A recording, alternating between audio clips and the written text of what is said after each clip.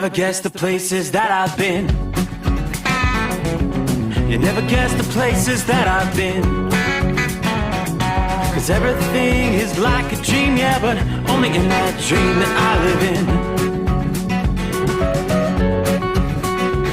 I'm never gonna let the day begin. Never gonna let the day begin. 'Cause everything is like a dream, yeah, but only in that dream that I live in. Oh, don't wake me up before you go, and I'll just make this bed my home. Oh, darling, please just let me sleep. Give me my dreams.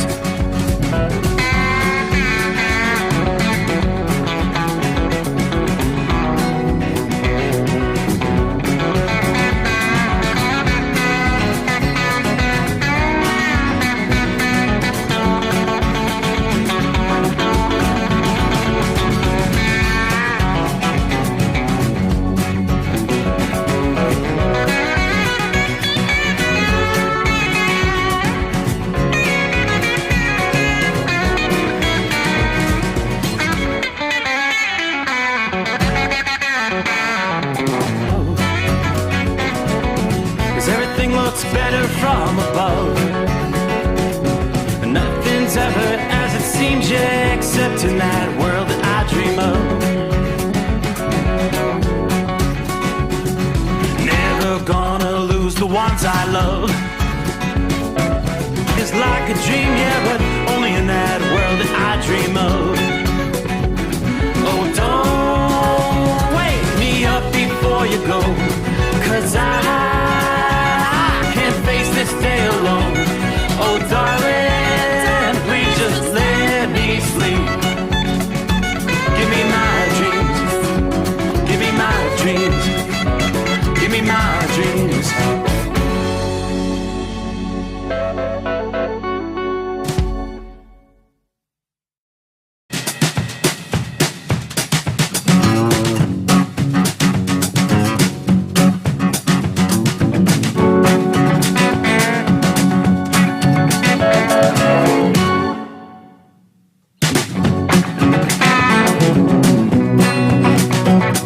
What do you say? Without further ado, looks like it's that time once again, ready to roll. Hard to believe it's already that time. Wow. Monday in the books. Close it out. Time zone to time zone. Let's work our way into a Tuesday. That would be the 30th day of March.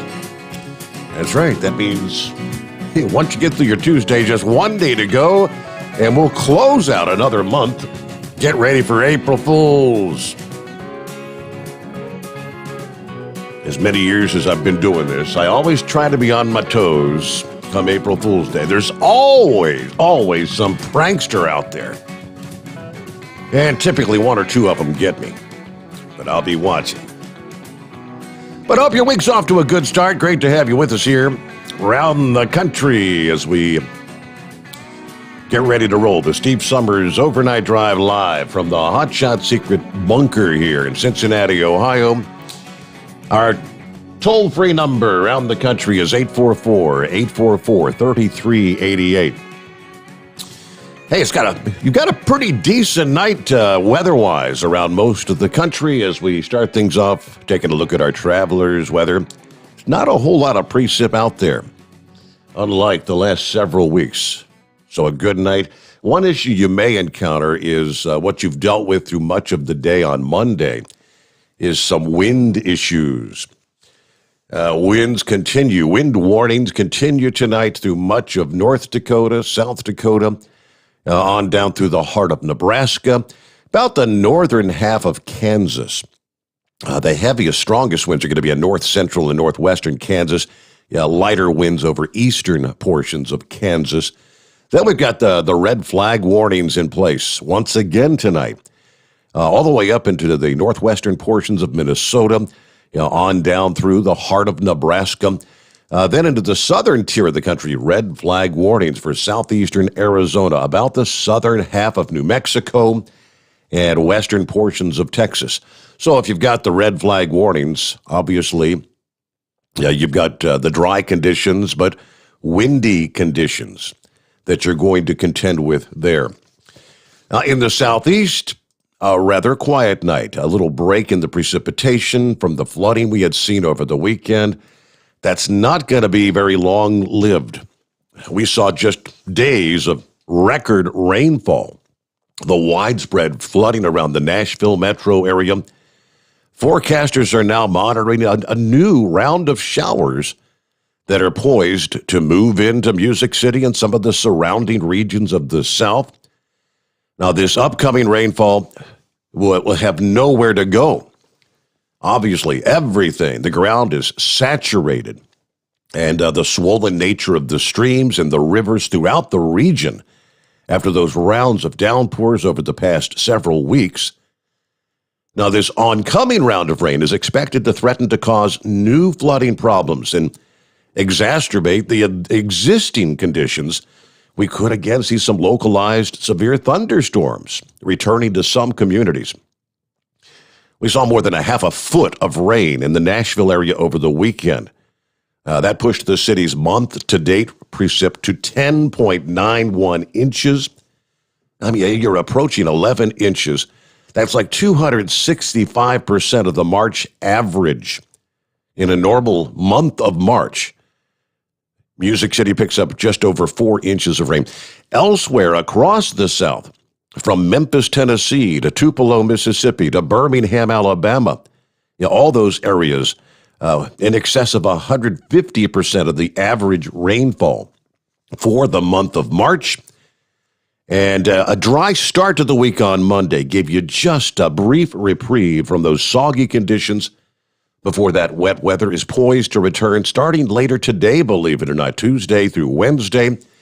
What I'm seeing is right now there is some shower and thunderstorm activity in the northernmost reaches of the Gulf of Mexico, stretching from off the coast of south central Louisiana all the way over into the Florida Panhandle region. Some of that rain is actually moving up into the Big Bend area there in northwestern Florida. So that's going to begin. More moisture is going to be moving northward out of the Gulf of Mexico, where it's going to be met by a cold front that's going to be charging southward Tuesday night into Wednesday. Showers and thunderstorms are forecast to congregate along the Gulf Coast initially today, and then begin to expand northward, reaching into Arkansas, northern Mississippi, northern Alabama, again, Tennessee and Kentucky Tuesday night. Here's where the rainfall is expected to become heavier and more widespread, right over the areas that need it the least. They don't need more rainfall. So the warm, humid air from the south colliding with the colder, drier air behind the front will bring some widespread rain across the Ohio, Kentucky, and Tennessee River valleys. Rainfall may be heavy at times, again, resulting in new or worsening flooding problems.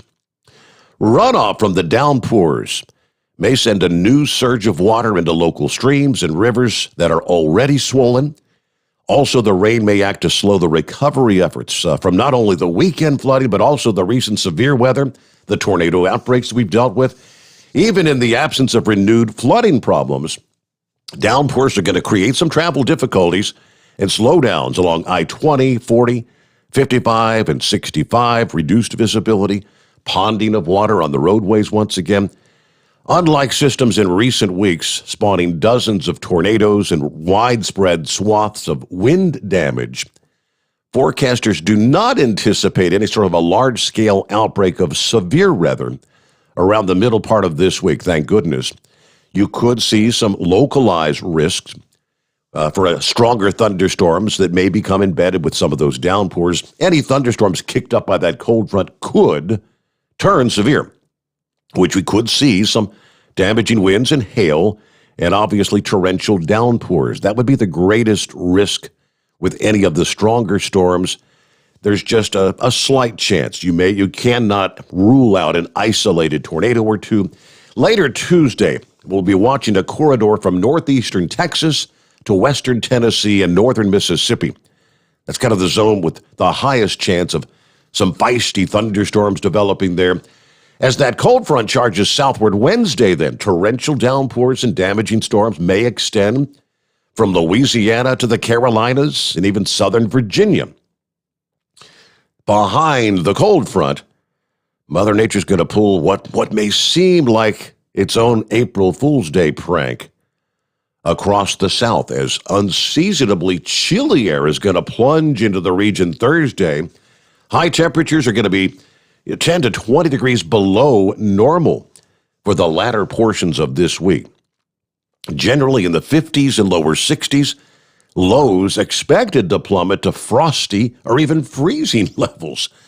Now, the good news is the colder, drier air will shut off the potential for rain and thunderstorms across the southeast for the latter portions of the week. And many areas look like you should remain rain-free through much of that first week of the month of April.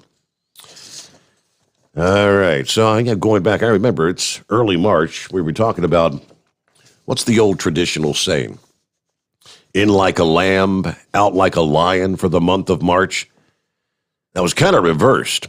A month that we came in like a lion, and as we exit March, going to kind of go out like a lamb, again with very tranquil conditions, but nonetheless chilly air. It's really going to be the tale of two different seasons from one coast to the other this week, as the winter's going to fight back in the eastern portions of the country. It's going to feel more summer-like across much of the Southwest. Southern California, gusty Santa Ana winds will accompany the building heat. So we'll be talking about heightened fire danger after a reprieve during the winter months. By the start of the new month here, record high temperatures are going to be challenged in some spots in the southwestern portions of the country. Obviously, Southern California, you're going to be the first to experience the building warmth. A storm moved through the Rockies will actually deliver a little bit of a cool down to parts of the interior west for the first couple of days this week. But as high pressure begins to build in the mountain west as we head into Tuesday, that's going to lead to some gusty offshore winds through much of California, increasing warmth across the state. In areas of Southern California, you're typically prone to the Santa Ana winds. We'll be looking for frequent gusts, 45 to 55 miles per hour today and on into early Wednesday. Some local higher gusts may funnel through some of the mountain passes and canyons. Temperatures are going to rise as the winds blow downward toward the coast. Many areas along the coast are going to climb into the 80s. So the dry winds, the building warmth, obviously the increased fire threat across Southern California will probably be looking for the red flag warnings going up there. Bouts of rain and cooler weather kind of lowered the fire threat during a few episodes of Santa Ana winds during the winter months. Now we're beginning to see the higher temperatures accompanying those dry winds. Once again, the fire threat is beginning to increase. Gusty winds also expected to buffet the interior portions of the Southwest. High fire danger will develop across the mountains of eastern Arizona and western New Mexico, again, where we do have the red flag warnings in place as we speak. Despite moderate drought conditions persisting along much of the California coast, portions of California did see some rather significant drought improvement with rounds of rain through parts of the winter.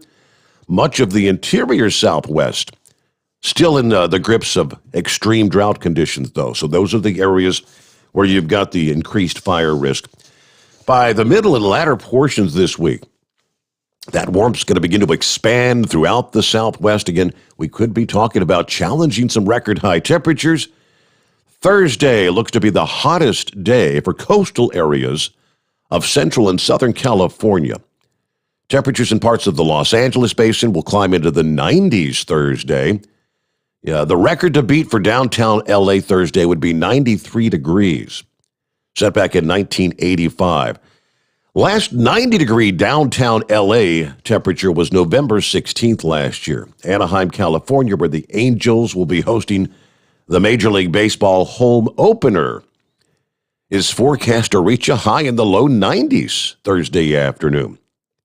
Well above normal. Normal high, low to mid 70s is what they'd expect. So by the evening first pitch time, which is 7:05 California time, forecasters say temperatures are going to cool into the lower 80s. But it's still going to be plenty warm enough for the fans that are allowed to head into the stadium. For interior portions of the Southwest, the heat peaks on Friday and through next weekend, 10 to 20 degrees above normal temperatures. Phoenix, you may have your first shot at 100 degrees this weekend. The Valley of the Sun last hit the century mark back on October the 16th. If Phoenix were to hit 100 this weekend, that would be the third earliest 100-degree temperature on record. It would also fall well after the earliest recorded 100-degree mark. Back in 1988, Phoenix hit 100 degrees on March the 26th. So we're already past that date. Yeah, normally it's not till like early May. May the 11th is the average date for Phoenix to hit the first triple-digit temperature. Las Vegas, you'll make a run at 90 degrees for the first time this year. You could challenge some record highs there this weekend as well. Record to beat Saturday would be 91. Sunday, it would be 94 degrees. Both of those were set back in 1961. Las Vegas, last time you saw 90 was October the 19th. All right, you're looking to get outdoors this weekend. Out west, you're actually going to have to start thinking about staying hydrated and doing things to prevent heat exhaustion or heat stroke, especially just coming out of the cooler winter months. Now, this taste of summer in the Southwest, also, it's going to be rather short-lived. Cooler, stormier weather returns to the West Coast as we get into the first full week of the month of April. Southern California, in the Southwest, you'll probably stay dry, but temperatures are going to trend back toward normal over the interior areas and actually below normal when you get over toward the coast. Further to the north now, in central and northern California, those are the areas that are going to turn rather unsettled with some showers and even the potential for some mountain snowfall. So a distinctive difference from weather that we're going to be talking about in the eastern half of the country versus out west. But again, tonight, the biggest concern, wind areas once again. Real quick, I'll flip over and see what they're talking about as far as what we're anticipating with our high wind warnings. Jump up into parts of South Dakota, North Dakota here. They're talking 40-mile-per-hour winds, gusts to around 60. Now, some areas may gust over 60 miles per hour at times. Western and central North Dakota. So it looks like the wind watch remains in effect through the overnight hours. Okay, till 7 a.m. Central Time, 6 a.m. Mountain Time here Tuesday morning. So there's a look at our travelers' weather around the country as we get set for a Tuesday. Great to have you with us here. Let me quickly jump over right out of the box. I said, hey, if you'd like a shout out, send us a message. If you're on the Facebook or the YouTube, whatever feed you're checking us out on, there's a place to comment. And if you haven't done so, I think most of you probably have, but don't forget to click on the like on Facebook, subscribe via the YouTube page. But two we got checking in. Dale checking in from Jacksonville, Florida, 63 degrees, clear this morning, on our way to the mid-70s. Remember, drivers, we have two things to do today.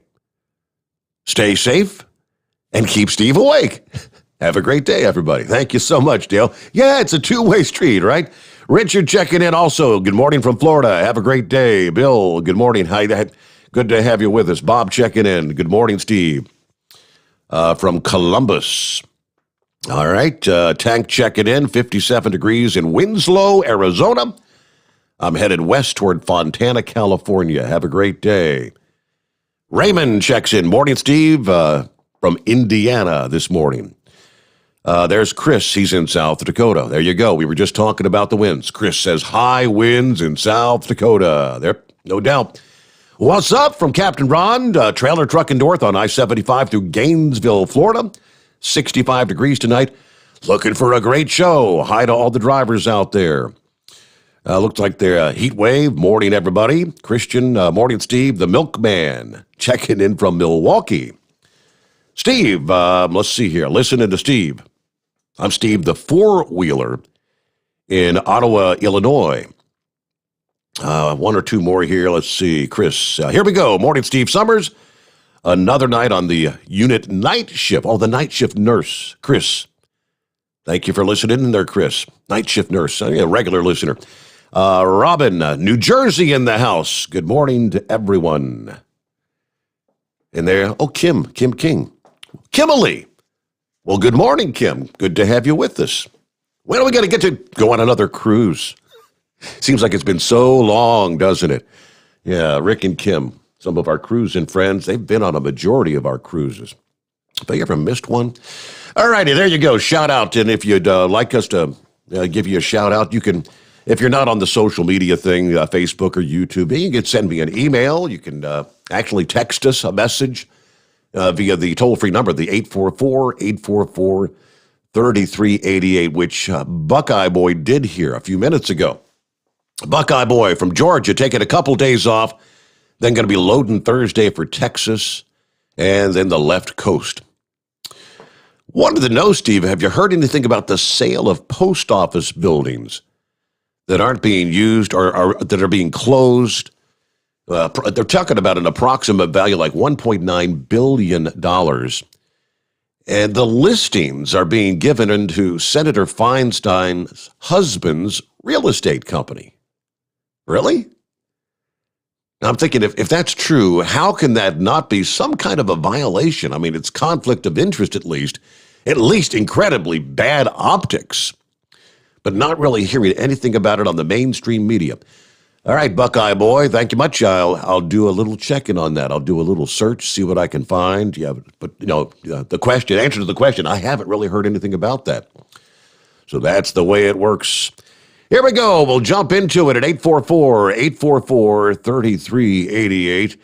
And I don't know when the last time we got to have the Carolina Monkey Gouger be the first out of the box, but here he is. Morning there. Man, we on the pole position coming out the box. We got a lot to talk about in NASCAR, boy. Steve, that was a pretty good race. I recorded it. I didn't, like I said, it didn't come on. I was Betty by when the race came, but I did record it, and I already heard who the winner is, so that kind of kills that. But everything worked. They get the track back in good condition. Yeah, it was in pretty good shape. They had a couple mess ups over there, and they had one restart where it got so cloudy up that nobody could see nothing, but they would bring in water trucks out and watering the track down, and then they figured out when them cars were going around there on the laps, they were knocking that dust up on the running slow speed on the caution laps.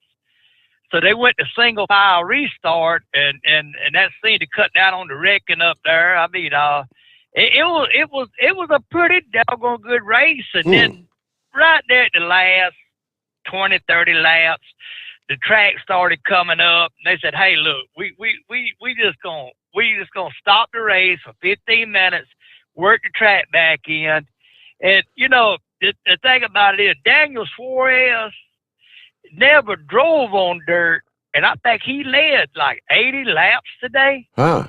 And they had a caution, and come in, and they went out there and worked the track, and he was on that. I can't believe they're doing this. I can't believe they're doing this. I don't know. I won't know what to do. Well, sure enough, about the third lap, he went to the back of the pack, but he put on a commanding performance up there, and I believe they had one more half a lap. That Chevrolet run old Joey Logano down. Old Ricky Stenhouse was coming like a trooper, buddy. It was a pretty. I mean, I didn't get to see none of it, but I tell you how interested I was in it. They having the replay, and I wanted to call and give you a report and tell you what's going on. And I'm going to listen to replay again. It was a pretty good race. I mean, it was. They had a bunch of cautions up there, but I mean, it's the first time they put this on in 50 years. Right. They got work to do, but now they're saying that this will happen again next year at Bristol. Well, obviously, So if everything panned out, I mean, they're trying to bring in the number of NASCAR fans, traditional fans they've lost. They're doing anything and everything they can to try to reel in some of those they've lost and maybe find some new NASCAR fans. And dirt track racing that might do it. That might do it. I mean, I'd love to see them go to Eldora. I would love to see a NASCAR race at Eldora. I don't know what the capacity is up there, but at the end of the race, old Joey Logano, bad as I hate that Daffy Duck looking thing, he made a 11-year-old famous tonight. He got out the car, the little 11-year-old girl from Kentucky, and she was standing up for Joey Logano's shirt, jumping up and down, and he got the flag from the flag stand and handed it to her, and they had her on NASCAR Live tonight on Claire B. Lang, and she was talking, she was all pumped. She was, I'm hooked for life. I love NASCAR. So, I got to say one thing. As bad as I can't stand Joey Logano, he did show some class today. I thought that was real classy to get the flag and hand it to a child, up and coming fan, and it might be some hope for Daffy Duck one day. I don't know, but anyway, that's about it on the racing. But I tell you, Steve, the thing that worries me right now is this deal that old Pete Buttigieg or whatever his name is up there. Right, Buttigieg. This Buttigieg. This thing he's trying to do with his miles you driven. I mean, we already paid for the highway. We have paid numerous times for the interstate system. They misappropriate money, throw it around like a bunch of drunken sailors up there. There's no need to put any more taxes on this highway or the truckers. I mean, the rates are going up. We're seeing it every day. The rates are going through the roof. And, I mean, it's a good time to be trucking, but I sure hate what the people paying for it, buying clothes and necessities, food and stuff. But, hey, I mean, you voted for these jackasses, and here it is. You got it. But I've called and talked to my congressman about it, and he said, Jimmy, he said, man, I just hope we can hang on to 2022 and things change. He said, we can get back control of the House and the Senate, and then we can put a stop to some of this. I said, the thing about it is, will y'all stand up against these Democrats? I said, the thing I don't understand about the Republican Party, and I said, I'm not fussing about you because you've done your part. You stood up for your constituents in your district all through the state of South Carolina and done a great job.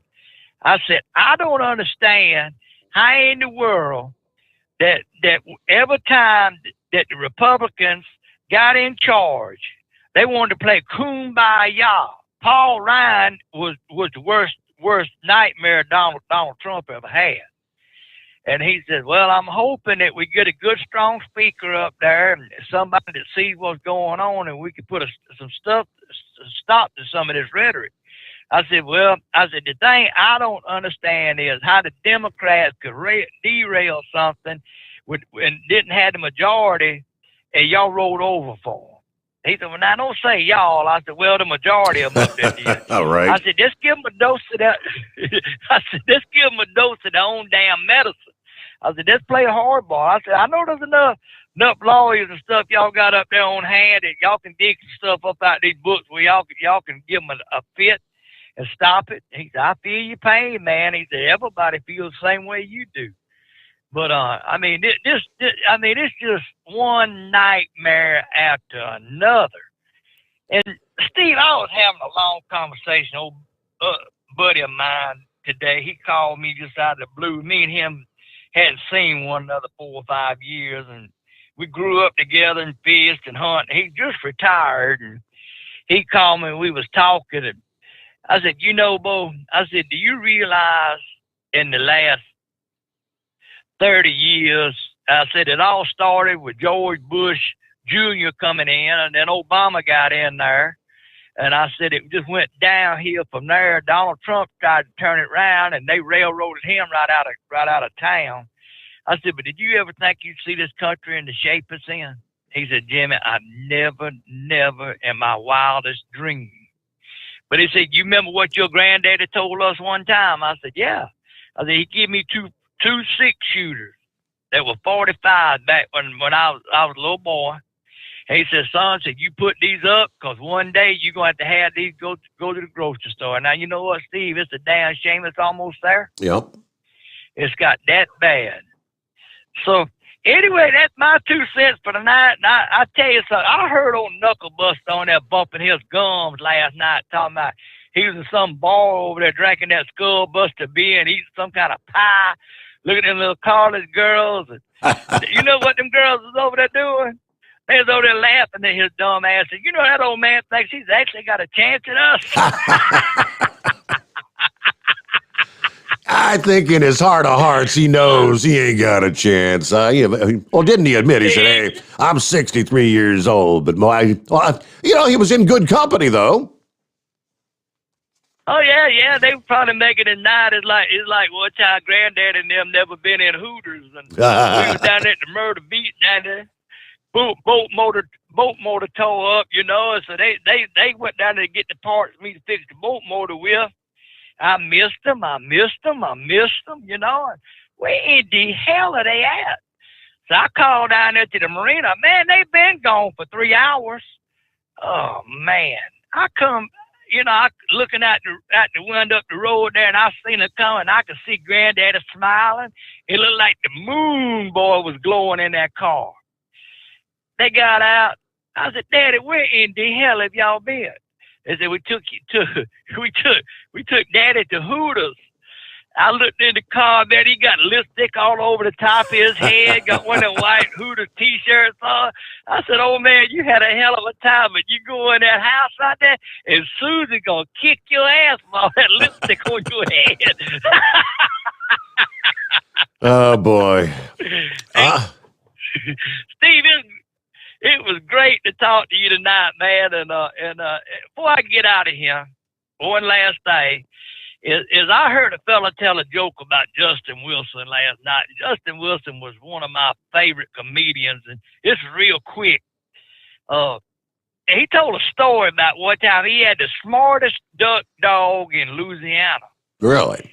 And yeah, so they had the smartest. That dog's name was Fido, Phido, Fido. It said this big shoot up there at Stuttgart, Arkansas. He had a big rice farm up there, farm about 3 or 4, 5, 6,000 acres. It said he come down there and said, Mr. Wilson said, I understand you got the smartest duck dog in Louisiana. He said, I do got the smartest duck dog in Louisiana. He said, well, that's what he said. It mean you go hunting and you show me how this dog operates. So they got the dog out. They went over there to one of them ponds, and he said, just stand right here. He said, Fido, how many ducks on that pond? Old Fido went up there and looked, come back, hit the ground 3 times with his paw. That man said, what that dog doing? He said, he tell you how many damn ducks up on that pond. He said, well, how many is up there? He said, he put 3 scratches, 3 ducks. They went up there and shot 3 ducks, bam, bam, bam. Went to the next pond, same thing happened. He said, man, I got to borrow that dog. He said, well, I tell you what you do, man. He said, I go up there on your place up to that big rice plantation up there in Stuttgart, Arkansas. He said, I'm going to let you borrow my dog. So he loaned him Fido. They stayed gone about a month. He never heard nothing, you know. And he said, I wonder what that fella done with my damn dog. Yeah. He said, that dog, I need that dog. So the man come back driving in the yard one day, and he said, got out the car, and he said, hey, man. He said, where's Fido? He said, you know, we had to kill that damn dog. So that dog went crazy. He said, crazy? Said, yeah. Said, we took him on the duck hunt, went to the first pond, seen a couple of ducks come back, hit the ground 3 or 4 times, and said, we went to this one pond, and said, that dog come back, picked up a stick, and went to beating the hell out of everybody. Said, just running around going crazy. We thought he had raped. We shot his ass. He said, oh, man. Said, you bunch of damn dummies. He said, that dog was trying to tell you there were more ducks on that pond than you could shake a stick at. And with that, good night. Thank you, Monkey Gouger. All right, the Steve Sommers Overnight Drive, live from the Hot Shot Secret Studios. USA Radio News with Dan Naraki. President Biden says that most of America will be eligible for a COVID vaccination by the middle of April. The president made the comments on Monday as health officials worry over recent rises in new cases. Biden announced that the federal vaccination program would be increasing the number of pharmacies that will be able to give vaccines up to 40,000 by April 19th. He also called on states that have ended their mask mandates to put them back in place, saying that now is not the time for people to let their guard down against the virus. We will administer more shots in March than any country on earth. But even so, we have to give more shots in April than we did in March. Because we're in the life and death race with the virus that is spreading quickly, with cases rising again, new variants are spreading, and sadly, some of the reckless behavior we've seen on television over the past few weeks means that more new cases are to come in the weeks ahead. You're listening to USA Radio News. If you're a small business owner and you need to transform your business into the new virtual economy, hire the experts at Get Callers. For as little as $5 per hour, you can add as many virtual staff members you want to your company. They can make cold calls to generate leads, handle inbound calls, set appointments, customer support, live chat, and more. The best part is you have no expenses of computers or telecom minutes. No employee headaches. No contracts. No W-2s. Just a turnkey process for you at a fixed price that you can add as many virtual members to your team as you want. In today's economy, hire the professionals that know the virtual workspace. Call right now and learn how to add a virtual member to your team for just $5 an hour. Call Get Callers now. 800-765-2593. 800-765-2593. 800-765-2593. That's 800-765-2593. The Overnight Drive with Steve Sommers. Live from the Hot Shot Secret Studios. Call Steve now. 844-844-3388. That's 844-844-3388.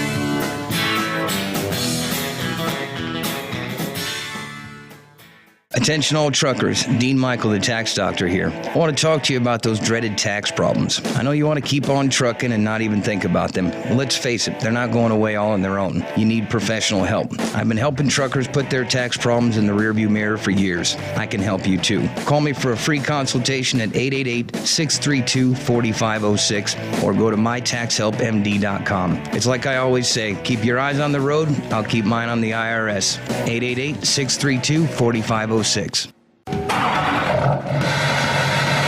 Pure Flow Air Dog, your leader in fuel air separation system technology. Our systems filter out water, particulates down to 2 micron, and remove all of the air out of your diesel fuel.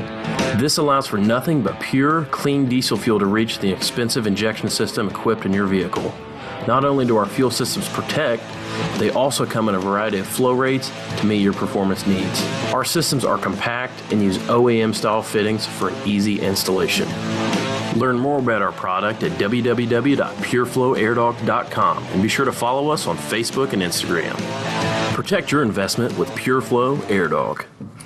Drivers, you demand that your equipment's reliable and dependable, and that also applies to your headset for communication. Well, our friends at Stellar Electronic have you covered. The Pluto Duo headset bundle is the best communication headset you can find in the industry. No matter the challenging environment you're driving in, the Pluto headset will make you sound crystal clear all the time thanks to their 99% noise cancellation. And the Duo's not only a stereo converter for the headset, but also a power bank so you can charge as you go. Learn more at StellarElectronic.com or visit them on Facebook. At Hot Shot Secret, we share the science behind common diesel problems. For example, ultra-low sulfur fuels. Fuel has 2 purposes, combustion and lubrication. Ultra-low sulfur fuels have diminished the fuel's ability to lubricate. Hot Shot Secret Everyday Diesel Treatment with LX4 restores lubricity, protects your engine, and optimizes performance. Everyday diesel treatment is available at truck stops, Tractor Supply, O'Reilly's Auto Parts, and online at HotShotSecret.com. Hot Shot Secret, powered by science. And Now, back to the Steve Summers Overnight Drive, live from the Hot Shot Secret Studios.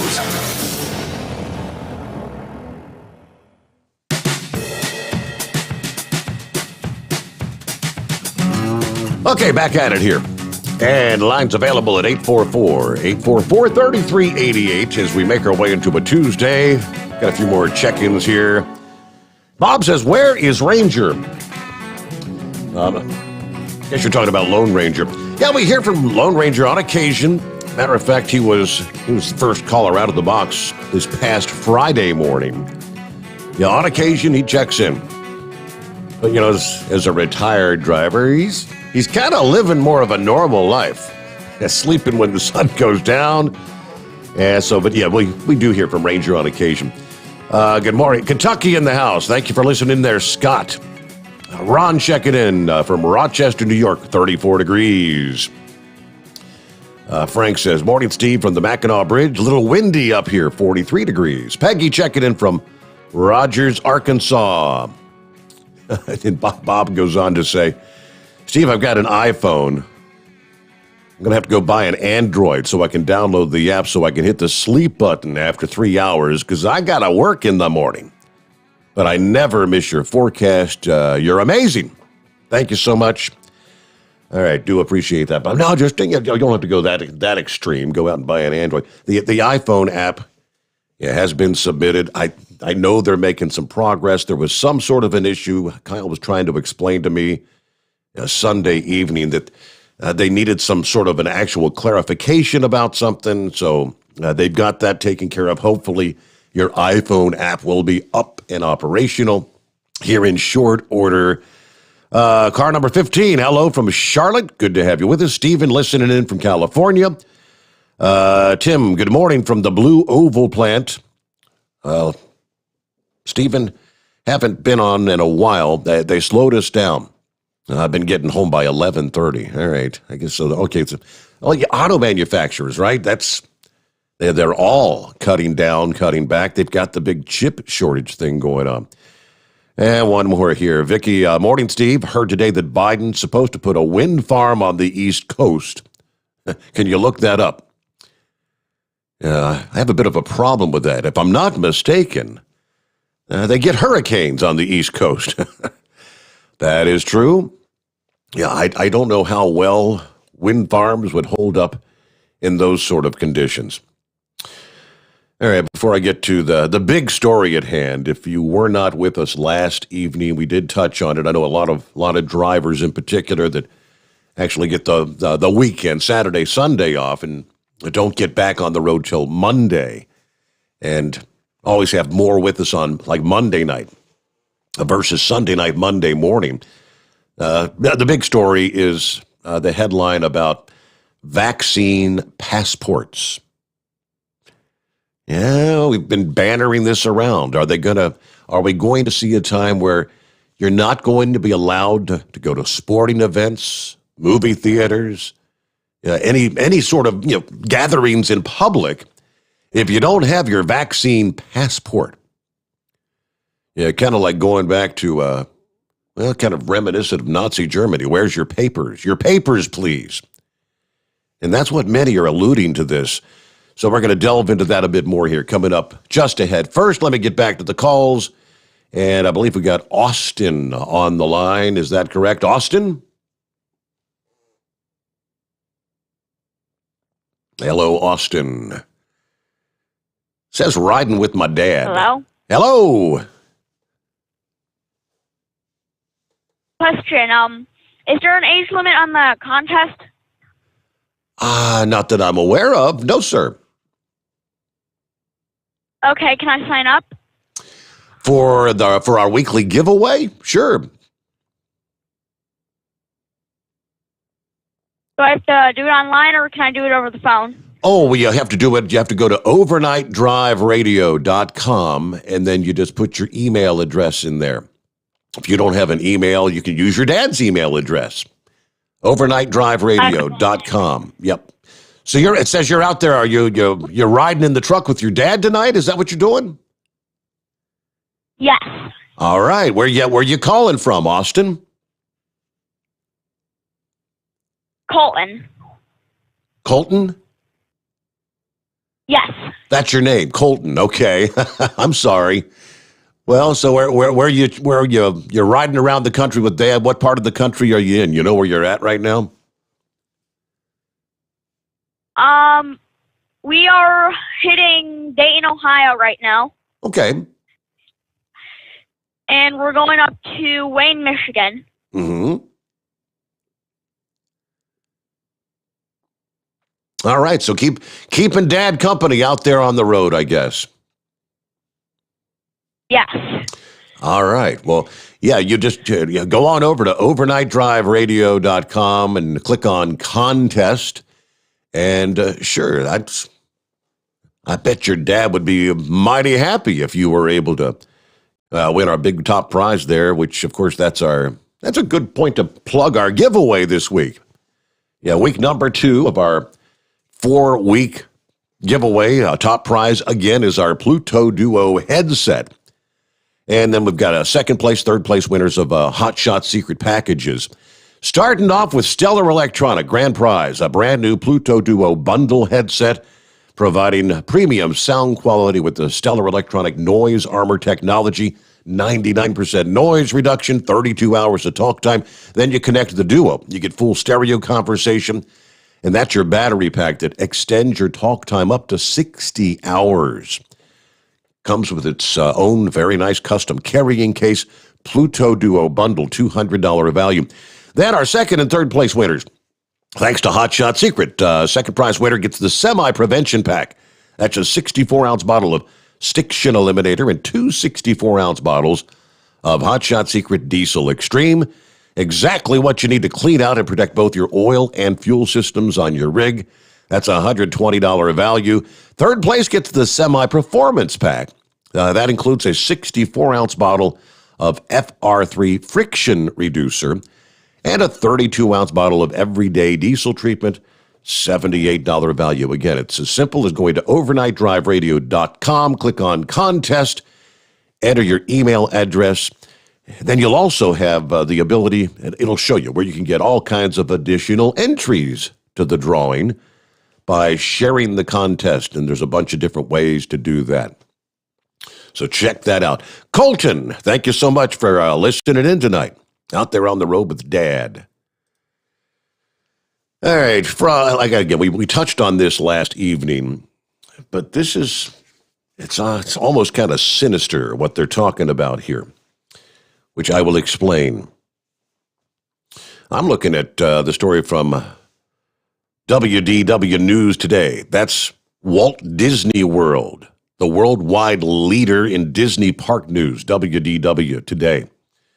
The Biden administration working with private companies to develop some sort of a, quote, vaccine passport or vaccine credentials that would allow you to prove you've been vaccinated.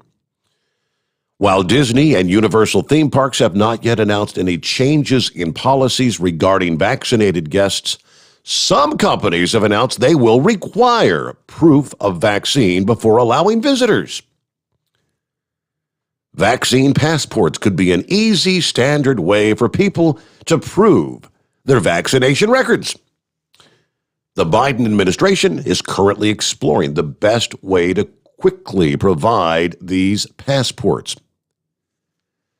The Washington Post reports there are 17 different passport initiatives underway being led by different organizations, including the World Health Organization and IBM.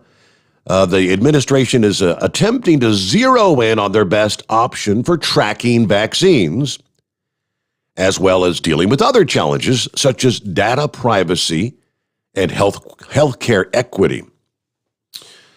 The passports need to be available to all vaccinated Americans without being easily hacked or counterfeited, they say. Developers have said the free passports could be available through a smartphone app that could easily display a scannable code.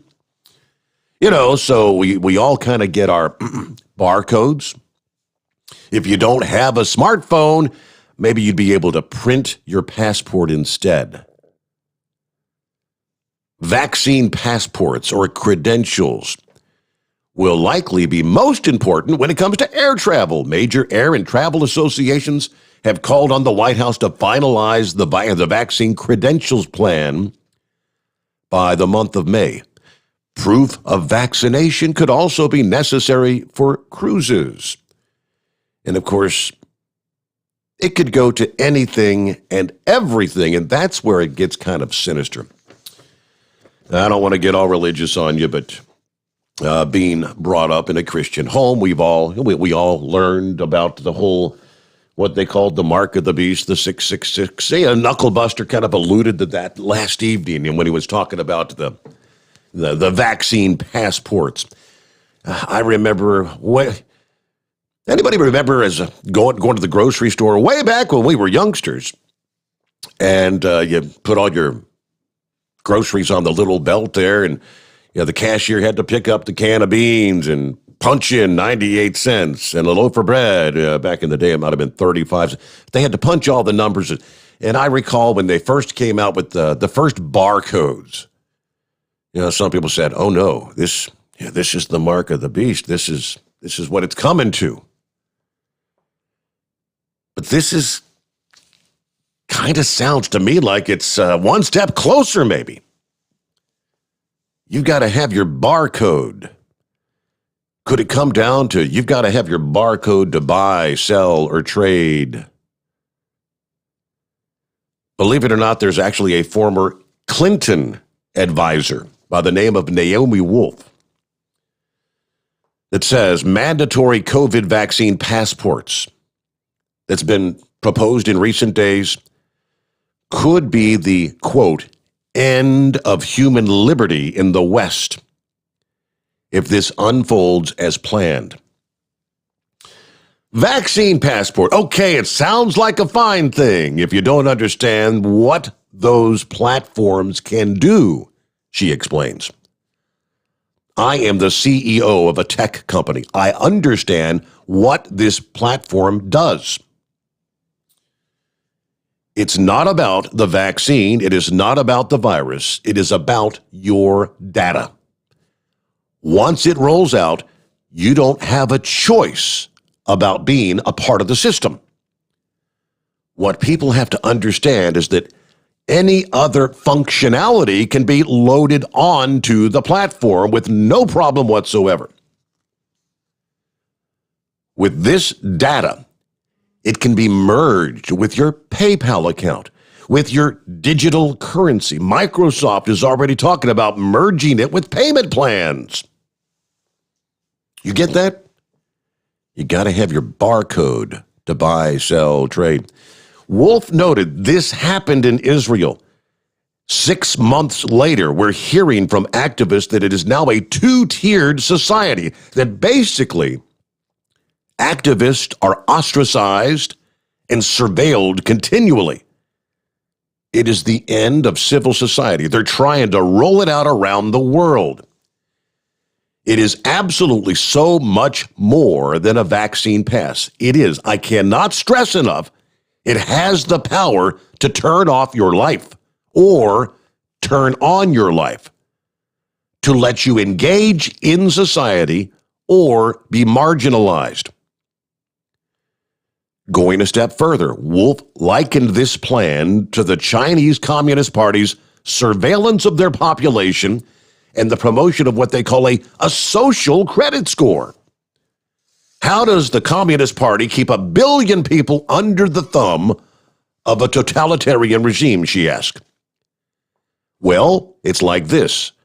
The Chinese Communist Party can find any dissident within 5 minutes. And that could happen here, literally within months. She referred to the reports that I just shared, the Biden administration proposing this idea, suggesting that they're working toward developing a national vaccine passport standard. New York State has already implemented their own Excelsior Pass, as they call it, that will be used at large-scale events, venues like Madison Square Gardens.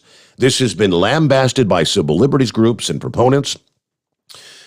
March 29th, that's yesterday, Press Secretary Jen Psaki addressed the claims, saying, "We don't see a federal mandate for vaccine passports. We believe this is going to be driven by the private sector."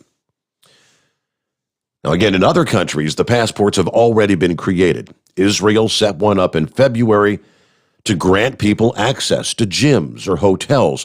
Iceland now uses a passport to allow foreign travel. Saudi Arabia has an app-based passport for people who are vaccinated. This thing underpinning all of this, what are you going to use it for? Melinda Mills is director of the Leuvenhoven Center at the University of Oxford. She spoke to the Wall Street Journal. Is this going to be, say, for international travel? Is it for being able to get a job? Is it for buying a gallon of milk? Questions that have to be answered. Is that kind of scary? If you ask me, it is. Damn scary. To which Governor Ron DeSantis of Florida, again, with each passing day, I like this guy more. He held a press conference this past day, and he didn't waste any time at all. He will take emergency executive action against the concept of needing a vaccine passport to be able to travel domestically or internationally. We are not supportive of that. I think it's something that people have certain freedoms and individual liberties to make decisions for themselves. He said, it is completely unacceptable for either the government or the private sector to impose upon you the requirement that you show proof of vaccine to simply be able to participate in normal activity in a normal society. People should not need to show proof of vaccination against the Chinese Communist Party virus to go to a game or a movie or a theme park or social events. You want the fox to guard the hen house? I mean, give me a break, he says. I understand, kind of, how some folks can embrace this idea. I'm not saying it's all necessarily being done for bad purposes, but ultimately it will create problems, obviously in the state of Florida, but so much more. So DeSantis earlier this month already expressed his disapproval of the idea, saying it is totally off the table in the state of Florida. The vaccine passport is a terrible idea. We're not going to require anything from this state's perspective. It is off the table. If I have business that I want to do in Florida, that's more than just a private decision. So applause. Thank you, Governor DeSantis. And I hope other governors in other states will stand up to this idea. All right, with that, we'll get back to your calls here. It's 844-844-3388. What's going on with Eagle this morning? Hello there, Eagle. Okay. Yeah, how you doing? I want to talk about a couple of things. I'll get to Donald Trump in a minute, but I wanted to start out talking about this NASCAR race. I watched some of the race today because I couldn't look at all of it because I was driving, but I looked at the highlights on YouTube. They got a YouTube channel with NASCAR. I looked at it while I was on hold with you. Looked like it was a pretty interesting race, but like I say, you say that you're gonna watch it. You can barely see the race at some points during the race, Steve, due to the dust. I don't even see how the drivers could see as they were driving. I don't know what the speeds were that they were traveling. I haven't had a chance to check out the speeds, but it's probably between 70 and 100 miles an hour. But I don't even see how they could see because of so much dust. They had a overhead camera at one point, and you couldn't even see the track from overhead camera. So it was a pretty dusty event, but it was looked like it was more entertaining. Just like Joey Logano and some other drivers said, Bristol had lost Bristol was back in the 90s and 2000s. Bristol was a ticket that any NASCAR fan wanted to get because of the racing that took place, mainly, with Dale Earnhardt and Rusty Wallace and Darrell Waltrip. Them guys were putting on a good show, but over the last few years, Bristol has kind of lost its spark. But I think the race that they had yesterday, it still doesn't compare to what they did, with Dale Earnhardt and some other people. But it was a lot better racing than what they have been doing. So hopefully next year they'll come back with the dirt race and bring some more excitement to NASCAR, because that's what they need right now, because the ratings are definitely going down. Even though Chase Elliott is the face of NASCAR, he doesn't really have a personality. He's not outgoing. He's not like Dale Earnhardt Jr. So, like I said, he's the guy out there. But I guarantee you, he could walk down the street right now and half the people in the United States wouldn't even know knew who he was. He's a NASCAR champion. So they need to find somebody with a better personality, and I don't think Chase Elliott is that man. Oh, but let me say this right quick, Steve, about some other things that took place. Are you still there? Yeah, we got you. Go ahead.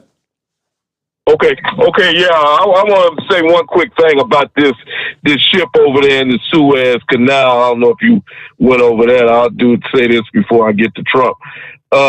They got this ship out, looked like they got it out this afternoon and got the canal back open, and over these 200 or 300 ships that were waiting to go through, look like they're going to be able to make their way through there too. So that's a good thing, because a lot of shipments were being held up. So they did a good job getting that ship out of the situation that it was in. So that's good for everybody, because you definitely don't want to make that trip all the way around Africa. And they say the 2 or 3 week journey. Plus, you got pirates out there, these looters that try to hijack these ships and take the goods. So take the ransom. Yeah, it's a dangerous trip. They try to hold those ships for ransom. They get on board and they say, all right, send us $1 million and we'll release the ship. That kind of thing. And that is a concern. There's a number of ships that have already begun that process. Yeah, we've got more on that. It's going to take, some are saying weeks, if not months, to get all these. It's going to cause, even though they've got the canal reopened, there are issues that are still going to be forthcoming. But we'll touch on that. Let me put you on hold here, Eagle. We'll come back and I'll just see what you got on Donald Trump after our news update. It's 844-844-3388. The Steve Sommers Overnight Drive, live from the Hot Shot Secret Studios. USA Radio News with Dan Naraki. Another woman has come forward with allegations of harassment against New York Governor Andrew Cuomo. Sherry Ville of Greece, New York, says Cuomo grabbed her face and kissed her in front of her home during a visit to her house following a 2017 flood. Ville says she will also contact the state's attorney general to cooperate with an ongoing investigation into a series of allegations against the governor. 8 other women have accused Cuomo of inappropriate behavior or sexual harassment. And traffic has resumed flowing through the Suez Canal after the Ever Given was finally freed, nearly a week after the massive container ship ran aground in the canal. The ship was refloated on Monday and sailed north to the Great Bitter Lake, where it will undergo safety and technical inspections. Nearly 350 ships were delayed because of the jam. Canal officials believe the traffic backlog will be cleared by the end of this week. This is USA Radio News.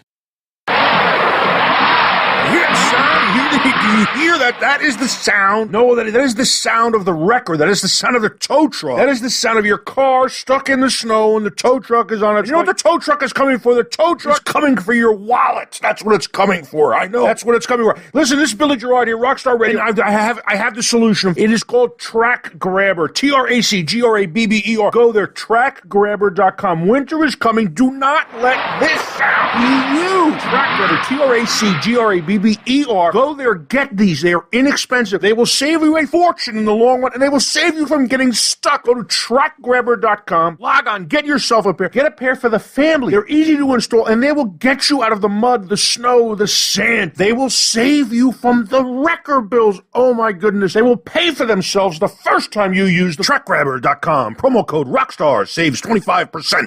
That's TracGrabber.com. Promo code ROCKSTAR.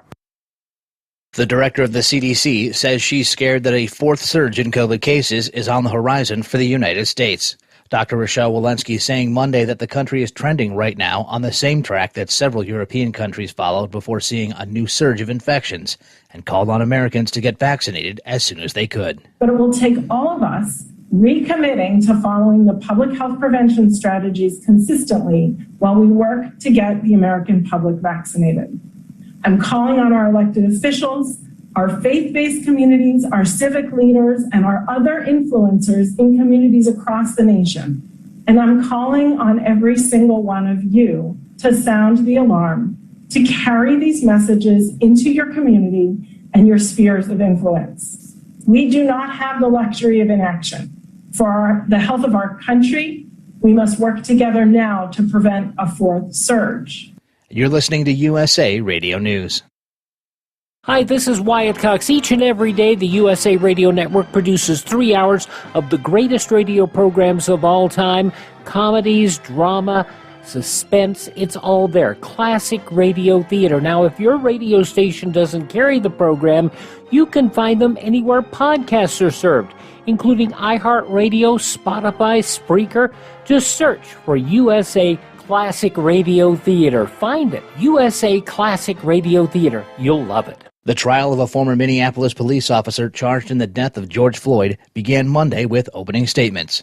Lance Pry has more from the USA Radio News West Coast Bureau. Opening statements in the George Floyd trial started Monday in Minneapolis, Minnesota. 19-year police officer Derek Chauvin is charged with second-degree and third-degree murder and manslaughter. Prosecutor Jerry Blackwell. You'll be able to see every part of what Mr. Floyd went through, from him first crying out, from his effort to move his shoulder to get his breathing, to get room to breathe. You'll be able to hear his voice get deeper and heavier, his words further apart, his respiration more shallow. You'll see him when he goes unconscious.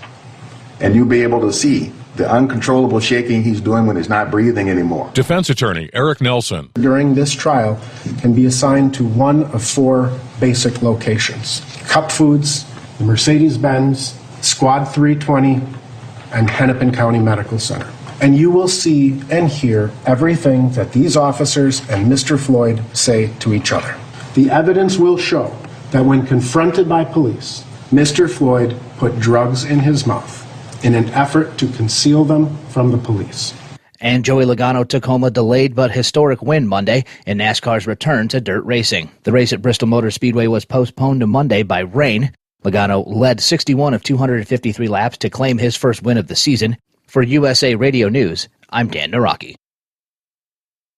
At Hot Shot Secret, we share the science behind common diesel problems and their solutions. For example, ultra-low sulfur fuels. The primary function of diesel fuel is combustibility. One of the little-known aspects of fuel is its role as a lubricant to metal-on-metal moving parts. The introduction of ultra-low sulfur fuels diminishes the fuel's ability to lubricate because sulfur, which has been mostly removed, has lubricating properties. Hot Shot Secret Everyday Diesel Treatment with LX4 delivers unmatched lubricity. Third-party testing confirms that it takes 3 times the amount of leading fuel treatment to match the lubrication benefit of 1 dose of Hot Shot Secret. Everyday Diesel Treatment is a fully formulated 6-in-1 premium fuel treatment for every fill-up, every time. Everyday Diesel Treatment is available at truck stops, Tractor Supply, O'Reilly's Auto Parts, and online at HotShotSecret.com. Hot Shot Secret, powered by science. Because Channel 19's a little congested. Call Steve now at 844-844-3388. The Overnight Drive.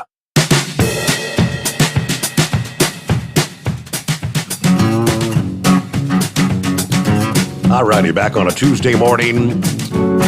And once again, lines available at 844-844-3388. Where did we leave off there? I was looking over here. Let's see. Good morning, overnight drive.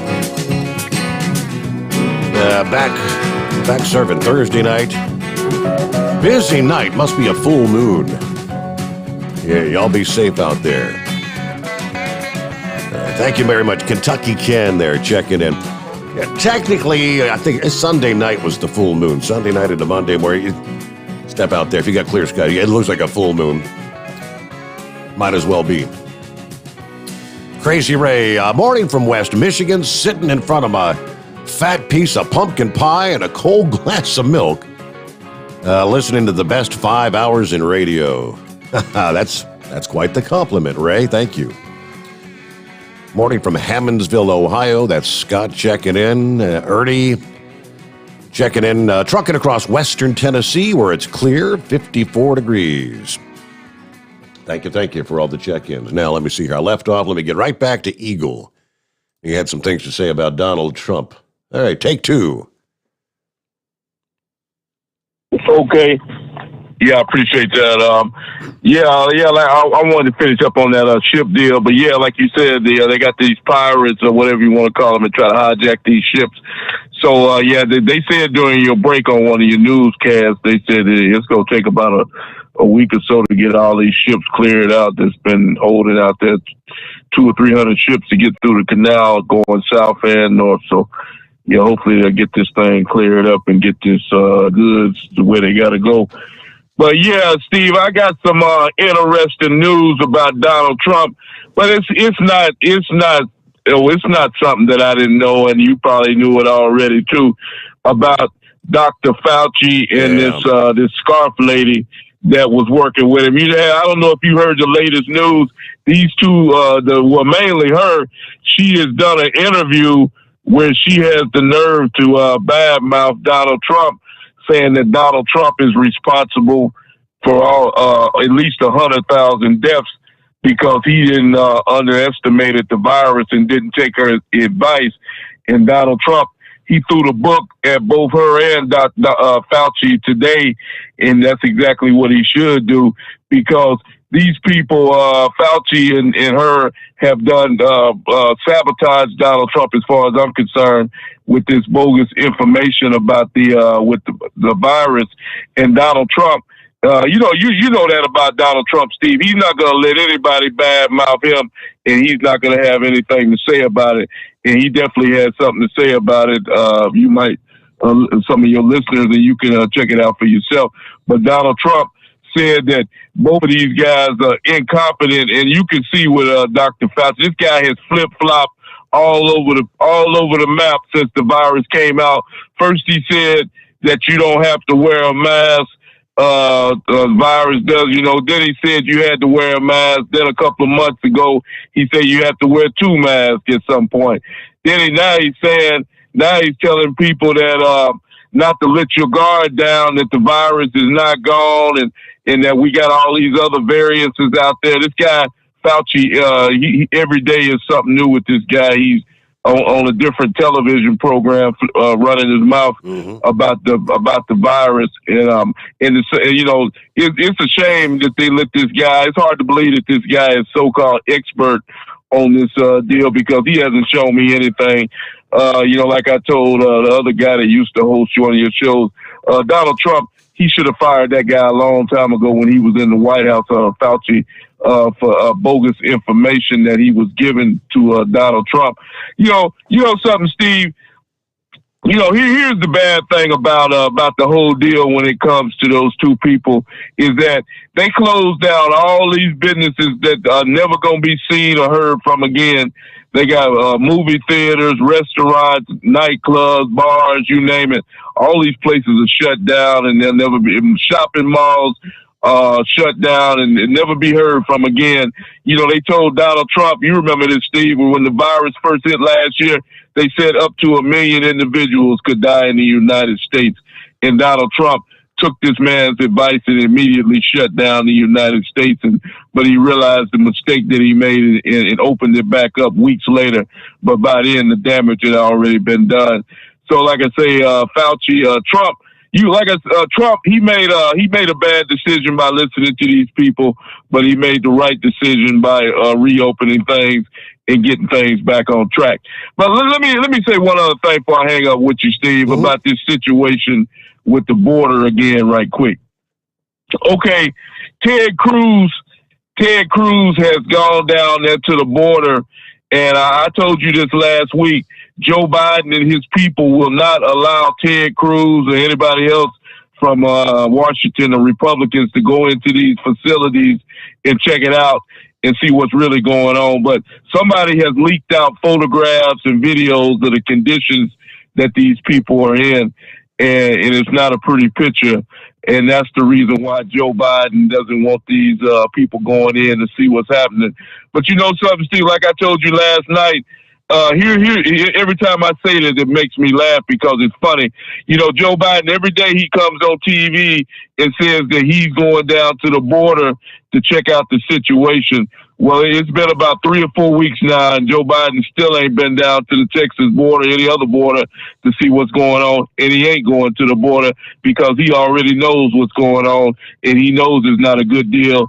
And that's why Joe Biden is going nowhere near the border of Mexico, because he knows that he's got a problem, and he's got a big problem, and he's the one that created it. So all these people that listen to your show and any other thing that's wondering when Joe Biden is going to the border, I got the answer right now. He ain't going to the border.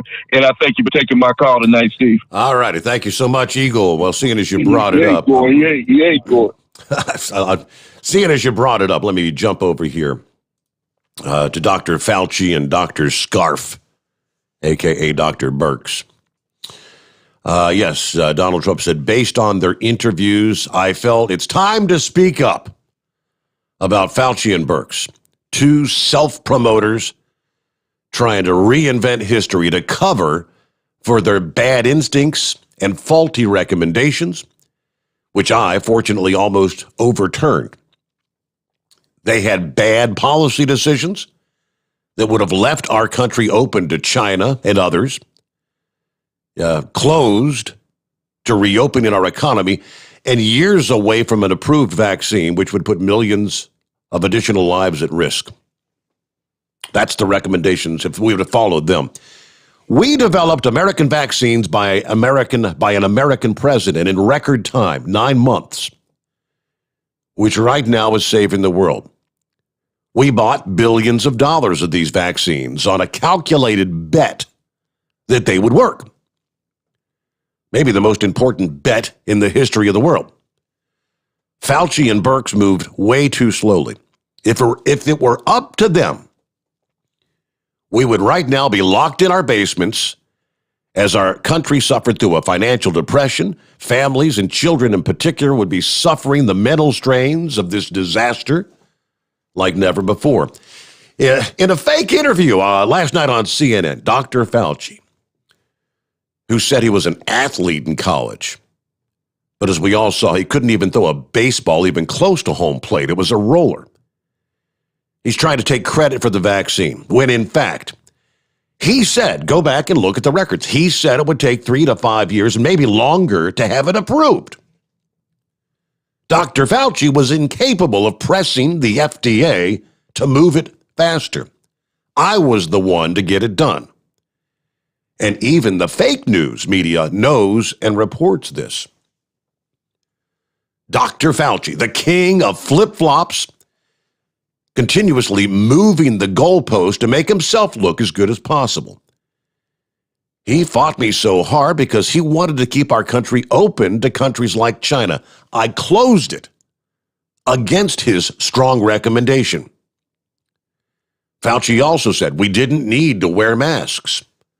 Oh, but then a few months later said, yeah, we need to wear masks, and now we need to wear 2 or 3 masks. In fact, Fauci spent U.S. taxpayer money on the Wuhan lab in China, and we all know how that worked out. Then Dr. Scarf. Birx is a proven liar with very little credibility left. Many of her recommendations were viewed as pseudoscience. And Fauci would always talk negatively about her, and in fact, would ask not to be in the same room with her. The states who followed her lead, like California, had worse outcomes on COVID, ruined the lives of countless children because they couldn't go to school, ruined many businesses, and an untold number of Americans who were killed by the lockdowns themselves. Birx was a terrible medical advisor, which is why I seldom followed her advice. Her motto should be, do as I say, not as I do. Who can forget when Birx gave a huge mandate to the people of our country not to travel, and then traveled a great distance to see her family for Thanksgiving, only to have them call the police and turn her in? She then, embarrassingly for her, resigned. Finally, Dr. Birx says she can't hear very well, but I can. Yeah, there was no very difficult phone call other than Dr. Birx's policies that would have led us straight into COVID depression. She was a very negative voice who didn't have the right answers. Time has proven me correct. I only kept Birx and Fauci on because they worked for the U.S. government so long that they're more like a bad habit. That's what Trump had to say this past day about Fauci and Birx. Now, some have tried to say, oh, no, we didn't spend money on the Wuhan lab. What's he talking about? Former White House trade advisor Peter Navarro lashing out at Dr. Fauci this past day for the role that his agency had in funding the Wuhan Institute of Virology, the lab, the Chinese lab that U.S. intelligence tied the worldwide outbreak to. Former CDC Director Robert Redfield's comments over the weekend.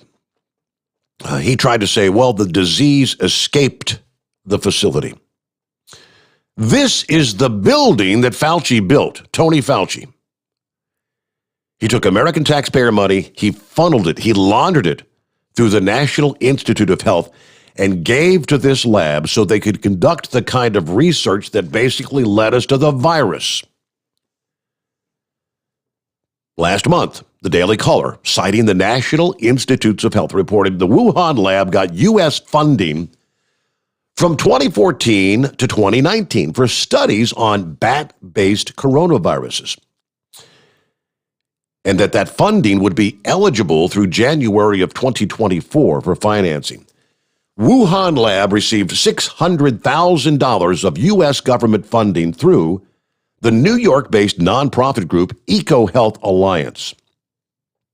In 2014, that EcoHealth Alliance got a $3.4 million grant from Fauci's agency.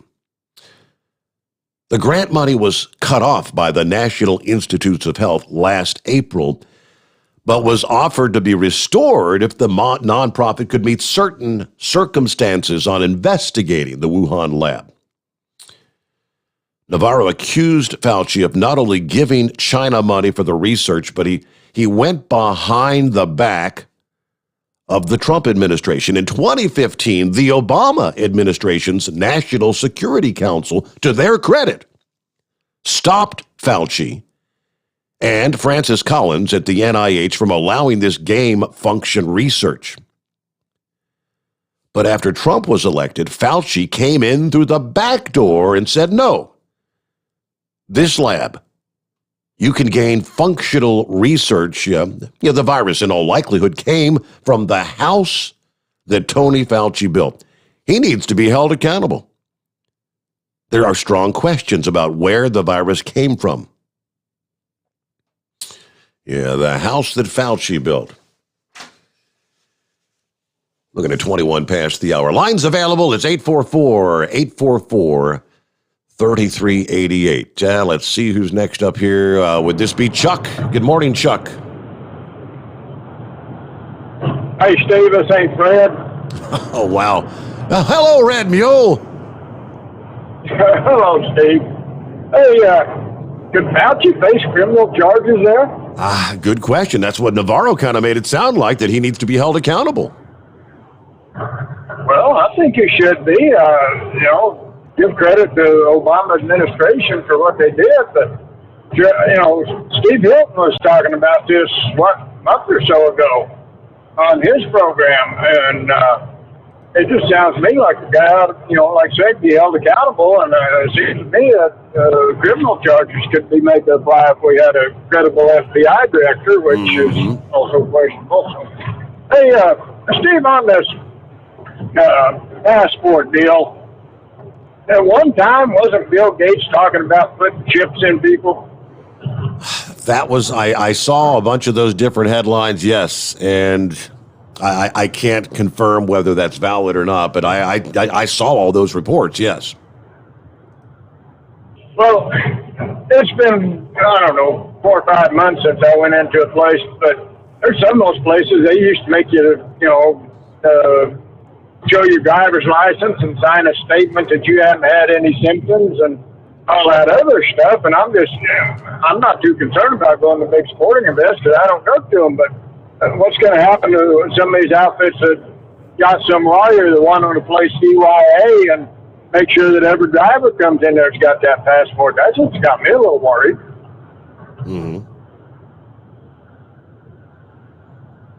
Well, the whole fact that, that you're not going to be able to potentially get a job, that you're not potentially, I guess the question about the one doctor that says, are they going to require this to be able to buy a gallon of milk? Are they not going to allow you to go into the grocery store, to be in any sort of contact with anyone else if you're not vaccinated? And is this passport only going to apply to American citizens? Illegal immigrants, are they going to have some kind of exemption on that, you think? That's a good question, right? They're letting them into the country, even with the positive COVID test, they're still letting them go out. Hell, and they're not even giving them a date to appear in court.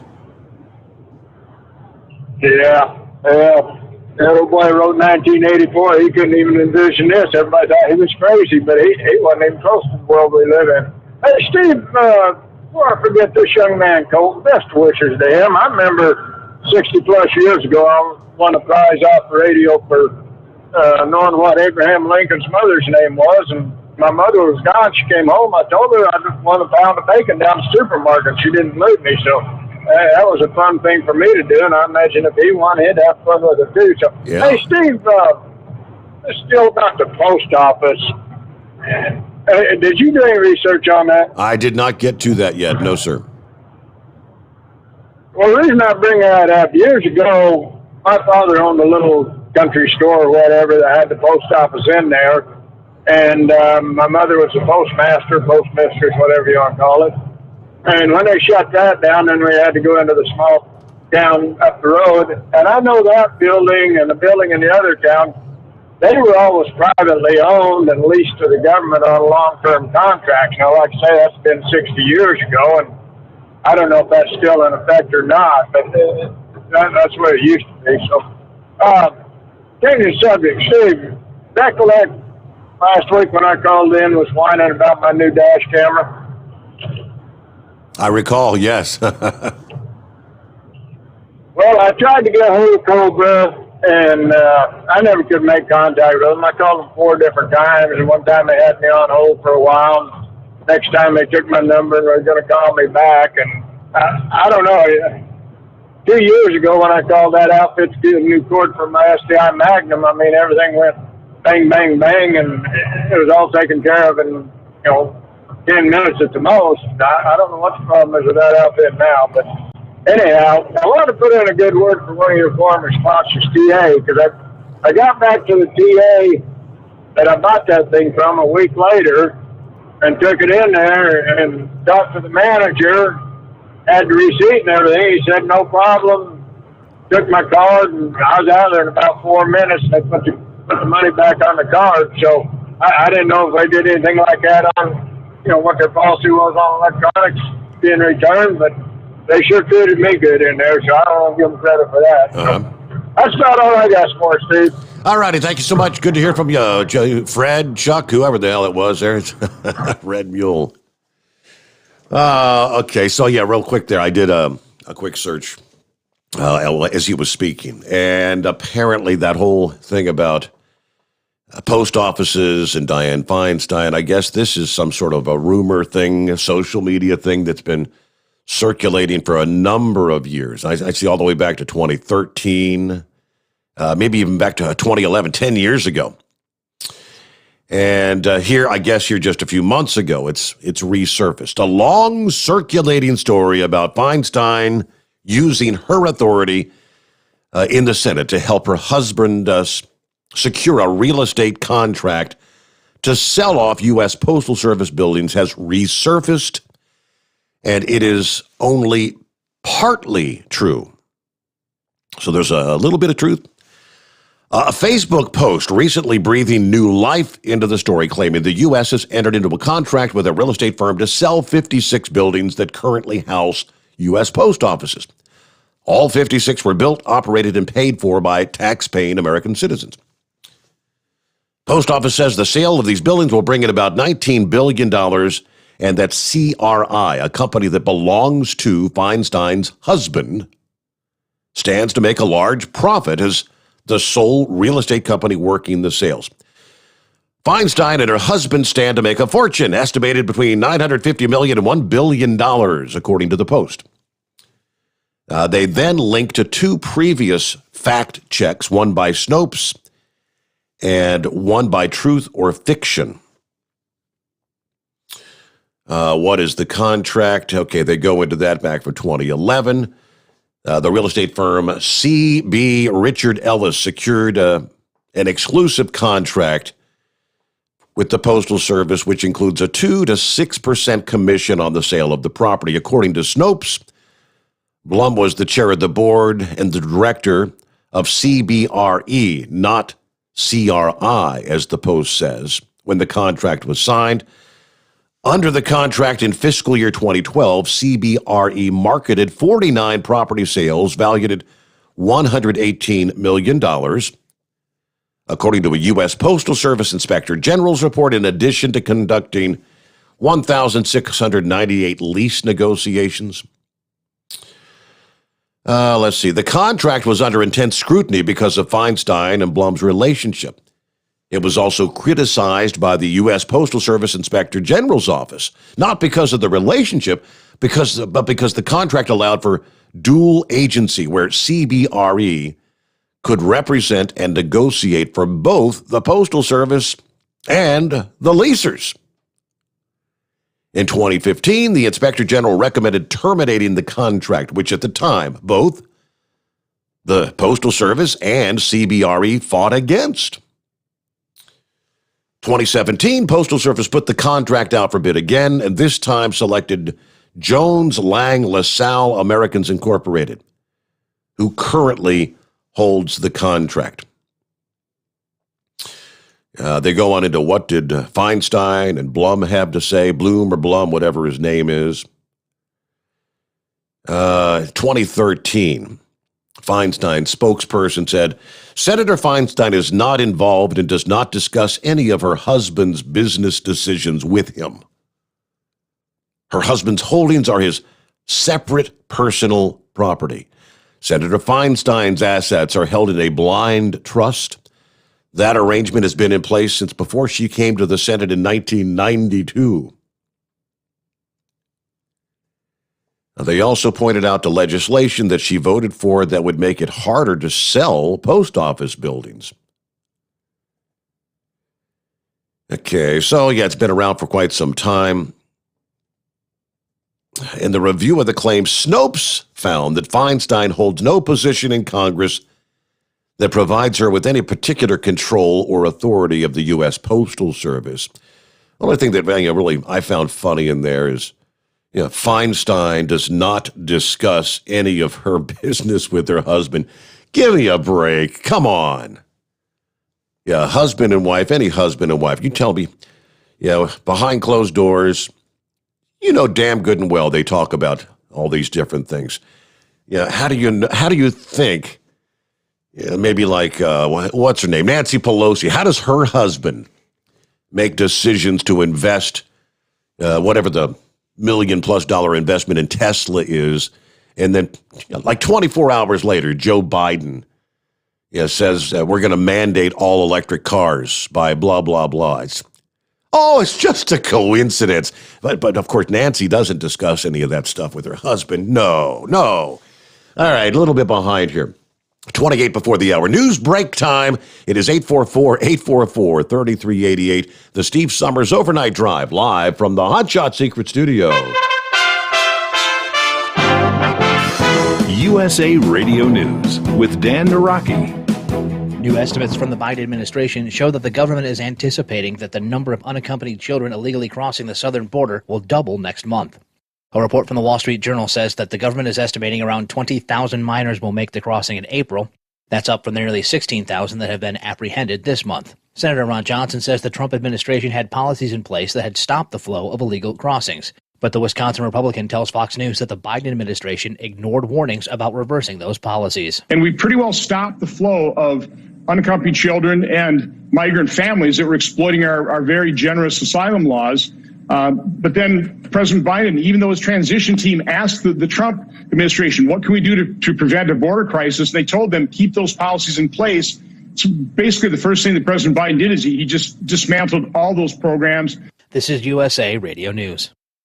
Hi, this is Dr. Joel Wallach, the founder of Youngevity and veterinarian physician. And I'm the guy that figured out the cause, prevention, and cure of cystic fibrosis. I'm the guy that found the cause, prevention, and cure of muscular dystrophy, and then I figured out the cause and prevention of Sennett-Death syndrome. You don't hear about those three diseases anymore because in federal lawsuits, we were able to force the manufacturers of baby formulas to put these nutrients in the baby formulas. And those three diseases, cystic fibrosis and muscular dystrophy, were not genetic diseases. They were just simple nutritional deficiencies. Sennett-Death syndrome, crib death, was not due to mother laying on the babies. Only 2% of the babies were in bed with their mothers when they died. 98% were in cribs. We had that nutrient put into the baby formulas, and we ended crib death. 28 years ago, one child died of crib death per 100 normal births. Today, it's 1 per 3,000 normal births. And if everybody would give all the 90 essential nutrients to these kids, none of them would die. Contact us at usaradiohealth.com. That's usaradiohealth.com.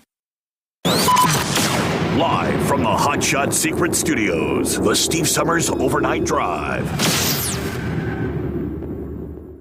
Dean Michael, the tax doctor here. Are you tired of those tax problems following you around like a dark cloud, always in the back of your mind, losing sleep at night? Call me now and get your life back. 888-632-4506 or go to mytaxhelpmd.com. Pretending they're not there won't make them go away. The IRS isn't going to forget. They will levy your bank account and garnish your wages. Don't wait for that to happen. I'm not telling you these things to scare you. I'm telling you so you can benefit from my years of experience. Now is the time to act. 888-632-4506. For anything diesel, take it to Scheid Diesel.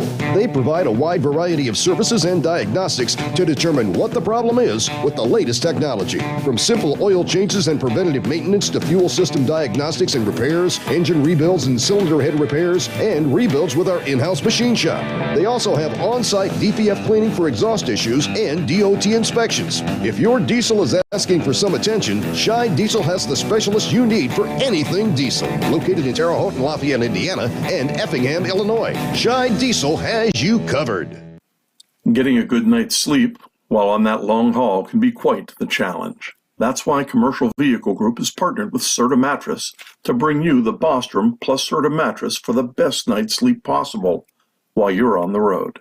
The Bostrom plus Serta mattress, manufactured with Serta's patented Cool Gel memory foam, acts to dissipate body heat and eliminate pressure points, which reduces the tossing and turning that can be so disruptive to your sleep.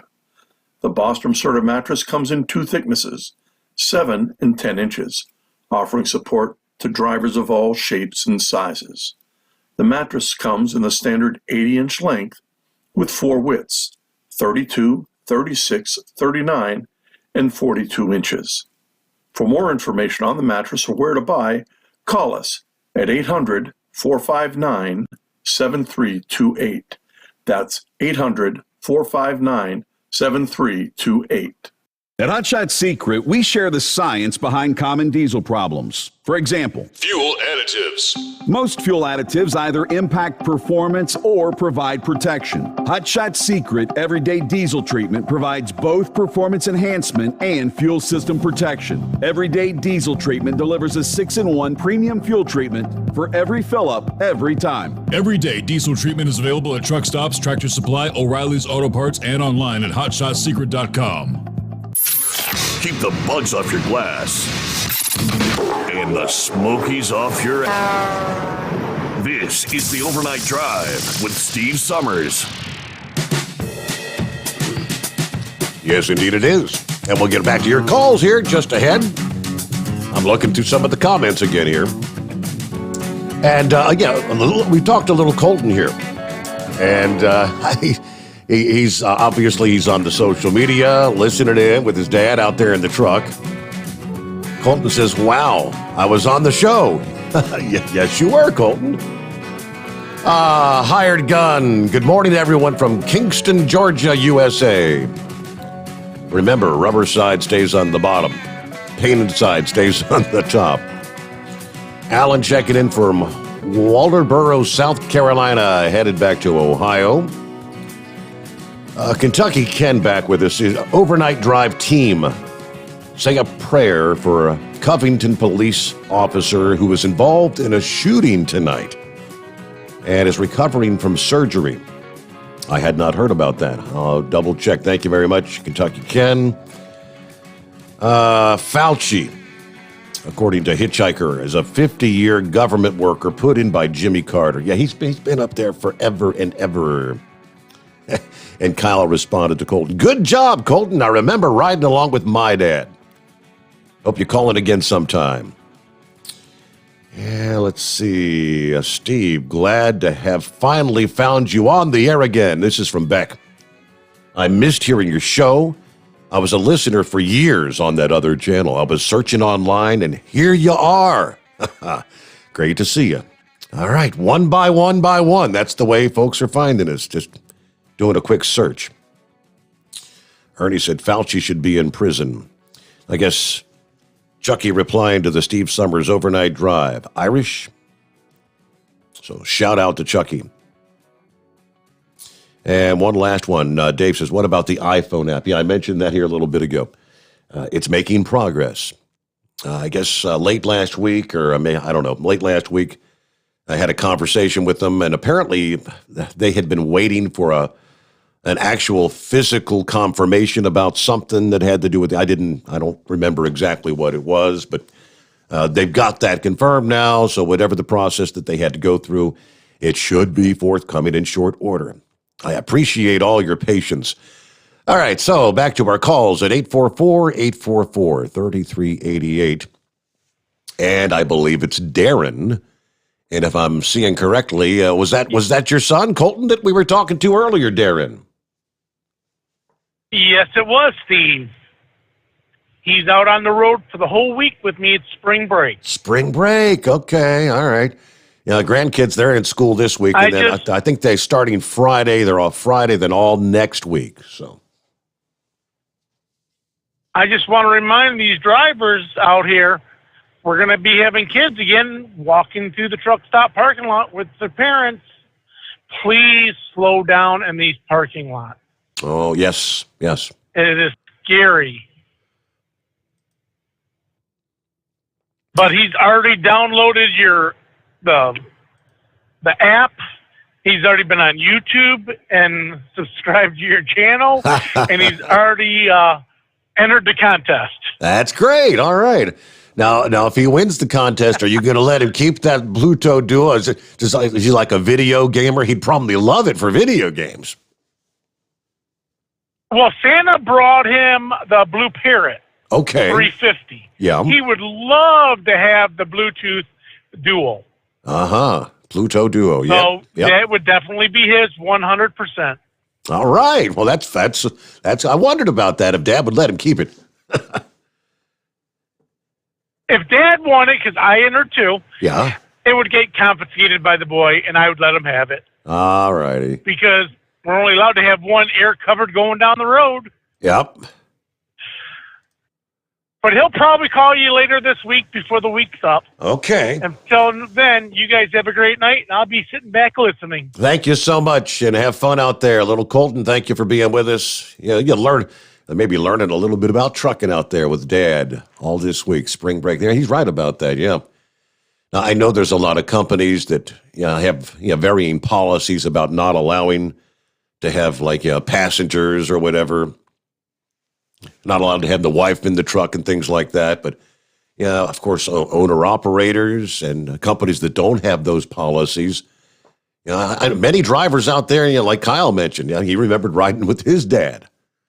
Many, many drivers out there kind of got introduced to what goes on out on the road by being out in the truck with Dad or Mom and Dad, whatever the case might be. So, pay attention in those parking lots. Everybody's in such a hurry these days. Let me see here. DeRanger, I guess he's talking about Red Mule's camera thing. He said most truck stops have a 30-day exchange deal. So anytime you have an issue within 30 days, run, don't walk. Yeah, get back there. Don't wait. Okay.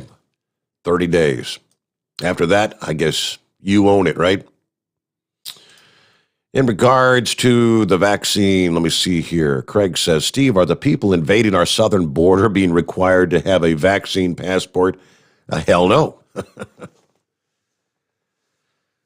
He went on to say, hey, they made 320 million American citizens wear masks without any resistance. Why do you think they won't make every citizen get an experimental vaccine shot? There may be some resistance to that, and you are correct. He said, where's my liberty pending a vaccine in the Constitution? I saw American soldiers all masked up on television yesterday. When they're fighting for people's rights and defending borders overseas, do they have to wear masks as they're being shot at? All right, one more that message I had sent myself earlier. I came across this past day. Just heard in the news break there, bottom of the hour. According to officials in the administration, they're anticipating 20,000 unaccompanied minors will cross the border in the month of April. We're in excess of 16,000 already unaccompanied minors in the month of March. Of course, we had more than 100,000 overall total number in the month of February. What we're hearing about is the unaccompanied minors. I mean, and when you're hearing 16,000 and then 20,000 predicted for next month, the number is supposed to be well over 100,000 overall here in the month of March. You see the trend? This is just the beginning of what on any typical year is the migratory surge. The winter months is not the prime time for trying to make your way up to the U.S. border. As we head into the spring, things really begin to ramp up, and it continues through the summer months. Guatemala's president on Monday decreed a state of prevention along the country's border with Honduras, as reports of a new migrant caravan are gathering in Honduras. The emergency decree would restrict open-air gatherings and demonstrations without a permit. It will be in effect for 2 weeks in the 5 Guatemalan provinces along the border with Honduras. In other words, they're not going to allow people to cross over in groups. The government justified the restrictions in a statement saying groups of people could put a risk of life, liberty, security, health, access to justice, peace, and development. They issued a similar decree back in January to stymie a previous caravan, arguing that it represented a public health risk with the COVID pandemic. Now, during that previous attempt in January, Guatemalan police and soldiers actually were launching tear gas and wielding batons and shields as a group of about 2,000 Honduran migrants came upon a roadblock. Several caravans of mainly Honduran migrants, have tried to cross Guatemala to get into Mexico to reach the U.S. border. None, they say, have succeeded since 2019. So it kind of sounds like Guatemala is trying to prevent them coming in through Honduras, but Guatemalans are coming into Mexico at the same time and making their way to the northern border. And Mexico supposedly is trying to stop the Guatemalans from. But you see the trend here. The surge is on. The word continues to spread. They are coming in mass. All right, let's head over to Senor Heatwave. Good morning. Good morning, Senor. Colton, you are the man.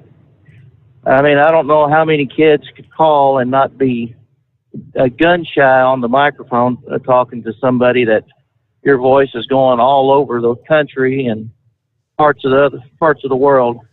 But man, you held your own. You were good. So congratulations, and I hope you enjoy your ride with Daddy-O. I think I confused him at first because the screen said his name was Austin, so he didn't know he was actually on. He was waiting to hear Colton. So, yep. Well, that's all right. That's all right. He did good. I mean, you get a normal kid. Well, I shouldn't say normal, but you get another kid on the phone like that. And I mean, they're going to have stage fright, and they're just going to be one-word sentences. Yep. Nope. Yep. Don't know. So the canal there, Suez Canal, was built by a Frenchman, and it was on the premise that the tides were going to be basically the same, maybe a 6-inch difference. And so when he built that thing in the 1890s, I mean, he was considered, the absolute brilliant head honcho of them all. And then when the idea of the Panama Canal come up, he applied those same principles. But what he did not realize is there is a 6-foot difference between the Atlantic and the Pacific side. So when he tried building that, he bankrupted himself, and the country of France said, you know what, we're done. And that's when Teddy Roosevelt got in there and said, you know what, we're gonna see this thing through. And so the canal has what they call locks, and that's where the entrance to whichever ocean it's facing will be level, and the ship will go into that lock, and then it'll have a gates that close and it has a watertight seal. And then they have another lock in front of them, and they'll either raise it or lower it to whatever the interior lake level is, and they'll float the boat through. And some of these ships are so big, so wide, that they have barely an inch before they scrape the tower in the center of these canal lock areas. When I was stationed in Panama back in '86, we went through and we actually seen the operation of how the Panama Canal locks work. And it was amazing then, to think that this construction happened in 1903, and it was basically still the same as it was when it was first constructed. Now, they have to clean those locks out, obviously, because of the sediment and whatnot that come through. But when they do maintenance on these locks, you can actually move the interior doors. They're so well balanced on the hinges and bearings that are in there. One person can actually open and close the canal locks themselves. Wow! When they're doing maintenance on it. So Nova had a documentary on it, and it's called "A Man, a Plan, a Canal, Panama." Now, when I was in Panama, they ran that program, and it was such a highly watched show that the Armed Forces Radio and Television, or AFARTS as we like to call it, they went ahead and they replayed that particular program about 5 or 6 times. I mean, that was just such a big interest in it. And they have canal pilots that will board the ships, and going through the locks themselves, they'll actually have a cog rail goat, I guess is what you would call it. And it would actually line up with the ship and pull the ship through the canal itself. And they have a railway that runs alongside. But Chinese took it over back in, I guess it was at the end of '99. So at the first 2000, it went from American hands to Chinese control. Now, I know they were talking about building a newer canal, and the idea was to go through, I think, the skinniest part of Honduras or Nicaragua, one of the two. But, as much as they would have to have the logistic support to do something like that, I don't think we have enough money to even finance such an endeavor. So, other than that, NASCAR, well, the reason why, and we all know the reason why the viewership has dropped. One, because they're getting political, which is something they shouldn't do. Mm-hmm. Making all these demands that, you can have this flag, but you can't have this flag. You have someone that's driving that ain't really worth a crap, who thinks he's better than what he really is. And I sure hope Michael Jordan enjoys losing money, because I don't even remember the guy's name. Bubba something, wasn't it? Bubba Wallace. Bubba Wallace, I think was. Yeah. Yeah. I mean, anybody know where he finished? I imagine if he wasn't in the top 10 or the top 20, he was probably in the bottom 30. That's typically where he is. That's pretty much on a regular basis. You're kind of like a Danica Patrick driver. Yeah. So, I mean, he'd flash in the pan, hey, he's a black man driving in NASCAR. Great. But, if you don't perform, to expectations, no one really wants to throw money on a loser. And I'm sorry, it don't matter what sex you are or what color you are. It's the performance. And if you can't perform up to the sponsor's expectation, I'm sorry, maybe someone else more deserving needs to be in there. But, I used to watch NASCAR when I was a kid. I mean, I really enjoyed it.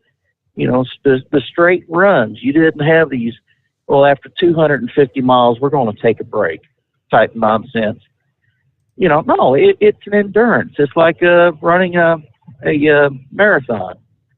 You get your butt in that seat, and you go ahead and you go. And if you have to go one or two, you better be wearing a diaper or something. I don't know. But, I mean, you run that car into the dirt, or you run it to the finish line, but, you went.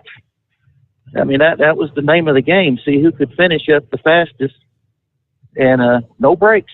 You just did it. And I think, in my opinion, if they would go back to that format, they would probably bring back a lot more fans that they lost and have new ones. And, restrictor plate racing, I really didn't like it because it took so long to get you going to the speed that by the time you finally got to where you should be driving speed-wise, well, you had another damn accident, and everyone slowed back down, and it took another 3 or 4 laps to get back up to the speed you were. So, just my 2 bits on that. So, if we got time for a funny, I'll go ahead and I'll spit another one out. Well, sure, lay it on us. Okay. Well, it seems like I've started a theme with Justin Wilson, and we all know Justin Wilson. I mean, he was a pretty clean comedian. He didn't drop any F-bombs or G-bombs. I mean, he would say damn or hell, and that would be about it. So one of the albums that my mom and dad had this little story on there about this rich Cajun down in New Orleans, absolutely filthy rich. He was just sweating money. he went to the finest hotel there in New Orleans. And the desk clerk, he knew my name. His name was Legron. And he told Legron, he says, listen, I'm looking for me a female women's. He says, you know any around here? And Legron says, oh, yes, sir. I know quite a few. And he says, well, this has got to be a specific kind of woman. She's got to have red hair. And Legron says, oh, I know where a few of them are. And he says, she's got to be 6'4" and weigh 105 pounds. Oh, boy. And Legron says, I don't know if I can find anyone that specific. The rich Cajun went ahead and ripped the $50 bill in half. He says, look, here's half the 50. He says, you find me the woman I'm asking for, and he says, I'll give you the other half. Legron says, yes, sir, I'll be back in a few. So a few hours later, the rich man gets a call. Legron says, well, I found your redhead, but she ain't quite up to the specs, but she is awful close. Whew, boy, she is close. So she ain't 6'4", she's 6'3 3/4. And she don't weigh 105 pounds. She weighs 110. And he says, Legron, bring her to my room. So he did. The rich man looked her up one side and looked her down another. Give Legron the other half, the 50. Gone. The rich Cajun looked at the woman, says, I want you to take all your clothes off and get on that bed right now. And seeing how much money this man had, she did as she was told. Boom. There she is laying buck naked on the bed. Now, in the room next to him was his daughter. He says, Phyllis, I need you to come in here. And Phyllis comes into the room and says, yes, Papa. Says, Phyllis, you see that naked woman laying there on that bed? She says, yes, Papa.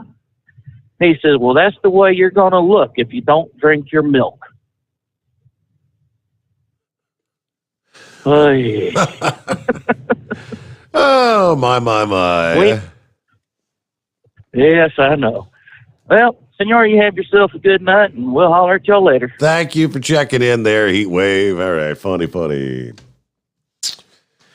All right, what do we see here as we get ready for a news update, top of the hour? Lines available. It's 844-844-3388. And yes, Scooter, I was aware of that. Came across that at some point last year. He said, Steve, did you know that Dr. Fauci is the highest paid person in the federal government? Hard to believe, but that is a fact. In 2019, he earned $417,000. That is correct. Dr. Fauci earned $17,000 more than the President of the United States. Guy's been up there, like 50 years. And that is 100% factual. Thank you, Scooter. We return after this, rolling into a Tuesday, the Steve Sommers Overnight Drive, live from the Hotshot Secret Studios. USA Radio News with Dan Naraki. New estimates from the Biden administration show that the government is anticipating that the number of unaccompanied children illegally crossing the southern border will double next month. A report from the Wall Street Journal says that the government is estimating around 20,000 minors will make the crossing in April. That's up from the nearly 16,000 that have been apprehended this month. Senator Ron Johnson says the Trump administration had policies in place that had stopped the flow of illegal crossings. But the Wisconsin Republican tells Fox News that the Biden administration ignored warnings about reversing those policies. And we pretty well stopped the flow of unaccompanied children and migrant families that were exploiting our very generous asylum laws. But then President Biden, even though his transition team asked the Trump administration, what can we do to prevent a border crisis? They told them, keep those policies in place. So basically, the first thing that President Biden did is he just dismantled all those programs. This is USA Radio News. Awesome and amazing day, friends. Hey, we are headed towards St. Patrick's Day, Luck of the Irish. And I want to give a great shout out to one of the greatest coaches of all time, Lou Holtz, who gave me his permission to use his name and his likeness when I used to be in the banking world. But you don't need luck this year to get healthy. You don't need luck to lose your fat. You don't need luck to get off all those medications. No, all you need is to use those hands and log on to energizehealth.com or call us at 888-444-8895. Friends, you've heard Wayne talk about his amazing transformation, and you know Wayne is a crusader of truth and only speaks the truth. He would not be endorsing this protocol if it hadn't changed his life. You need to log on just to see that. So log on today to energizehealth.com or call us at 888-444-8895. A new poll shows Americans are gaining more confidence about returning to public places, even as COVID cases in some areas are on the rise. Tim Berg has the details from the USA Radio News Phoenix Bureau. Americans are increasingly becoming more comfortable in public spaces and traveling, according to a recent poll by Civic Science. The survey found that 35% of adult Americans are not at all concerned with being in public spaces, while 43% are somewhat concerned and 22% are still very concerned. Additionally, 55% of Americans felt comfortable going out to eat, and now 39% say they felt comfortable enough to go on a vacation. From the USA Radio News Phoenix Bureau, I'm Tim Berg. And flooding in Tennessee has claimed a 7th victim as the area braces for more rain. A man in Cheatham County apparently drowned when his truck was caught up in floodwaters. According to the National Weather Service, another 1 to 2 inches of rain could fall on the Nashville area on Tuesday and Wednesday. This is USA Radio News. You've heard me talking about MyPillow for 3 years, folks. It's the truth. I get the best sleep of my life with a MyPillow. You can do it too. 60-day money-back guarantee, 10-year warranty, made in the USA. You'll sleep well or you'll get your money back. Go to MyPillow.com, click on the radio listener special, use my promo code USA, get 2 MyPillow premium pillows for the price of one, or call 1-800-951-8175.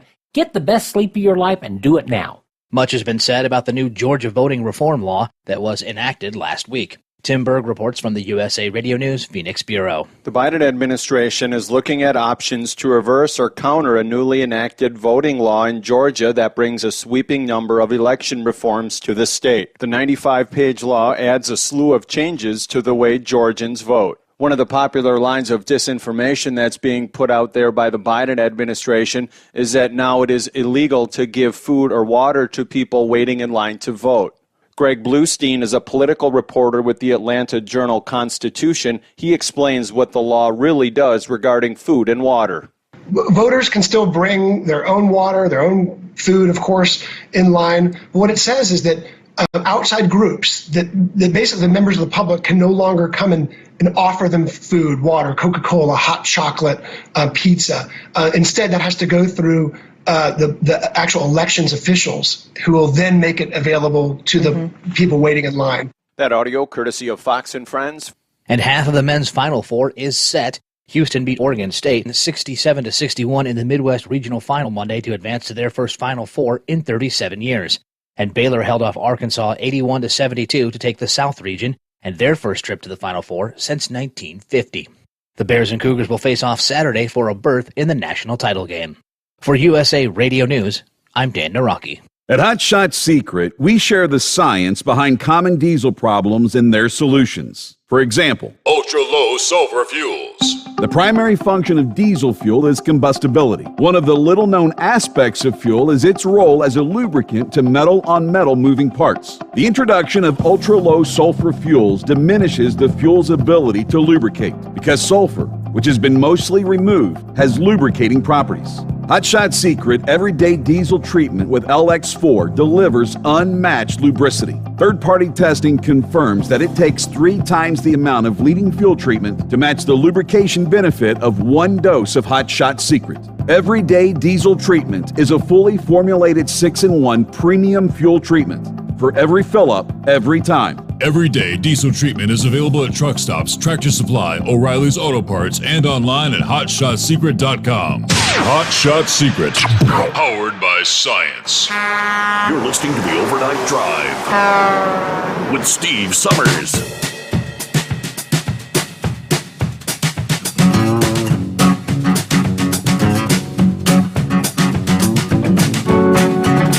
back at it here on a Tuesday morning. Spoke to one of our listening friends this past day. A guy I know personally. Actually, they were on our last cruise with us. And he calls in once in a blue moon. I know he's out there listening. A little bit shy on the radio, kind of. I think Jesse. Sharon and Jesse. You were on the last cruise with us. You might have met him. And he was telling me about a product. And he said, I told these guys, you need to be advertising on Steve Sommers' show.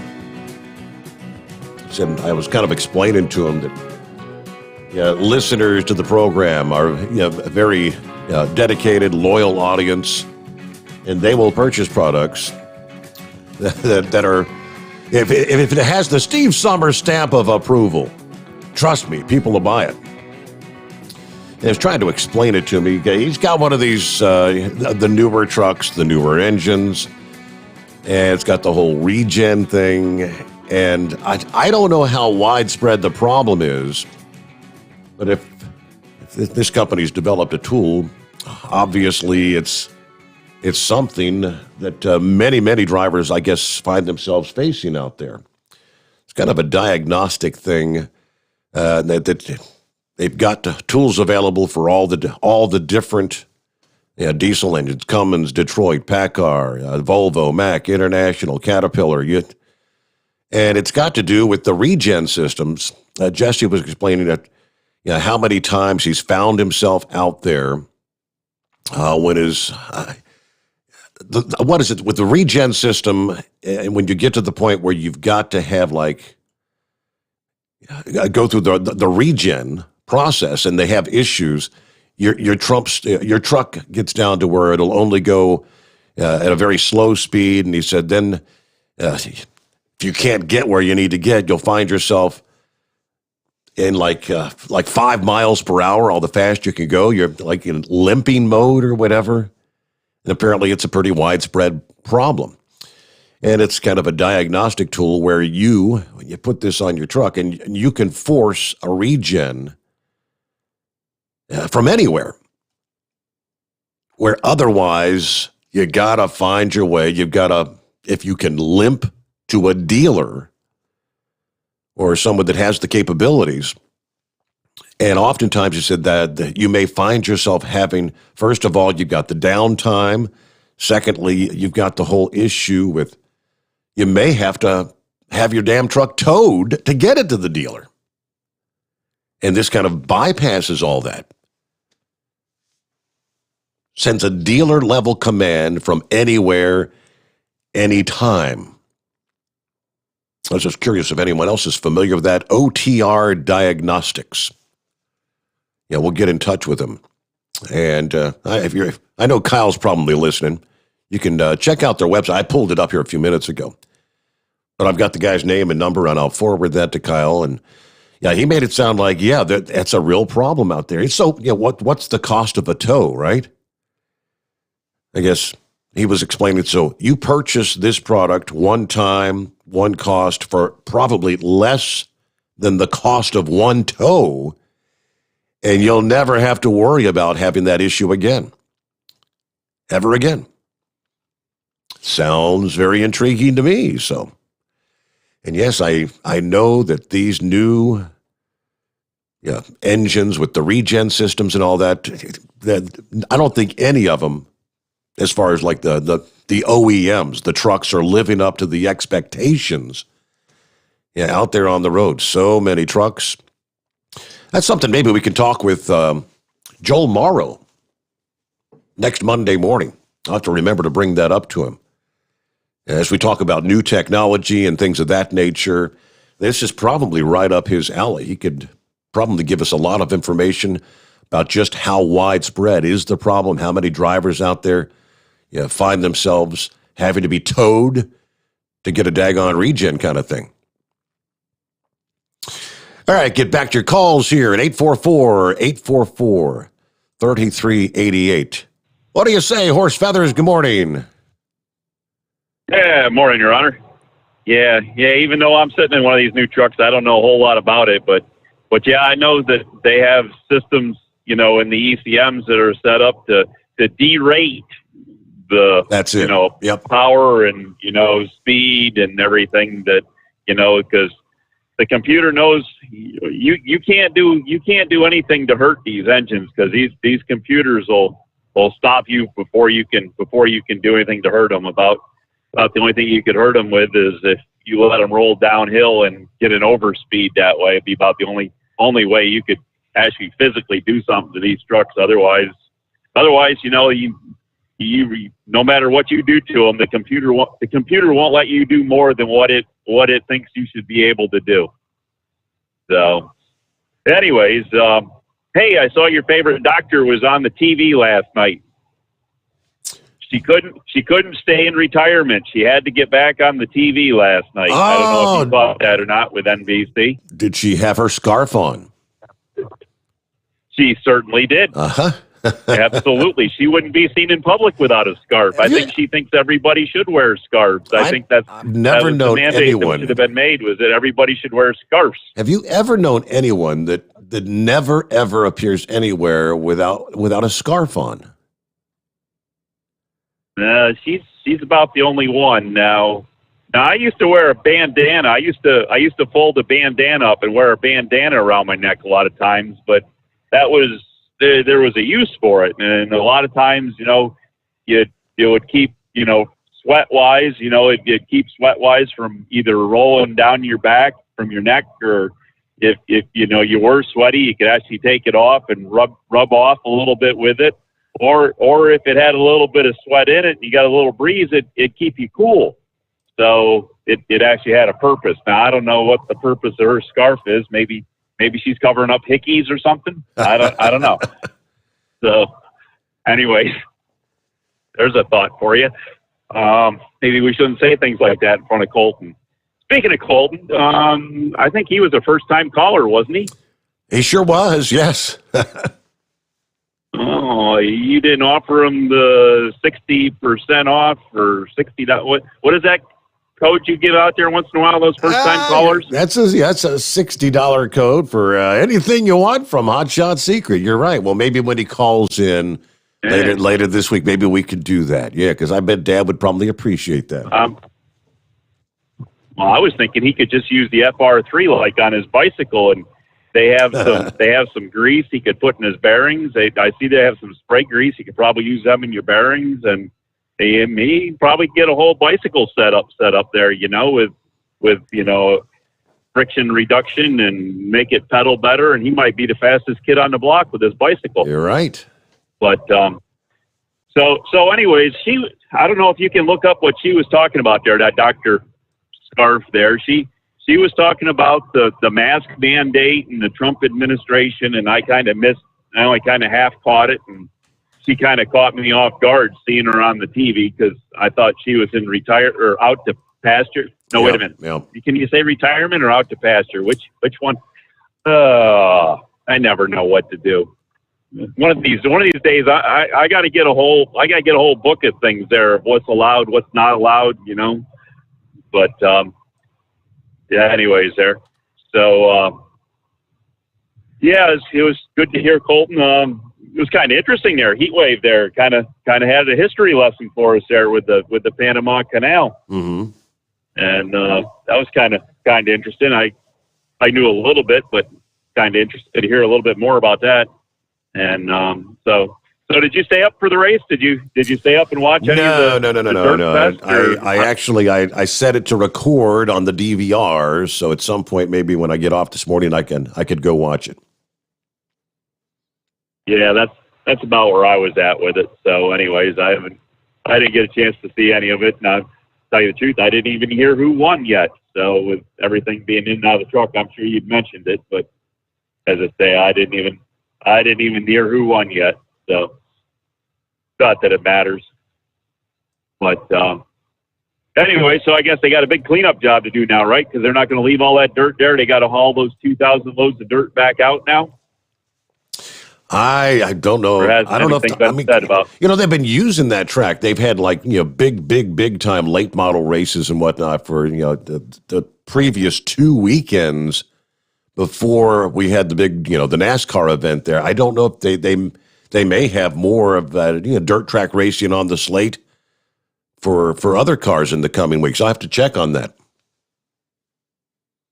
Yeah, because I know when I was up in the Rochester area there, we used to haul all the dirt in to the War Memorial for the monster truck races. They'd have the monster truck races and the mud bog stuff, and they do that inside the War Memorial, and we'd haul all the dirt in there. And the crazy thing was, in order to get in there, we actually had to take the feet off our landing gear legs because we couldn't make the pitch when we went up the ramp. We couldn't get over the pitch without taking the feet off our landing gear legs. But we'd run tractor trailers right inside there with the big dump trailers, and we were dumping 35 ton loads there every trip in. And then at the end of the weekend there, the next week we'd be right back and have a big rubber tired loader in there and run the tractor trailers with the dump trailers right inside, and load them all up inside, and haul it all back out the next week. So it was kind of an interesting process, but yeah, I was wondering down there to Bristol if they were got to clean up all that dirt there when they're done with it. At some point, they're going to have to clean it up. Absolutely. Anyways, so, well, I guess that's about what we got going for you. It's nice clear night. And they're talking, the AccuWeather gods and our local people are saying Wednesday, sometime in the morning to midday is the rain's supposed to show up around here. It's supposed to rain for the rest of Wednesday and Wednesday night into Thursday, and something about going to be chilly enough you could see, what do they call that 4-letter word? Oh, yeah, snow. Oh. Possibility of seeing snow Thursday morning here in the Mid-Atlantic. So, beautiful. anyways, Yeah, I don't think we're going to have any winter makes a comeback. Accumulation, but yeah, welcome back winter, So, anyways, I guess that's about what we got going for you. So we'll let you go out there and grab some more intelligent callers and get away from whatever nonsense I've had for you. So. Okay, good to hear from you. Thank you, Horse Feathers. Have a great morning. Oh, so a little bit of conflict in NASCAR. That's never happened. I guess before the Cup race this past afternoon, they had the truck race, which was also rained out over the weekend. An incident with John Hunter Nemechek and Matt Crafton led to a scuffle in the garage after the Camping World Truck Series race at Bristol. Nemechek went for a spin early in Stage 2 after Crafton ran in the back of his truck, apparently. While stopped in the top lane, Nemechek was then hit again, this time by the number 19 truck of Derek Kraus. Both the Crafton and Nemechek teams were rather chippy on the radio after that incident. After climbing out of the number 4 Kyle Busch Motorsports Toyota, Nemechek kind of gave Crafton a sarcastic round of applause as Crafton drove by under caution. Then, they said the 88 crew chief, Carl Jr. Joyner, had this to say over the radio shortly after the incident. Quote, "Better keep the crew chief of Nemechek under, can't say that word, expletive, under order, under blanket order, before I punch him in his blanket throat. Don't you ever blanket stare at me like that." Ooh. Nemechek was later released from the infield care center when he took some shots at the team of Crafton and Kraus. "I don't know. Matt Crafton just flat ran me over," Nemechek says. That one's going to be in the memory bank, though. We were fine, didn't hit anything, and then there toward the end of the whole deal, the number 19 of Kraus said, "I guess he and his spotter both need a pair of glasses. I'll have those for him at Richmond Raceway." Kraus's spotter, Freddie Kraft, tweeted this in response after the number 19 truck was forced to retire due to the damage. I guess it was a little video tweet that someone tell Nemechek I prefer Maui Jims. Oh, it's a type of sunglasses. Freddie Kraft. Somebody tell Nemechek I prefer Maui Jims. All right. A little banter back and forth there, but so you got to remember that. And that's pretty much exactly what Nemechek was saying. That's in the memory bank. Watch out what happens. I guess Richmond is the next race for the truck series, right? Now, both of those guys will probably get a little call to the NASCAR trailer before next weekend's race or the next event there. And they'll sit them down and say, hey, listen, if we see none of this stuff back and forth, if we see a retaliation here, blah, blah, blah, you're going to be fine. We're going to dock you some points and all that kind of stuff. Good times, right? Hey, let's see what's going on with Dan, not Don. Hello, Dan. Morning, Steve. I was going pretty good an hour ago. I run over a deer, busted my daggone grill and my bumper. Uh-oh. Did you have a good weekend? I had a good weekend. Yeah, I made that drive down to Georgia. I mean, it was kind of kind of an exhausting weekend. But yeah, I had a good time. Got to see the family. It's been, I think we spent about 36 hours or 40 hours. That's all the time we had, but quick turnaround time. Yeah, it looked like you had a little slick way coming home, huh? Yes. And when I turned my rental car in this morning, I made sure they knew. I had the guy, the Enterprise guys, I had him sit down in the car and showed him. I said, listen, this whole dash system is totally screwed. Nothing works. Nothing, He sat down and there he's like, started trying to push buttons and push things. And said, nothing worked. It's like, well, I don't know what's going on with that.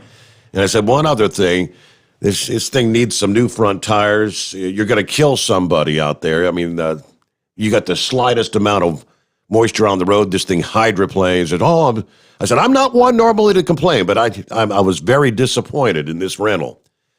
Is there anything I could do to make it up for you? And I said, I'm not asking for anything. I just want you to know I wasn't happy with this one, so I left it at that. Oh. I got my yard all mowed Saturday. Oh, yeah? Yep, got my garden all tilled up, ready to plant my potatoes Friday. Good Friday. Uh-huh. Oh. Now, you don't think Miss Scarf's trying to hide her Adam's apple, do you? Oh, really? Well, all this Biden stuff, he's Democrats. You ain't got to wonder about him. Uh-huh. I got told the preacher the other day, well, good thing when we get to heaven, we ain't going to worry about no Democrats.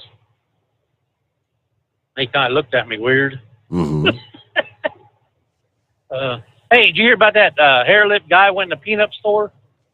Hair lip guy went in the peanut store. No, what'd he say? Yeah. He went in and wanted to buy some peanuts, and the guy come up to the counter, and he goes, hey, mister, how much them cashews over there? The guy said, well, they're $9.95 a pound. Gee, mister, that's awful high. How much them pound of them almonds over there? He said, well, $8.95. Gee, mister, that's awful high. He goes, how much them regular peanuts? The guy says they're $1.99 a pound. Well, mister, just give me 2 pounds of them. So he went up to the counter and paid for them, and he goes, mister, I want to thank you for not laughing the way I talk. The guy goes, well, I want to thank you for not laughing at this hump on my back.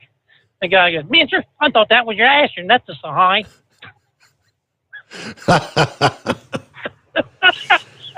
Oh, boy. You have a good day, Steve. All right, yeah. So it's Comedy Central on a Tuesday. How about that? All right, lines available that frees things up. Plenty of room for you at 844-844-3388. Of course, not a day goes by. The latest on the southern border. We got a handful of stories that we can get to coming up here. But these are the kind of things that should really anger the everyday American. It angers me.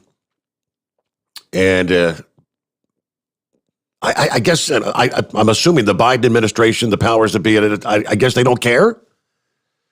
A top border official over the weekend said 800 criminal migrants, including dozens of sex offenders, have been apprehended in the Rio Grande Valley so far this year. Brian Hastings oversees the Border Patrol operations for the Rio Grande Valley there in Texas, said his agency in recent months has arrested 861 illegal immigrants who were later found to have other criminal offenses, of whom 92 were sex offenders. 63 had gang ties.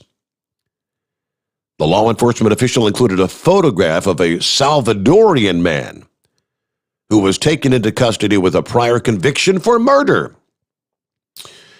In a subsequent post, Hastings said his agents recently encountered 5 large groups of illegals in the Rio Grande Valley, wrangling a total of 539 individuals into custody. 93 of the apprehended individuals were unaccompanied children. He added 18,000 solo minors have been apprehended since the beginning of the fiscal year. That follows the report from Customs and Border Protection that law enforcement throughout the country encountered upwards of 100,000 attempted crossings in February. Drug seizures have jumped 50%. Unprecedented confiscations of methamphetamine and heroin. Now remember, whatever they do, capture or catch coming in, there's probably another 2 or 3 shipments that get through. The Biden administration grappling with a crisis on the border and now actually facing bipartisan criticism for their handling of the influx, as they scramble to find additional facilities to house these unaccompanied children. According to experts, more than 117,000 solo minors will make their way into this country by the end of this year. They expect, you just heard with USA Radio News last hour, they're expecting 20,000 unaccompanied minors alone in the month of April. Border Patrol has taken some drastic measures, including the release of 2,000 migrants into the country without even a notice to appear in court, effectively relying on them to hold themselves accountable for illegally entering the country. How laughable is that? First of all, they broke the law. They know they were breaking the law to come in, but now they don't even have a date to appear. They're going to hold themselves accountable? No, what they're going to do is they're going to immediately grab their cell phone and call their other friends and family and whoever they might get a hold of and say, hey, I got in and I'm in the heart of the country. I don't even have a date to appear in court. I'm pretty much scot-free. I'm in the country. And that really sends a message to others to not come, doesn't it? It is outrageous. Just absolute insanity. All right, with that, we've got plenty of room for you. Lines available. It's a Tuesday morning. Our number, 844-844-3388. The Steve Sommers Overnight Drive live from the Hotshot Secret Studios. USA Radio News with Dan Naraki. President Biden says that most of America will be eligible for a COVID vaccination by the middle of April. The president made the comments on Monday as health officials worry over recent rises in new cases. Biden announced that the federal vaccination program would be increasing the number of pharmacies that will be able to give vaccines up to 40,000 by April 19th. He also called on states that have ended their mask mandates to put them back in place, saying that now is not the time for people to let their guard down against the virus. We will administer more shots in March than any country on earth. But even so, we have to give more shots in April than we did in March. Because we're in the life and death race with the virus that is spreading quickly, with cases rising again, new variants are spreading, and sadly, some of the reckless behavior we've seen on television over the past few weeks means that more new cases are to come in the weeks ahead. You're listening to USA Radio News.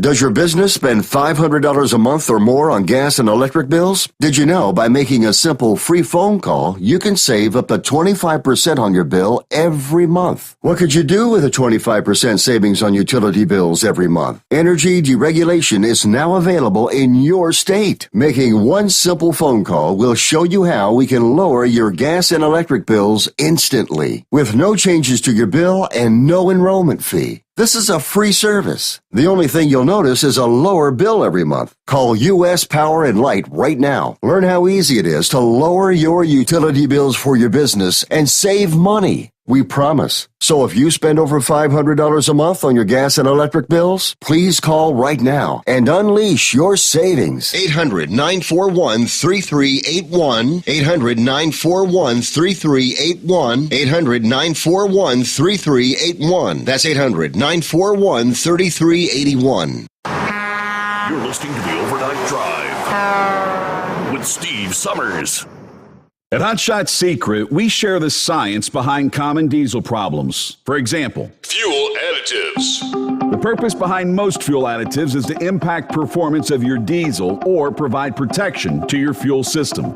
Hot Shot Secret Everyday Diesel Treatment provides both performance enhancement and protection with 6 key components. This fully formulated premium fuel treatment includes the performance-enhancing cetane boost, injector cleaner, and LX4 lubrication, as well as protection against water with a demulsifier and rust inhibitor, plus a stabilizer that minimizes fuel filter clogs. Everyday Diesel Treatment delivers a 6-in-1 premium fuel treatment for every fill-up, every time. Everyday Diesel Treatment is available at truck stops, Tractor Supply, O'Reilly's Auto Parts, and online at HotShotSecret.com. Hot Shot Secret, powered by science. PureFlow Air Dog, your leader in fuel air separation system technology.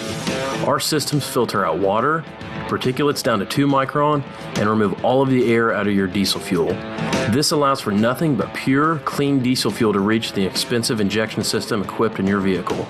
Not only do our fuel systems protect, they also come in a variety of flow rates to meet your performance needs. Our systems are compact and use OEM-style fittings for easy installation.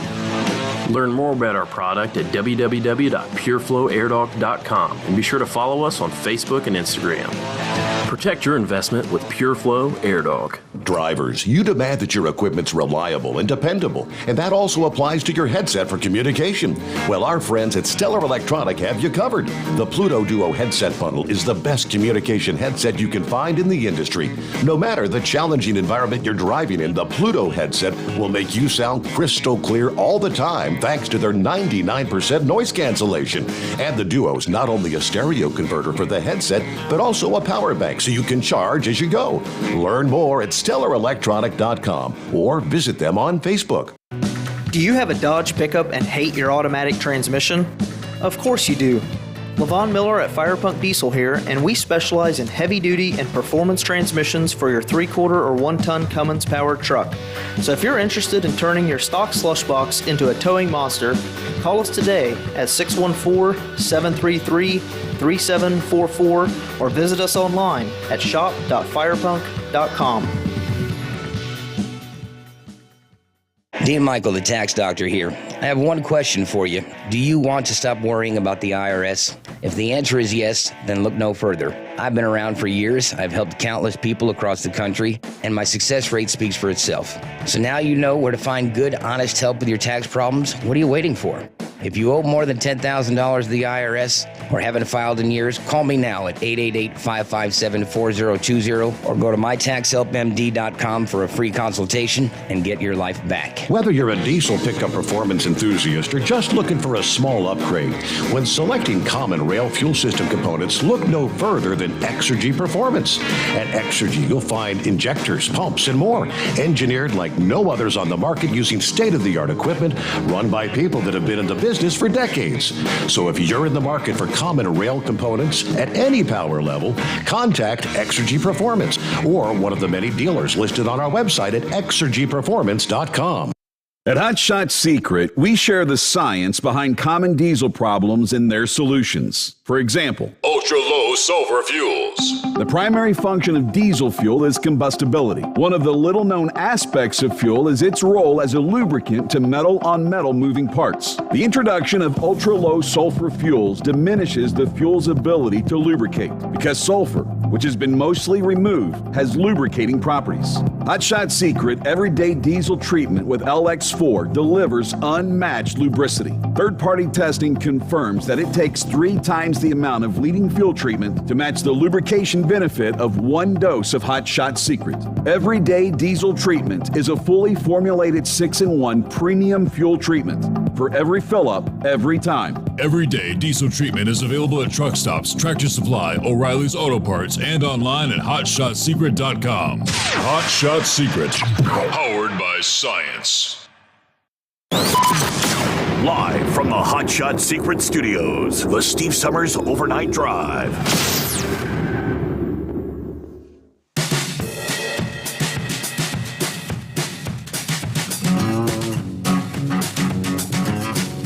Thank you so much. Welcome back here as we work our way into the early hours of Tuesday. Yep, 30th day of March. About to wind up the month of March here. Got Wednesday, hump day, and then we'll be rolling into April. Let me see here. Yeah, I forgot to mention, yep, if you have not yet, get your official Steve Sommers Overnight Drive t-shirt.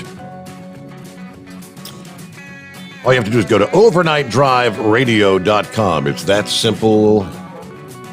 Little link up there right next to the contest where it says shop for the low price, $14.95. No, I did not take Doc Holliday's advice to charge $19.95 for a t-shirt.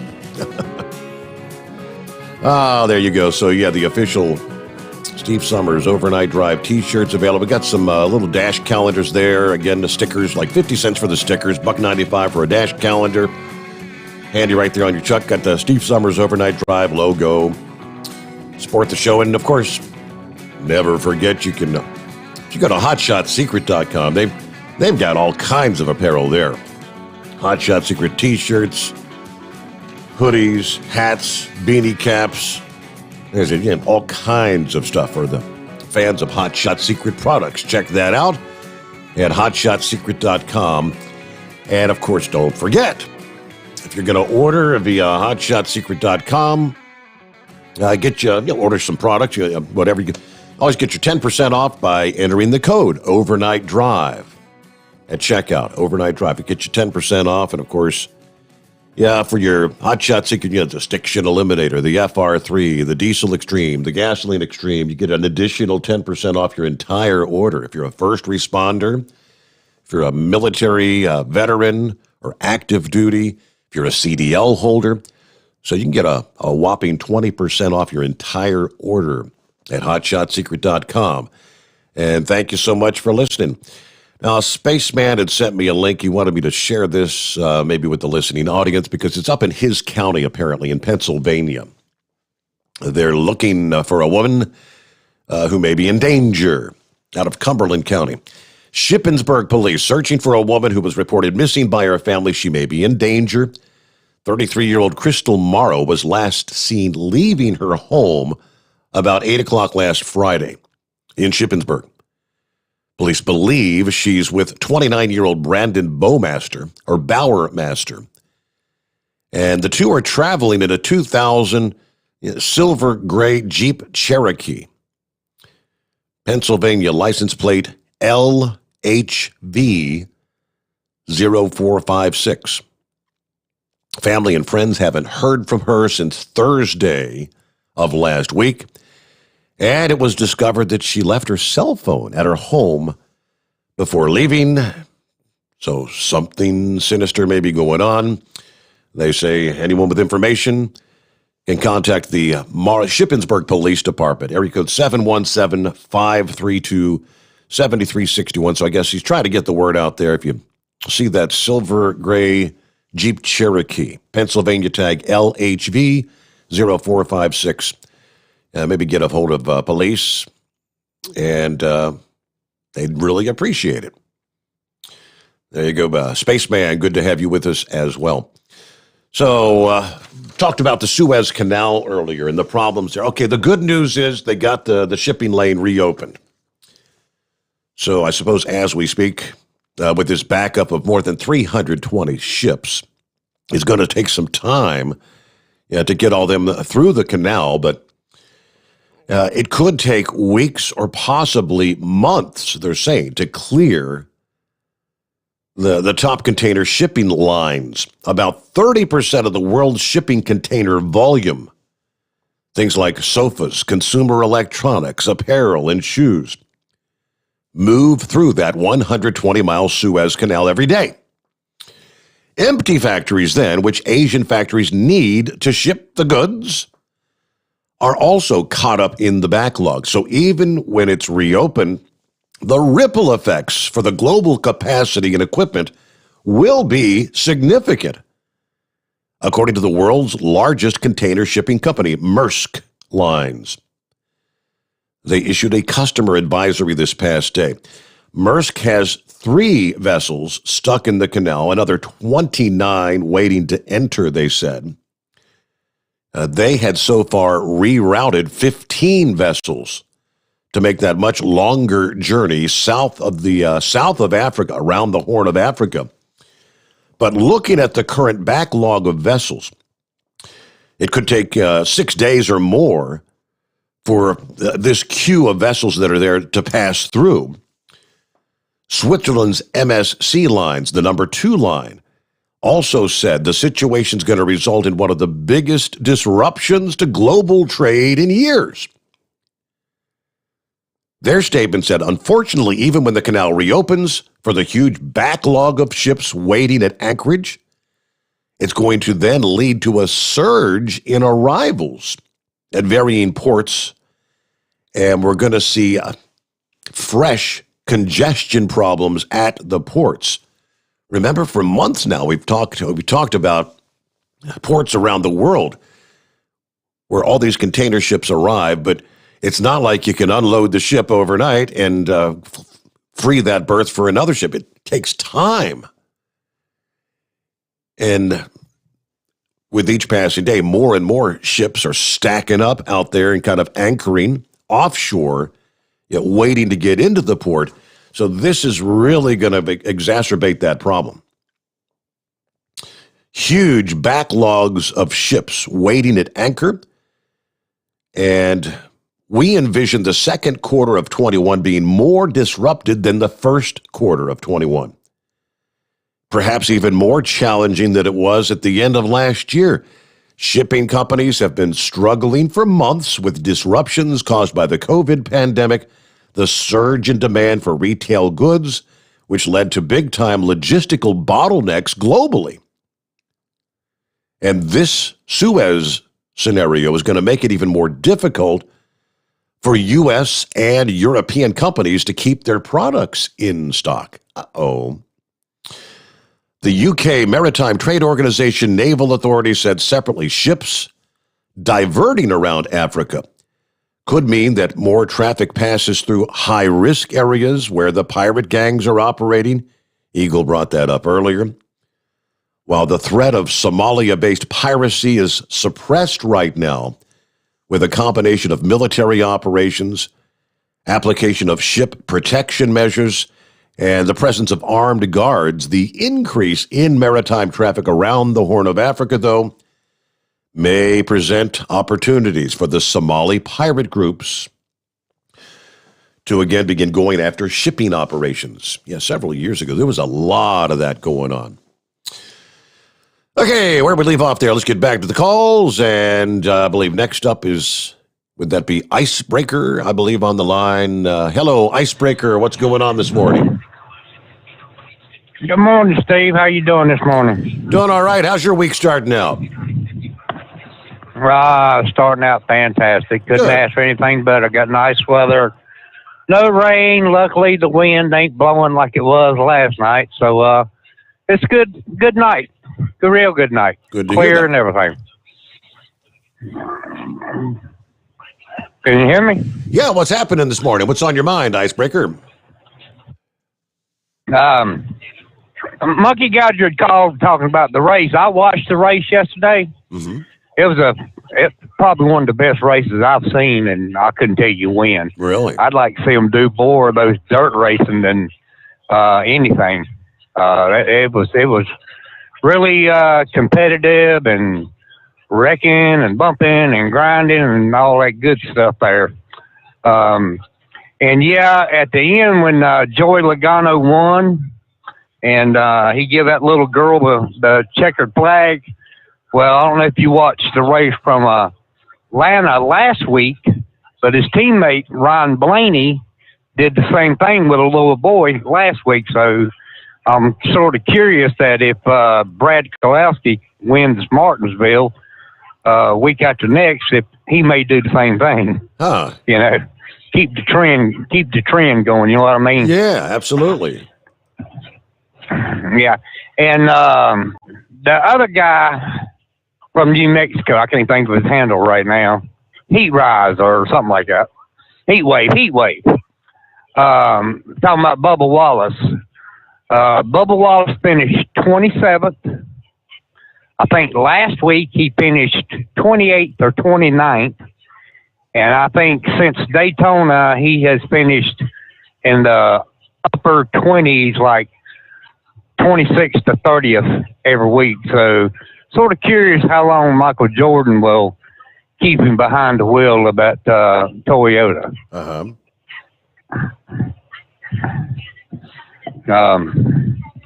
Also, Monkey Gouger said something about, isn't it Buttigieg or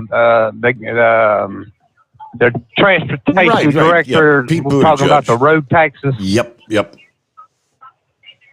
Yeah. I heard, and you might look this up to double check me because I'm not 100% positive on it, but I heard that, I read somewhere today that he sort of changed his tune on that because if they tried to affect that or put that into effect, that it would cost the government something like $26 billion to implement. Yep.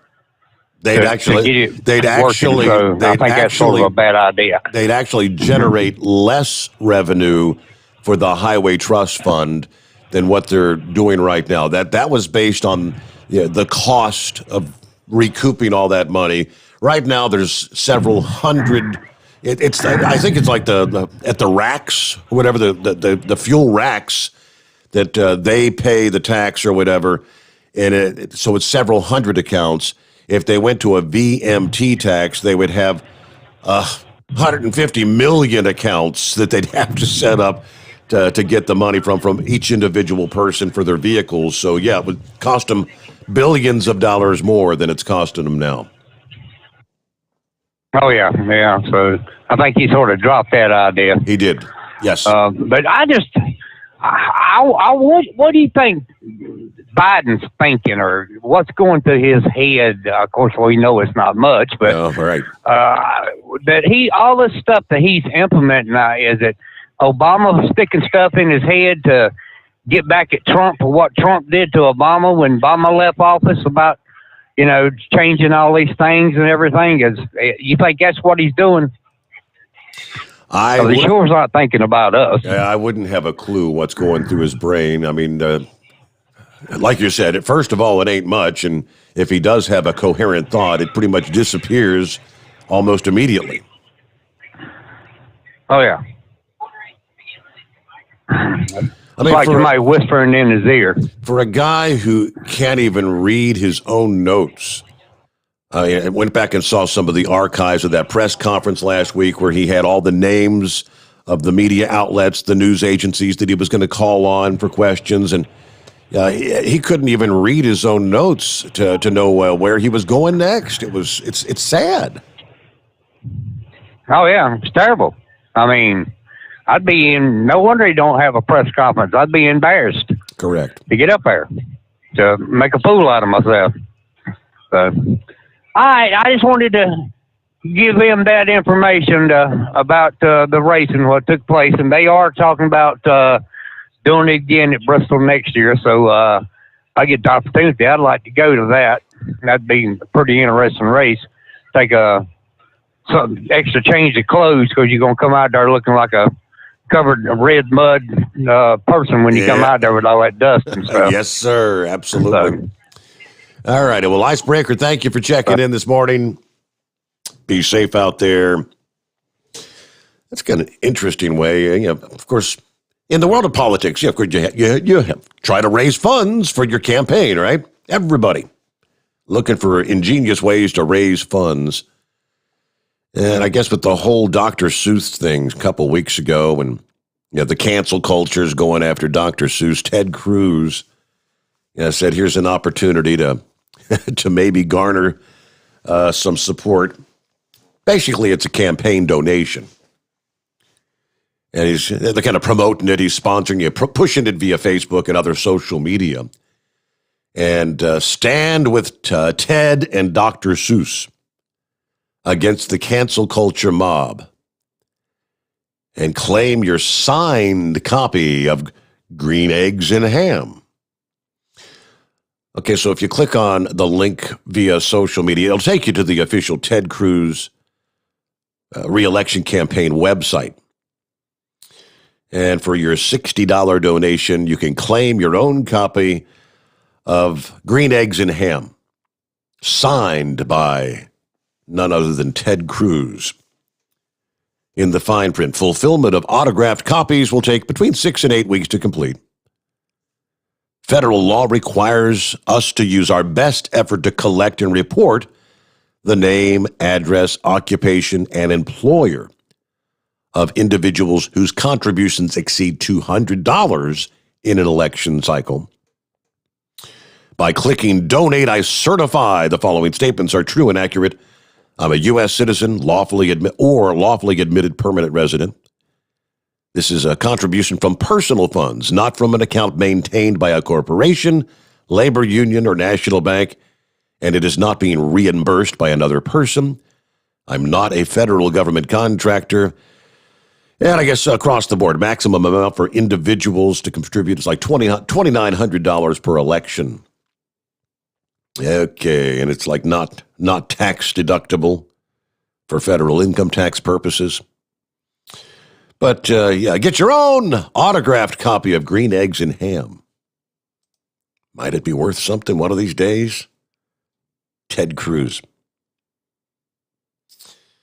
All right, let's see. Icebreaker mentioned the vehicle miles tax. Monkey Gouger brought that up earlier.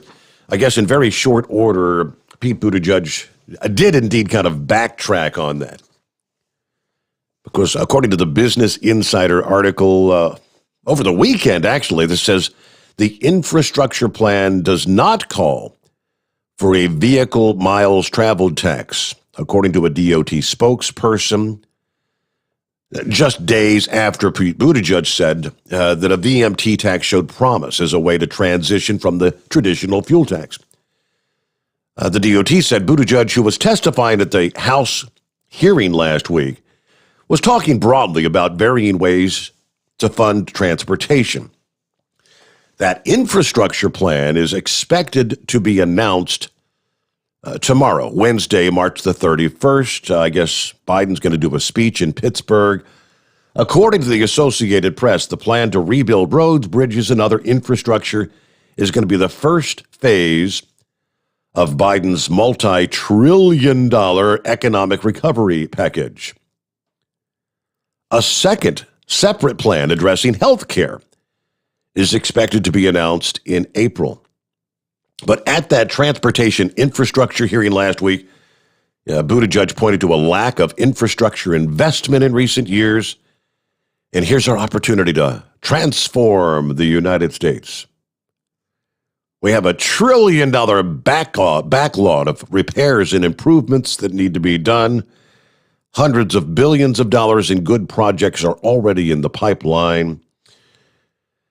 Buttigieg said his plan will focus on creating jobs, repairing highways and bridges, recommitting to improving safety, addressing inequities in the transportation system, and, of course, we cannot leave out tackling the climate crisis, right? Okay, who's next up here? Don't have a name on the list. Who we got on the line here? Oh, you got Big Sexy, Steve. Well, hello, Big Sexy. This thing doesn't like to hear. It can't detect your voice or something. I don't know what the problem is with that thing. Has anybody been having any problems with the app? I have not heard of any problems. Ain't nobody posted anything or sent me emails this morning. No, sir. I have a lot of problems with it. Ever since I started using it, to go rolled it out. I'll be going down the road, and all of a sudden it'll just pause, and I'll have to, you know how your phone goes to sleep, I'll have to wake my phone back up, use my fingerprint to unlock it, and you'll come back on. And you may stay on for an hour, and it'll do it again. It may do it, stay on for 5 minutes and do it. I mean, it gets aggravating. You'll be talking, and it'll do it, and I'll have to grab it off the dash and unlock it and put it back up there. I don't know what's going on with my phone or what the deal is. I'm thinking. I've tried uninstalling it, reinstalling it. Yeah, I'm thinking that particular issue sounds like something on your phones, and the issue that most were having was the audio kind of cutting out and going to the bumper music or whatever. I think we've got that all rectified. Haven't had any problems, knock on wood, in about a week's time now. So yeah, I had that problem. There for a while too, but that seems to stop. And now it just wants to look down my radio and it'll say pause. I'll pick my phone up, unlock it, and it'll come back on. So I don't know what the deal is. I wonder if your phone, my phone or the Bluetooth between my phone and the radio, or what? I'm thinking it's cutting out or something when you maybe if you're going maybe transitioning between cell towers or something, kind of like an actual phone call might drop out, that kind of thing. And by the time you pick the phone up and reset or whatever, you're back in cell maybe, or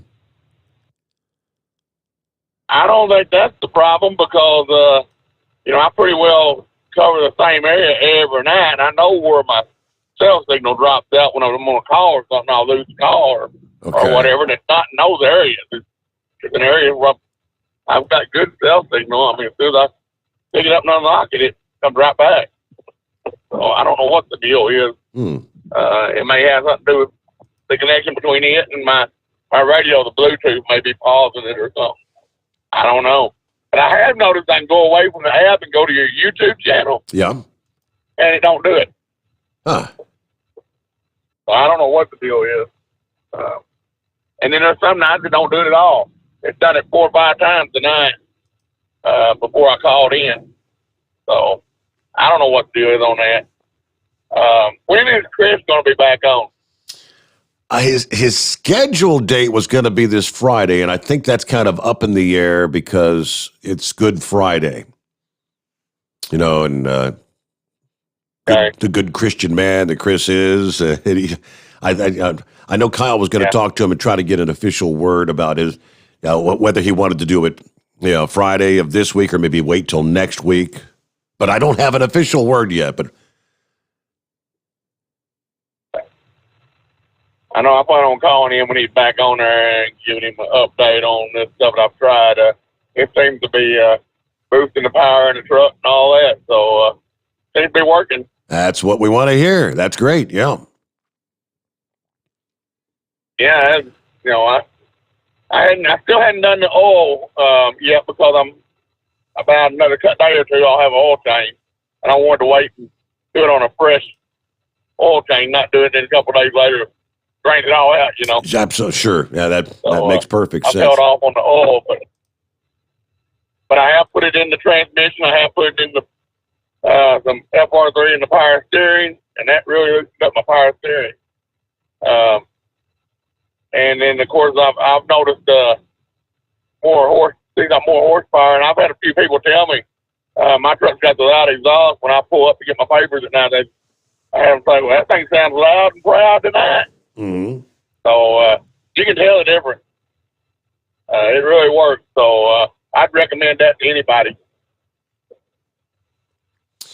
All right. Well, we'll look. Kind of got a bad start to this week. Go ahead.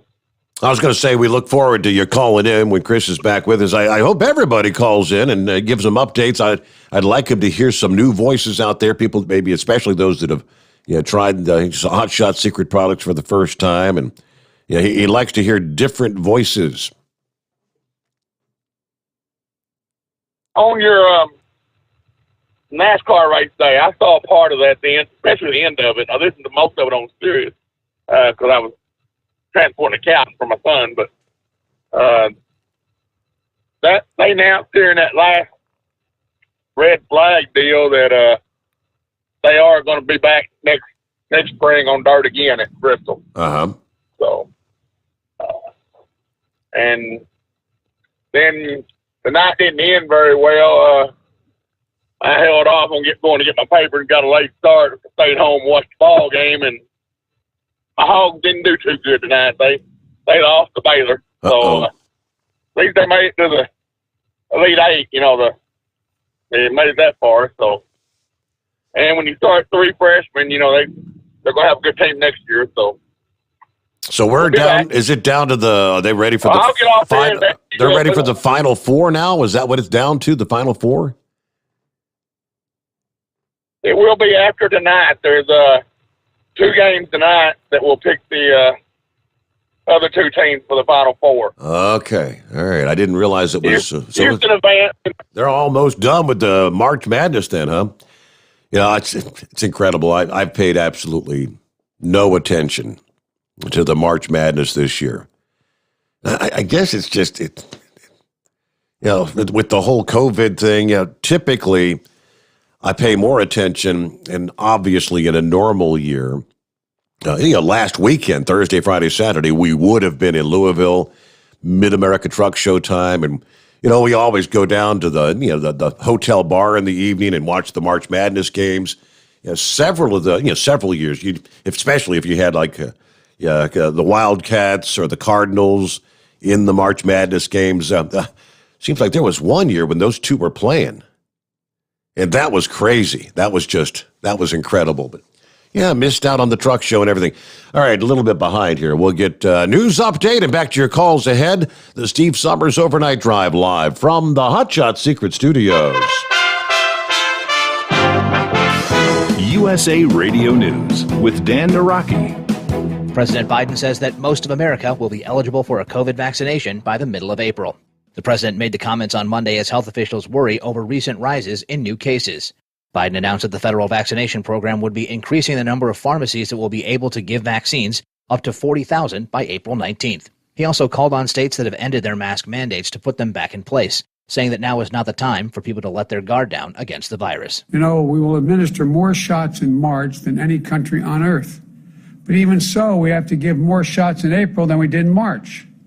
Because we're in the life and death race with the virus that is spreading quickly, with cases rising again, new variants are spreading, and sadly, some of the reckless behavior we've seen on television over the past few weeks means that more new cases are to come in the weeks ahead. You're listening to USA Radio News. Friends, Mike Lindell is a great supporter of conservative radio, but most of all, he's a man who has invented a great USA product that will help you get a great night's sleep. For over 3 years, I've told you how the MyPillow Premium Pillow has changed my life. I get the best sleep of my life. But more importantly, the pillows don't go flat. You can wash them and dry them as many times as you want. They maintain their shape, and they are made in the USA. Here's the best deal you'll ever get on a MyPillow Premium Pillow. $29.98 for a standard or queen size pillow. King size only $5 more. You're saving $40. Go to MyPillow.com, click on the radio listener square, use my promo code USA, or call 1-800-951-8175. You can save up to 60% on any MyPillow product when you use my promo code USA, or call 1-800-951-8175 and ask for the MyPillow Premium Pillow Special. New estimates from the Biden administration show that the government is anticipating the number of unaccompanied children illegally crossing the southern border will double next month. A report from the Wall Street Journal says the government is estimating that around 20,000 minors will make the crossing in April. That's up from the nearly 16,000 that have been apprehended this month. But local border officials say that the federal government has not come forward with a plan to help communities deal with the influx. Cochise County, Arizona Sheriff Mark Daniels tells Fox News that it seems like no one is listening to local communities' concerns. We're down here at the local level, state levels, dealing with the impact of a plan that we haven't even been privileged to. What I see is avoidance, denial. There's no more collaboration. It's not collective. There's no transparency. No one's listening. But I can tell you who's listening down here, and that's the communities, because we have to. We're dealing with the surge. We're dealing with the unaccompanied minors. We're dealing with the public safety aspect. And let's not forget, we're dealing with the health epidemic that we're dealing with on the border. This is USA Radio News. Hi, this is Dr. Joel Wallach, and I want to tell you that arthritis is not a genetic thing. It's not a disease of aging. Neither is osteoporosis. Get a hold of my book. It's all in your head. It goes into the 25 different diseases you get when you have osteoporosis of the skull. These are all reversible. You take the Healthy Bone and Joint Pack, the MSM, vitamin D3, stay away from all the bad foods, including gluten, and guess what? You'll regrow all your bones, including your skull and your legs and your hips and everything else. Contact us at usaradiohealth.com. That's usaradiohealth.com.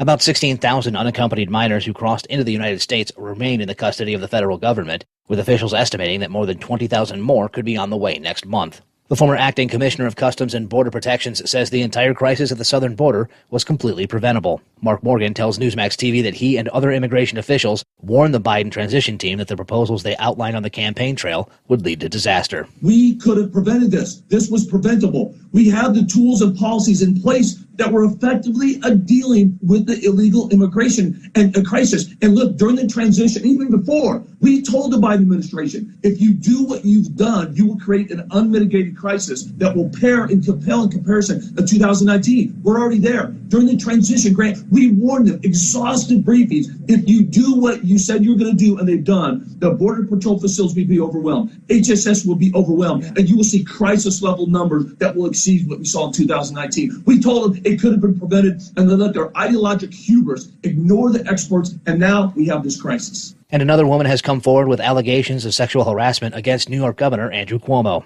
Sherry Ville of Greece, New York, says Cuomo grabbed her face and kissed her in front of her home during a visit to her house following a 2017 flood. Ville says she will also contact the state's Attorney General's office to cooperate with an ongoing investigation into a series of allegations against the governor. 8 other women have accused Cuomo of inappropriate behavior or sexual harassment. For USA Radio News, I'm Dan Naraki. At Hot Shot Secret, we share the science behind common diesel problems and their solutions. For example, ultra-low sulfur fuels. The primary function of diesel fuel is combustibility. One of the little-known aspects of fuel is its role as a lubricant to metal-on-metal moving parts. The introduction of ultra-low sulfur fuels diminishes the fuel's ability to lubricate because sulfur, which has been mostly removed, has lubricating properties.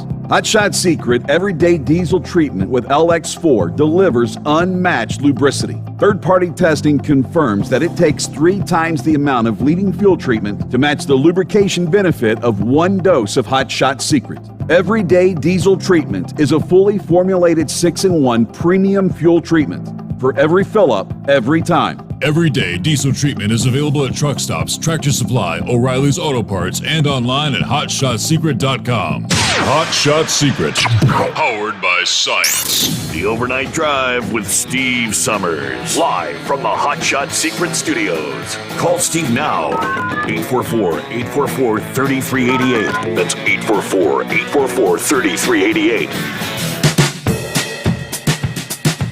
Yep, that's our number. And we'll get right back to the calls here just ahead. First, wanted to pass on to you. Got the next stop for the OOIDA tour trailer in the Buckeye State, but just barely. Spirit of the American Trucker at the, the New Paris, Ohio Petro. Yeah, today through April 1st. All right, Tuesday, Wednesday, Thursday, in other words. So the New Paris Petro at US 40 exit from I-70, exit 156B. Good news, he says the New Paris Petro Iron Skillet Dining Room is open 5 a.m. to 10 p.m. They've got the pet area, the walking trail, the canine co-pilot for John is, of course, Sassy. New Paris, just east of the Ohio-Indiana state line. Other side of the line, you've got Richmond, Indiana. So we're talking about 50 miles west of Dayton, Ohio. It's part of the Dayton Metropolitan Statistical Area. If there's a new Paris, there must be an old one. One might suspect old Paris was in Europe. That might be really old Paris because New Paris is named for Paris, Kentucky, according to the New Paris, Ohio historian on the village website. Several founders of New Paris came from the Kentucky Paris, apparently. There's actually a New Paris in Ohio and Pennsylvania as well as Indiana. Of course, you've got cities named just Paris in a number of states: Arkansas, Idaho, Illinois, Maine, Michigan, Missouri, New York. All right, according to the same source.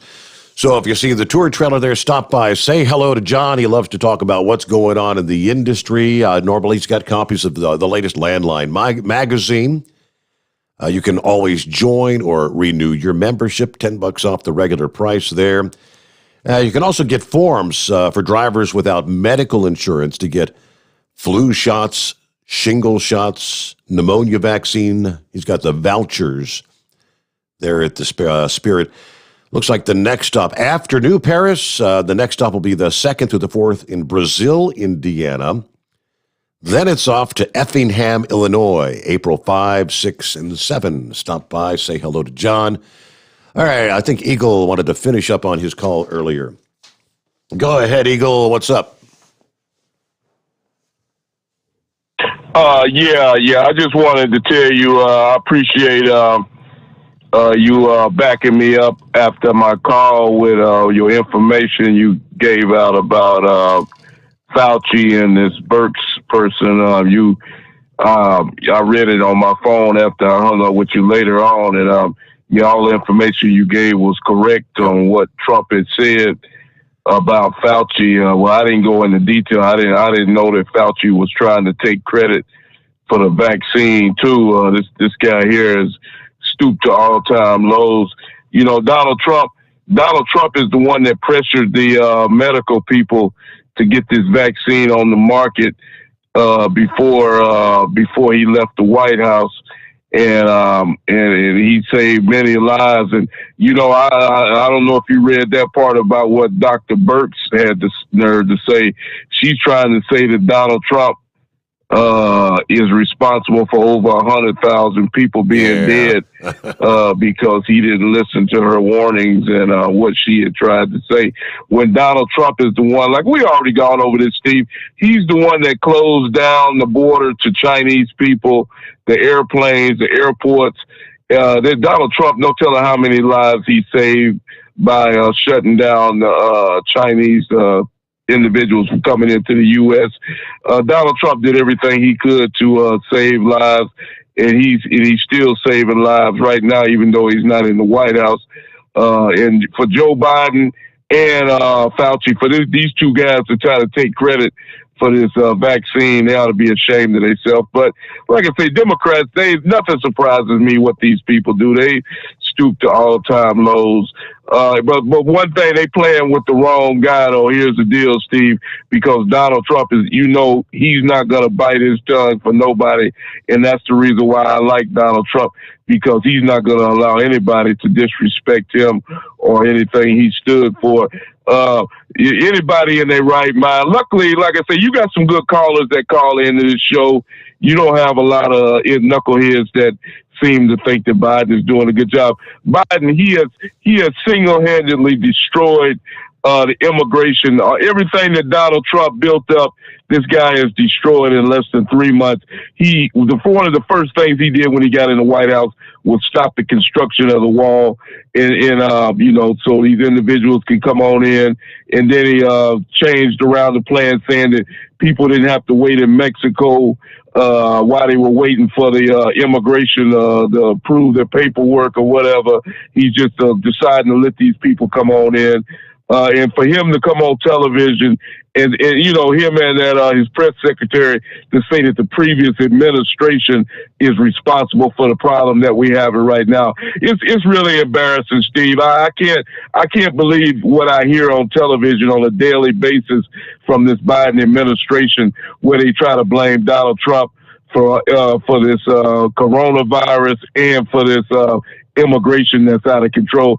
Donald Trump is the best thing that happened to the United States in the White House in the last 20 to 30 years.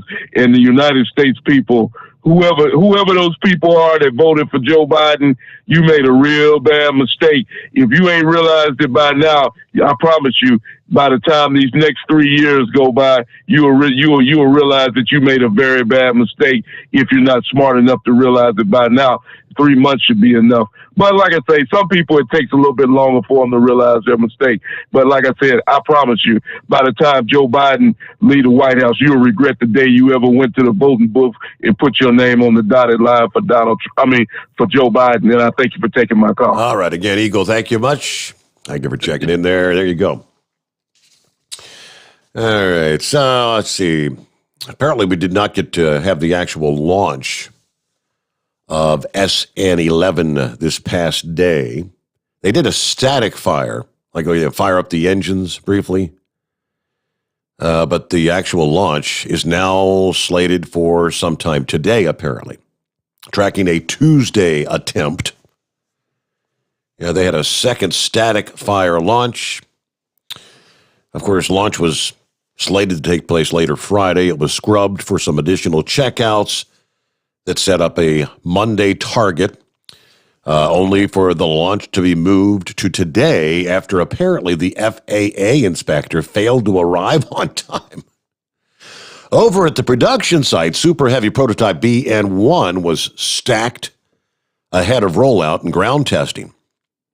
Events that are set to take place over the coming weeks, they tell us.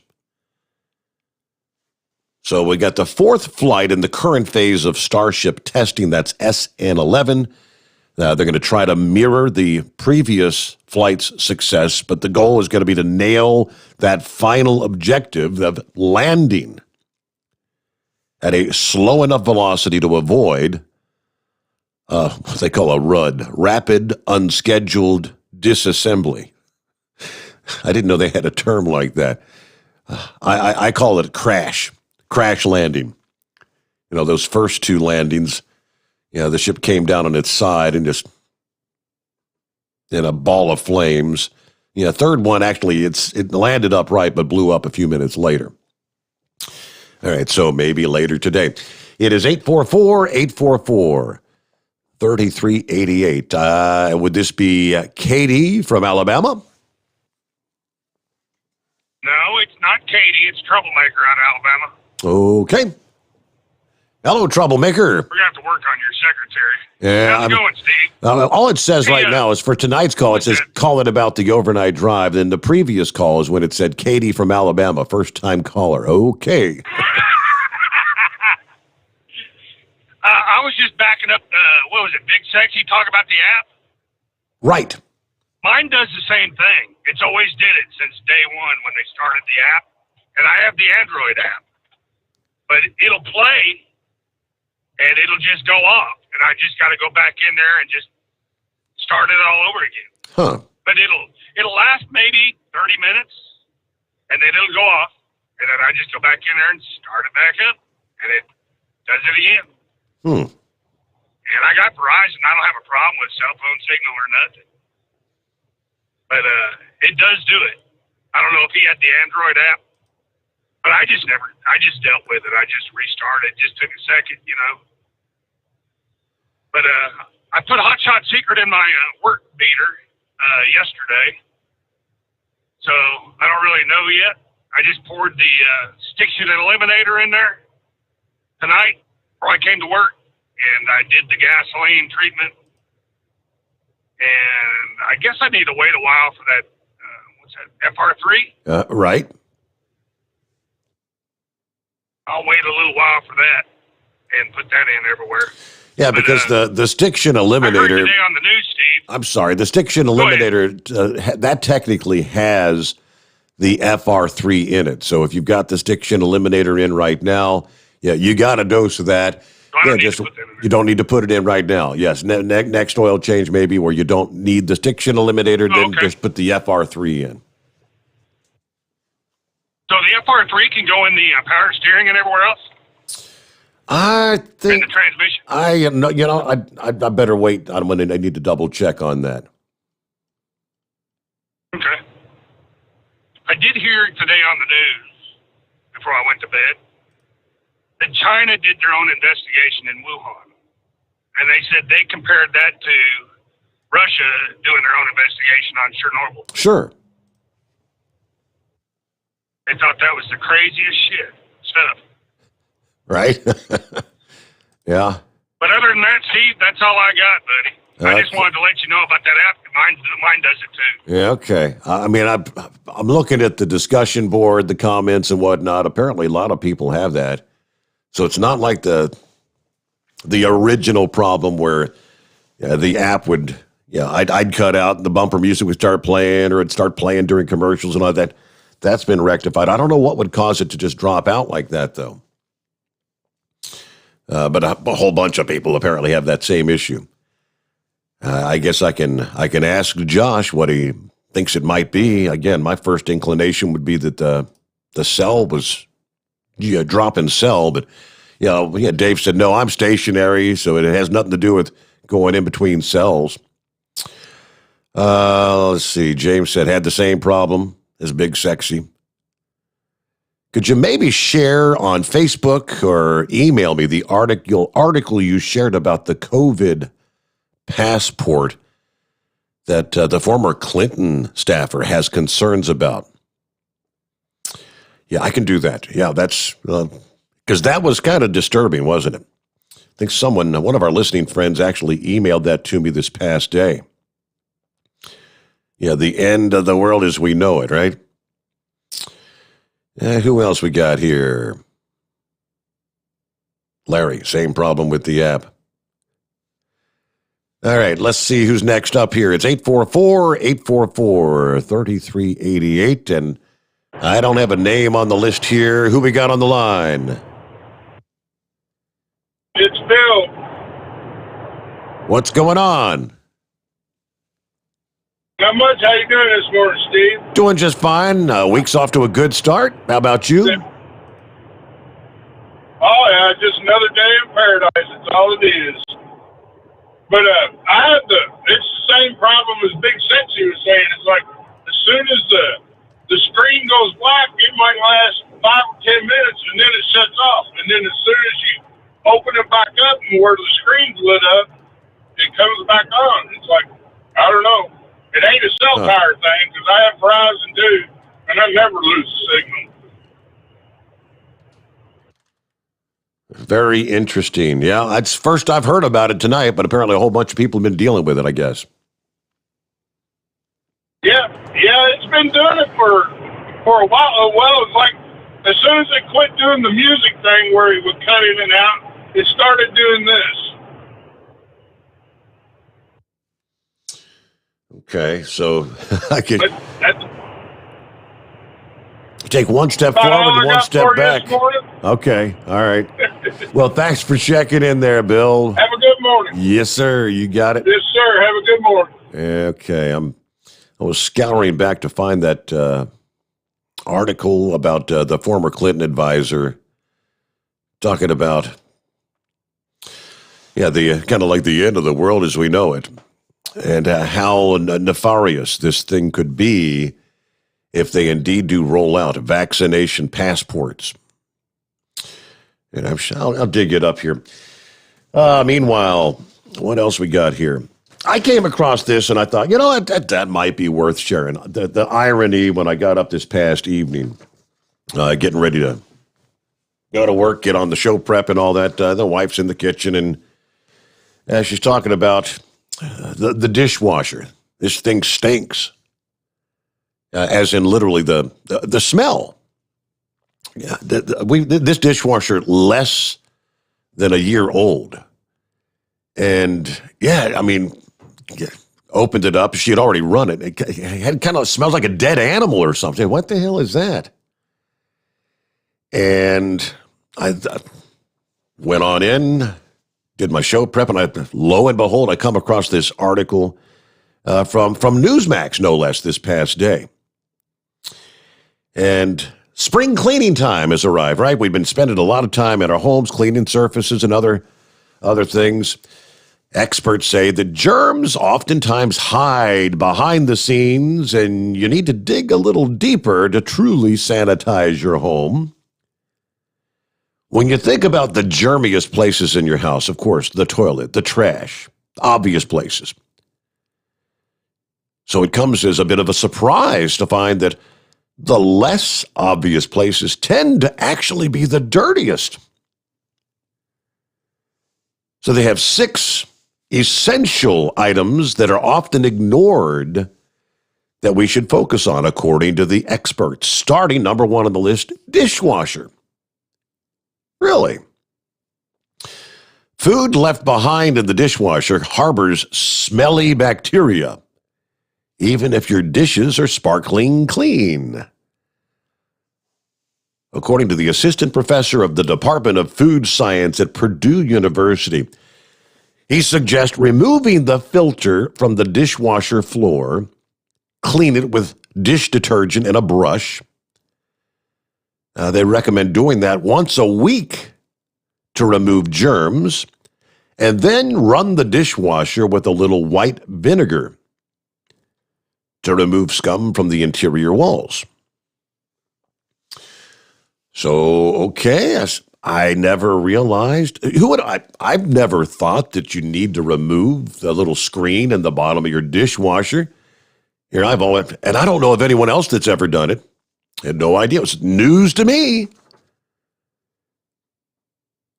You get to looking around, and there's actually a little handle with an arrow on it. You twist it, and that little thing that spins around, that squirts the water, that comes out, and you can remove the actual screen. And I always thought the dishwasher with that scalding hot water, cleaning your dishes with the dishwashing detergent, I thought it was clean in there. Who would have ever guessed? So we'll try that and see if that actually works out. The others on the list were the stove range hood, where you get layers of grease that accumulate on the hood, or the exhaust fan for your stove. Dust gets stuck in the grease, germs breed there. All right, another that many people do not think of, the can opener. When's the last time you cleaned your can opener? According to Real Simple, it is one of the dirtiest items in your kitchen. It can accumulate salmonella and E. coli because the wheels on the old-fashioned can opener get food from inside the can all over the wheel. You need to wash the opener with soap and water after every use, as a matter of fact. Huh. I do not use reusable shopping bags, but I've heard those stories over the years. Yeah, I'm very well aware that reusable shopping bags harbor all kinds of nasty bacteria. You know, you make your purchase, you're putting your ground beef, your chicken, whatever, all the meats and things you buy into the reusable bag, and some of the juice from those, they always leak a little something, right? And they are nasty on the inside. And they point out if you put your raw meat in there, and then you put maybe the next trip you're putting your raw vegetables in there. You might get yourself sick. Did you ever clean your mattress, your bed mattress? Of course, we all change the sheets and the blankets and all that stuff. But the actual mattress, Ohio State University study says your mattress contains millions of dust mites. Other researchers found more than 16 million colony-forming units of bacteria per square inch. Experts recommend taking your mattress off the frame twice a year, vacuum every inch with your upholstery and crevice tool to suck up dust, dead skin, dirt. Then cover the cleaned mattress with a waterproof, washable mattress protector. I don't know that we've ever vacuumed the actual mattress itself. We've got the mattress cover thing on there. Then, of course, your sheets, your blankets, and all that. Last on the list was ceiling fans. Ceiling fans circulate not only air, but also dust and pollen. Allergy experts recommend wiping down your ceiling fan blades with a damp cloth at least once a month. Okay, 6 little tips you may have not known, but the whole dishwasher thing, that's a new one on me. News break time, the Steve Sommers Overnight Drive live from the Hot Shot Secret Studios. USA Radio News with Dan Naraki. New estimates from the Biden administration show that the government is anticipating that the number of unaccompanied children illegally crossing the southern border will double next month. A report from the Wall Street Journal says that the government is estimating around 20,000 minors will make the crossing in April. That's up from the nearly 16,000 that have been apprehended this month. Senator Ron Johnson says the Trump administration had policies in place that had stopped the flow of illegal crossings. But the Wisconsin Republican tells Fox News that the Biden administration ignored warnings about reversing those policies. And we pretty well stopped the flow of unaccompanied children and migrant families that were exploiting our very generous asylum laws. But then President Biden, even though his transition team asked the Trump administration, what can we do to prevent a border crisis? They told them, keep those policies in place. So basically, the first thing that President Biden did is he just dismantled all those programs. This is USA Radio News. Do you have an idea for a book, fiction, nonfiction, or a children's book? We can help you put it together and bring it to market at Dorrance Publishing. We have thousands of testimonials from people just like you that we've helped get their books sold in stores and online. We've even got a service called The Writer's Coach. It's perfect for people that have a book idea in their head and they just need someone to help them put it on paper. Dorrance Book Publishing has been helping people just like you who have a book idea, written or not, for over 100 years. Imagine being counted among the most famous authors in the world with your very own book. Call right now and let us help you turn a book idea into reality. It's easier than you think. You just need a little help. Call us now. 800-876-9035. 800-876-9035. 800-876-9035. That's 800-876-9035. The Overnight Drive with Steve Sommers. Live from the Hot Shot Secret Studios. Call Steve now. 844-844-3388. That's 844-844-3388. At Hot Shot Secret, we share the science behind common diesel problems and their solutions. For example, ultra-low sulfur fuels. The primary function of diesel fuel is combustibility. One of the little-known aspects of fuel is its role as a lubricant to metal-on-metal moving parts. The introduction of ultra-low sulfur fuels diminishes the fuel's ability to lubricate because sulfur, which has been mostly removed, has lubricating properties. Hot Shot Secret Everyday Diesel Treatment with LX4 delivers unmatched lubricity. Third-party testing confirms that it takes 3 times the amount of leading fuel treatment to match the lubrication benefit of 1 dose of Hot Shot Secret. Everyday Diesel Treatment is a fully formulated 6-in-1 premium fuel treatment for every fill-up, every time. Everyday Diesel Treatment is available at truck stops, Tractor Supply, O'Reilly's Auto Parts, and online at HotShotSecret.com. Hot Shot Secret, powered by science.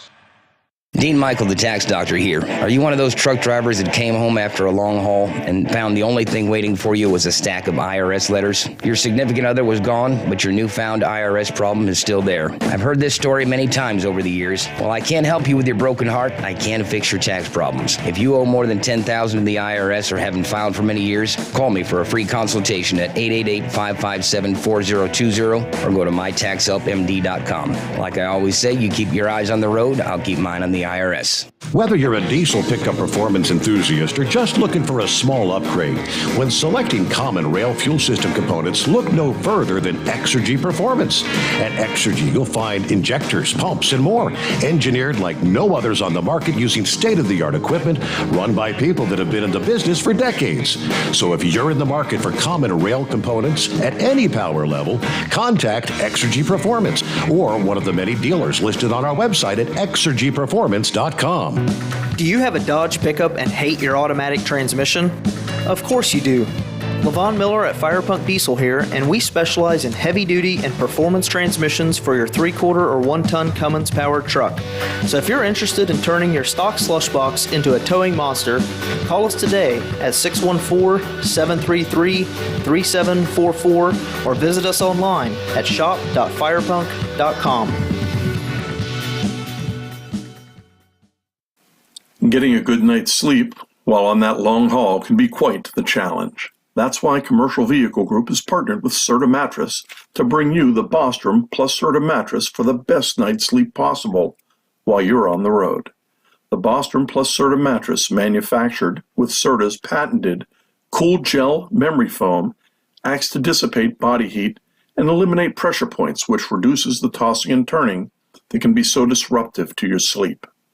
The Bostrom Serta mattress comes in 2 thicknesses, 7 and 10 inches, offering support to drivers of all shapes and sizes. The mattress comes in the standard 80-inch length with 4 widths, 32, 36, 39, and 42 inches.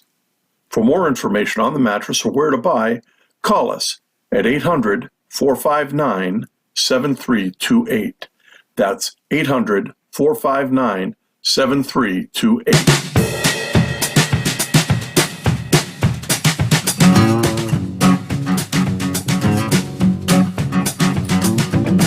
Okay, so where we leave off there? COVID vaccine. All right, and one other tidbit in regards to that. I have no problem if you want to get the vaccine, get the vaccine. The more I'm hearing from people and neighbors and friends that have got the vaccine, not really having any issues. Had conversations with my mother. She's hesitant, like so many others. She's kind of leaning more towards, all right, maybe I should get it. She had a neighbor that said, yeah, you need to get it. One neighbor that nursing experience and whatnot, who said it's not like this vaccine. A lot of people are saying they're concerned because this thing was so rapidly developed, and she was trying to explain that it wasn't really just developed in the past year or whatever. That researchers had been working on coronavirus vaccines for years. It's just this is a strain of a coronavirus. So they had a whole lot of base technology on coronavirus infections. Coronaviruses, there's a number of different types. The COVID-19 is the latest strain of a coronavirus, which just happens to be a very nasty one. So she's kind of maybe leaning towards getting the vaccine. My wife's mom, who just celebrates her 80th birthday, she hasn't had the vaccine yet. They kind of think she might have had it, but not really had the symptoms. Because Tina, the daughter that lives with her, who had COVID back last year, early on in the whole pandemic. That's the sister that worked in the nursing home, still works in a nursing home. But like so many others, she came down with it. But Mama living in the same house, and what are the odds? Not many people live in the same household with one of them getting it and one of them not. Almost everybody, once it gets into the house, everybody I've known, everyone in the house has had it, kind of thing. So I don't know. I do, though, have a problem with this discussion of a mandatory COVID passport, proof of vaccination kind of thing, because as the former Clinton advisor pointed out so well, as the head of a big tech company, once this database is in place, and I think it was old Knucklebuster last evening, he's the one that brought up, it's not about a passport, it's not about the vaccine, it's about your information. It's about the database. And that's what the Clinton advisor was saying. This is coming from someone on the left, no less. Yet knowing the technology, once you get the database in place, you can download any sort of additional technology into the system at the drop of a hat. Very, very simple. the tracking information. Because your barcode, your vaccination passport, it's going to be on your smartphone. Hell, your smartphone knows where you are anyway at any time. But then they've got all the information, where everybody is, who everybody is. If all of a sudden they decide that, hey, you're an anti-government individual, you're a domestic terror threat in this country. By looking at your social media posts and things of that nature. Hell, some are saying if you're a Trump supporter, you're potentially a domestic terrorist. That's what it's come to in this country. But nevertheless, if you've had the vaccine, don't be jumping for joy just yet. You're probably going to have to get another one. Go figure. They're now kind of confirming the fact. Yeah, we may have less than 1 year's time before the current vaccinations are ineffective. We're going to have to modify. That means we got to go through it all again, according to the survey of epidemiologists, virologists, and infectious disease experts. They've stressed the global vaccination effort to neutralize the threat of COVID-19, but with all these variations that keep popping up with each passing day, the new variations are emerging and percolating, kind of like the regular old flu, where you've got all these different strains, and on any given year, we watch the Southern Hemisphere in their winter to see what strains are dominate. Flu, the A strain, the B strain, whatever strain it is, and you got to get a new flu vaccination every blasted year. They're making it sound like that's going to be the COVID of the future. The grim forecast of a year or less from 2/3 of the respondents. Amnesty International, Oxfam, UNAIDS, and so on, about probably the likelihood of every year having to get a new vaccination. New mutations arrive every day. Sometimes they find a little niche that makes them more fit than other predecessors.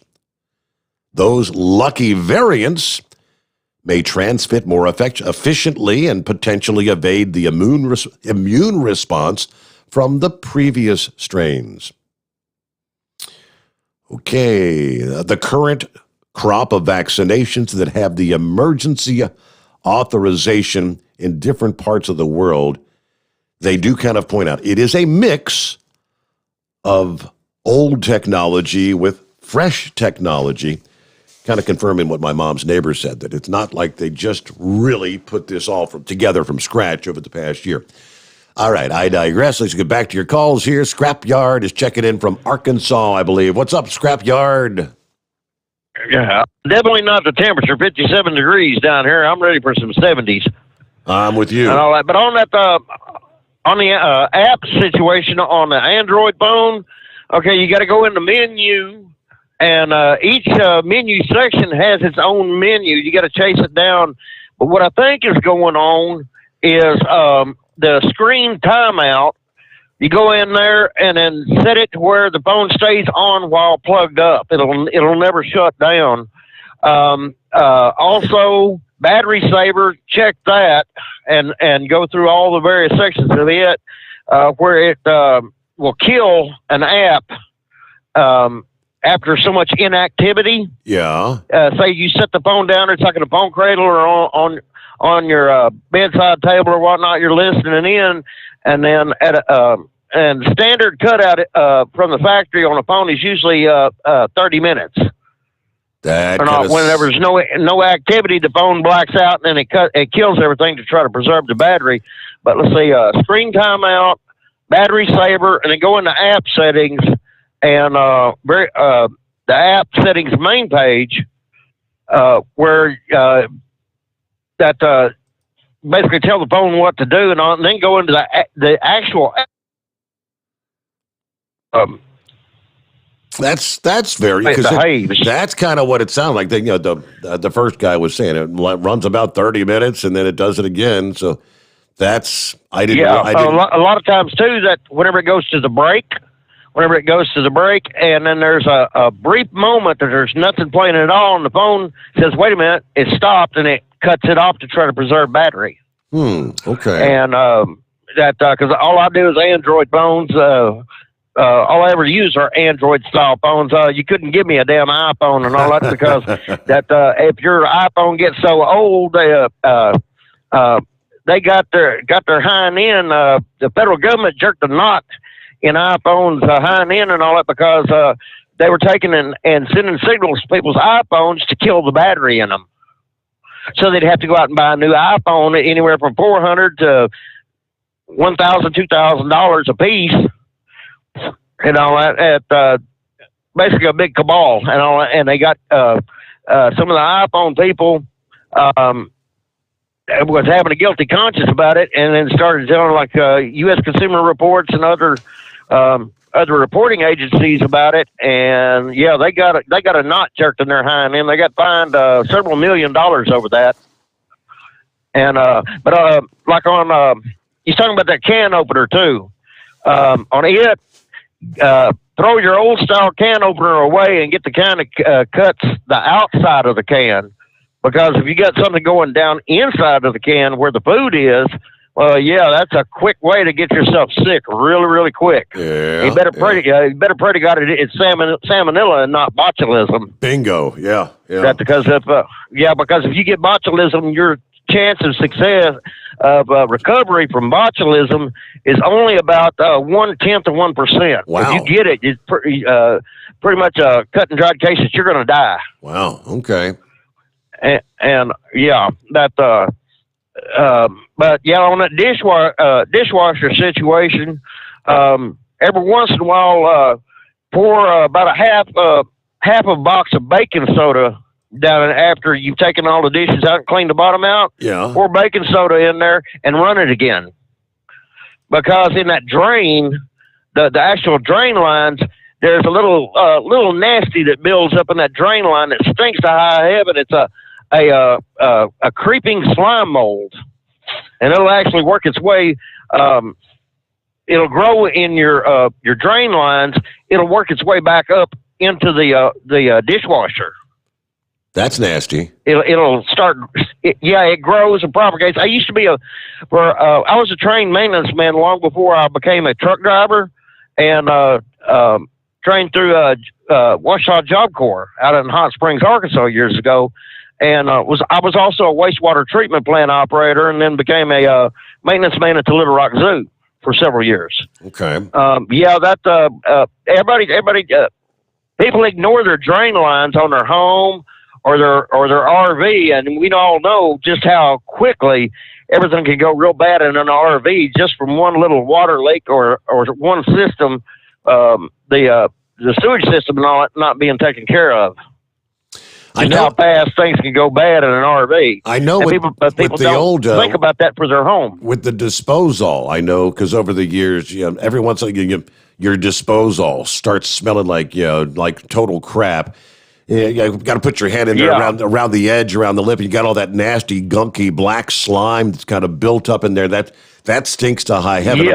I'm guessing, is that the same kind of stuff that's kind of building up in the lines on your dishwasher? It's called a creeping slime mold, and it will start way down deep in your drain lines, like say down underneath your house, and it starts growing and climbing its way back up until it comes up in the house. That's why abandoned houses and or apartments that haven't been rented for a while, that you go in them and it's like, oh, like what the hell died in here? Yeah. And because that stuff starts growing up the waste lines and the drains, the toilet, and all the sinks, the bathtub. You have to use drain sweetener every once in a while, or you're going to end up something smelling really, really bad. So you say about a half a box of baking soda in the dishwasher and just run it with nothing else, just that and just run it. Yeah. After you cleaned it all out, run some baking soda in there. Sodium bicarbonate attacks that slime mold that's growing in there. Okay. And then when you flush it down, it's poison to them. Very interesting. And all that, and also deodorizes. It kills all that the odors and neutralizes them, and especially if it encounters something acidic in there. And so it'll fizz and foam and all that, like pouring vinegar on baking soda. Right. Okay. And so it'll help strip all that crap out. I will advise the better half. We will do that. Of course, all my life, grandma, grandma, great grandma, mom, everybody, and of course, we to this day. We always keep you keep that box of baking soda in the refrigerator to absorb the odors in the fridge. It has multiple uses, and I can tell you how to make one of the most damnable household cleaners. You can use it on pretty much anything, and it's just 3 ingredients, and it's so simple. And it's incredibly concentrated. It came on PBS years ago. The fellow on there, I think they called him the Remedy Guru, I believe it was. But he would tell you how to make cleaners and how to make homemade medicines and stuff like this on PBS. But you take a 5-gallon bucket, a big bottle of Dawn dishwashing liquid, the regular kind, not that ultra, and big bottle of that. A gallon of white vinegar and a small bottle of regular ammonia, not that lemon scent, but you pour it all together outside and hold your breath while you're doing it, and use a paint stirrer on an electric drill. Stir that up and then leave it sit outside, and it's going to start smoking. Don't breathe that. What it's doing is taking the ammonia and converting it through a chemical process to ammonia D, like what's in Windex. But this stuff is real concentrate. You just bottle that, and you can put a couple of tablespoons of that in a spray bottle, fill it up the rest of the way with water, and man alive, it's called Super Clean. You can degrease engines with it. You can clean your countertops with it. Say you work in a shop and you've got just absolutely covered in axle grease. It'll get it out of your clothes. You can even put it in a carpet cleaning machine and take the ugliest, most trodden carpet that you can find, and it'll come out damn near looking new in a carpet cleaning machine with that stuff. I'll be darned. Well, you learn something I've been new every using day. it for years. How about that? So but you say it's highly concentrated, just a couple of tablespoons, you say, and in like your, if you like your, yes. Okay. Yes. Okay. Yeah, you're going to cut it with quite a bit of water.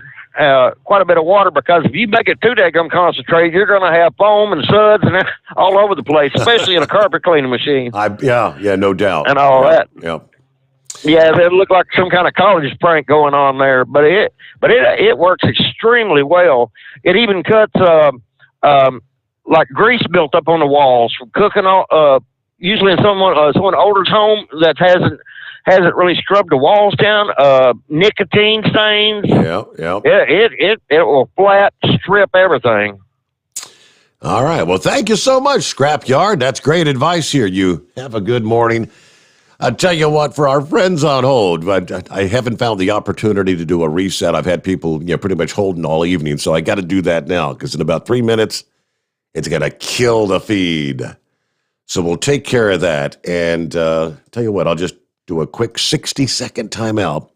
We'll be back up and running good to the end of the show. All righty? The Steve Sommers Overnight Drive live from the Hot Shot Secret Studios. At Hot Shot Secret, we share the science behind common diesel problems and their solutions. For example, ultra-low sulfur fuels. The primary function of diesel fuel is combustibility. One of the little-known aspects of fuel is its role as a lubricant to metal-on-metal moving parts. The introduction of ultra-low sulfur fuels diminishes the fuel's ability to lubricate because sulfur, which has been mostly removed, has lubricating properties. Hot Shot Secret Everyday Diesel Treatment with LX4 delivers unmatched lubricity. Third-party testing confirms that it takes 3 times the amount of leading fuel treatment to match the lubrication benefit of 1 dose of Hot Shot Secret. Everyday Diesel Treatment is a fully formulated 6-in-1 premium fuel treatment for every fill-up, every time. Everyday Diesel Treatment is available at truck stops, Tractor Supply, O'Reilly's Auto Parts, and online at HotShotSecret.com. Hot Shot Secret, powered by science.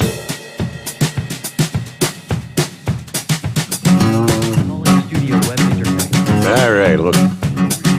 Coming back up as we speak. Show recording is on. Thank you very much. My automatic answering machine.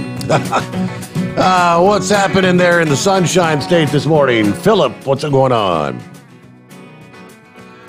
I'll tell you what, that's pretty interesting, but I wouldn't want to mess with ammonia, what that guy was just talking about. That stuff can be dangerous to you. You got to be careful with ammonia. He did say, don't breathe it, don't breathe it. I don't know. He said it was on PBS or whatever. I guess it's legit. But yeah, I know there are certain chemicals you do not want to mix.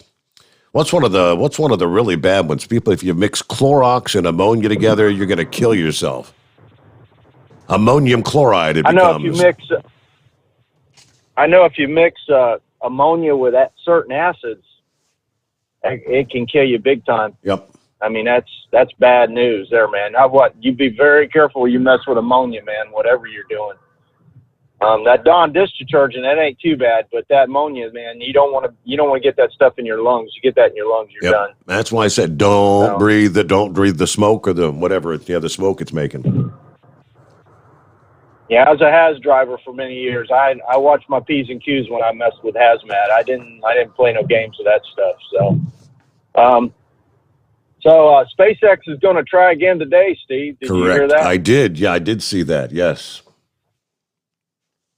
Did you hear why they're going to try again today and they didn't do it yesterday? Because the damn FAA inspector didn't arrive on time. What's their deal? Yeah, the FAA's got to watch it take off and everything. They got to watch it in progress and stuff, and they didn't have a person to go out there. I know Elon Musk has got to be really mad as hell with the FAA right now because he's been dealing with those guys. They've canceled their deals with him, and I mean he's got to be totally mad at them. They're giving him fits. They're giving him a hard time. What do they have some kind of a gripe with him or something? Or I don't know. It's he sets up all the air. You know, they temporarily close the airspace and nobody gets hurt from it, and they take every precaution out there. I mean, even that little town that's in is evacuated when they launch and when they do certain tests. And I don't know, him and the FAA, they don't get along too well. At Cape Kennedy, it's not too bad, but over here, because it's a set range and it's dealt with the government directly, you know, with the military and whatnot. But over there in Boca Chica, man, it's a pain in the butt for him with the FAA. But did you get my little message I sent yesterday about the vaccination cards?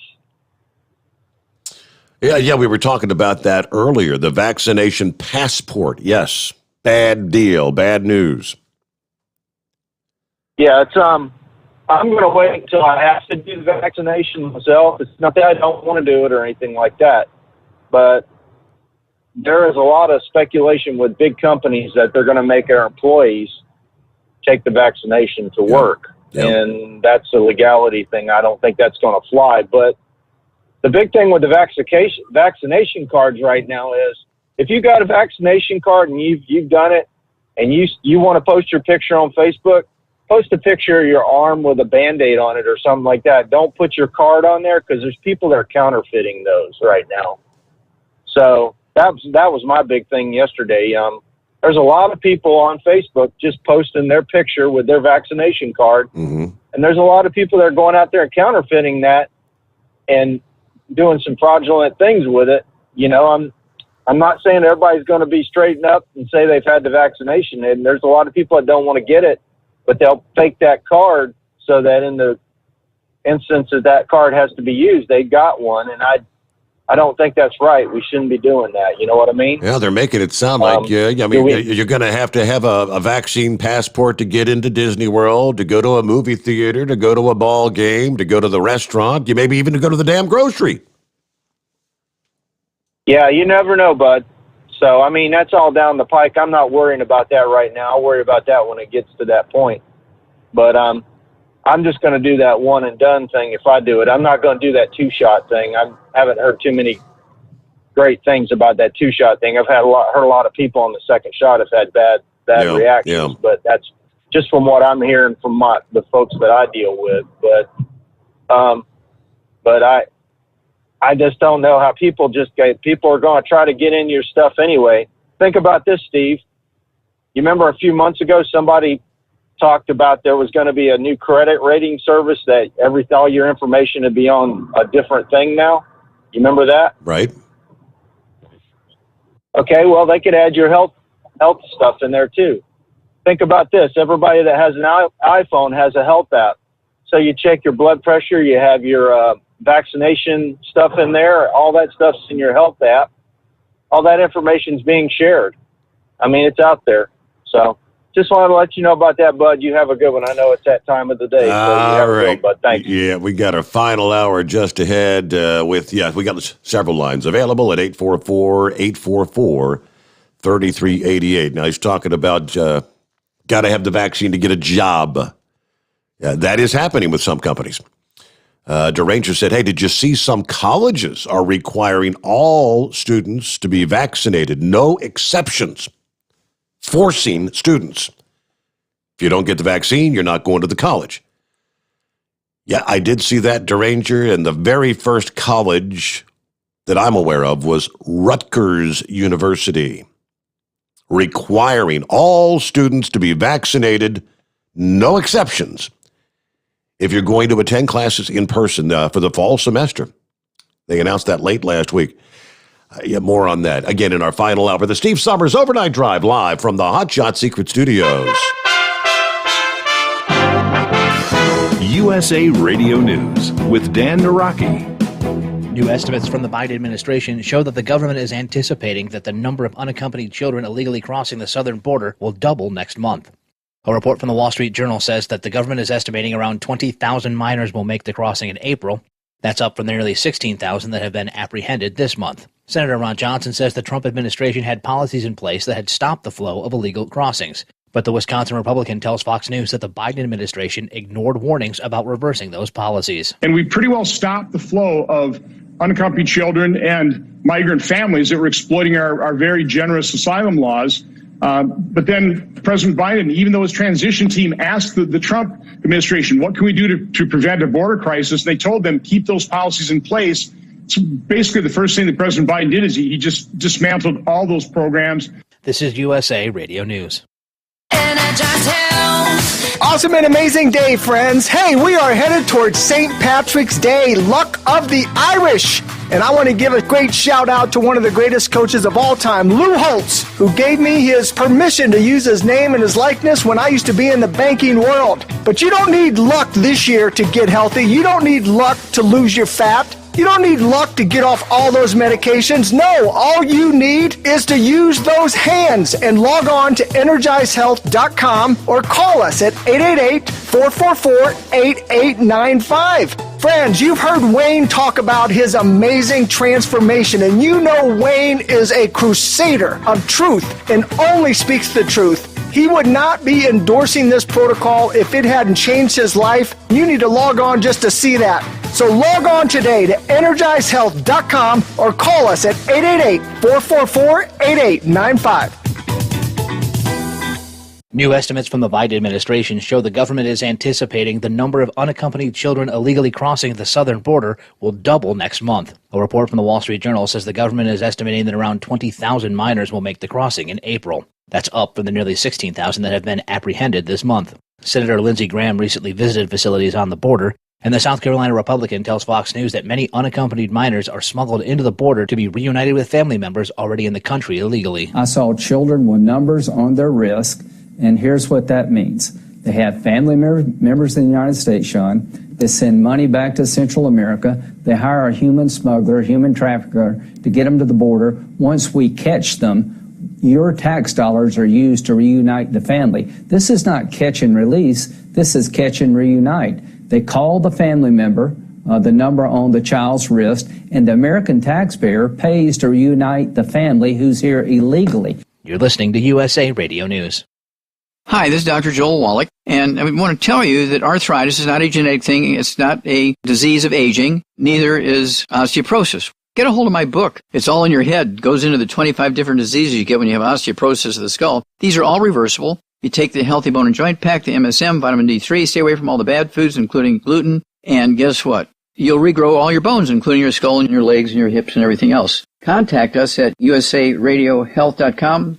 That's usaradiohealth.com. About 16,000 unaccompanied minors who crossed into the United States remain in the custody of the federal government, with officials estimating that more than 20,000 more could be on the way next month. The former acting commissioner of Customs and Border Protections says the entire crisis at the southern border was completely preventable. Mark Morgan tells Newsmax TV that he and other immigration officials warned the Biden transition team that the proposals they outlined on the campaign trail would lead to disaster. We could have prevented this. This was preventable. We have the tools and policies in place that were effectively dealing with the illegal immigration and a crisis. And look, during the transition, even before, we told the Biden administration, if you do what you've done, you will create an unmitigated crisis that will pair and compel in comparison of 2019. We're already there. During the transition, Grant, we warned them, exhaustive briefings. If you do what you said you're going to do, and they've done, the Border Patrol facilities will be overwhelmed. HSS will be overwhelmed, and you will see crisis-level numbers that will exceed what we saw in 2019. We told them it could have been prevented, and they let their ideologic hubris ignore the experts, and now we have this crisis. And another woman has come forward with allegations of sexual harassment against New York Governor Andrew Cuomo.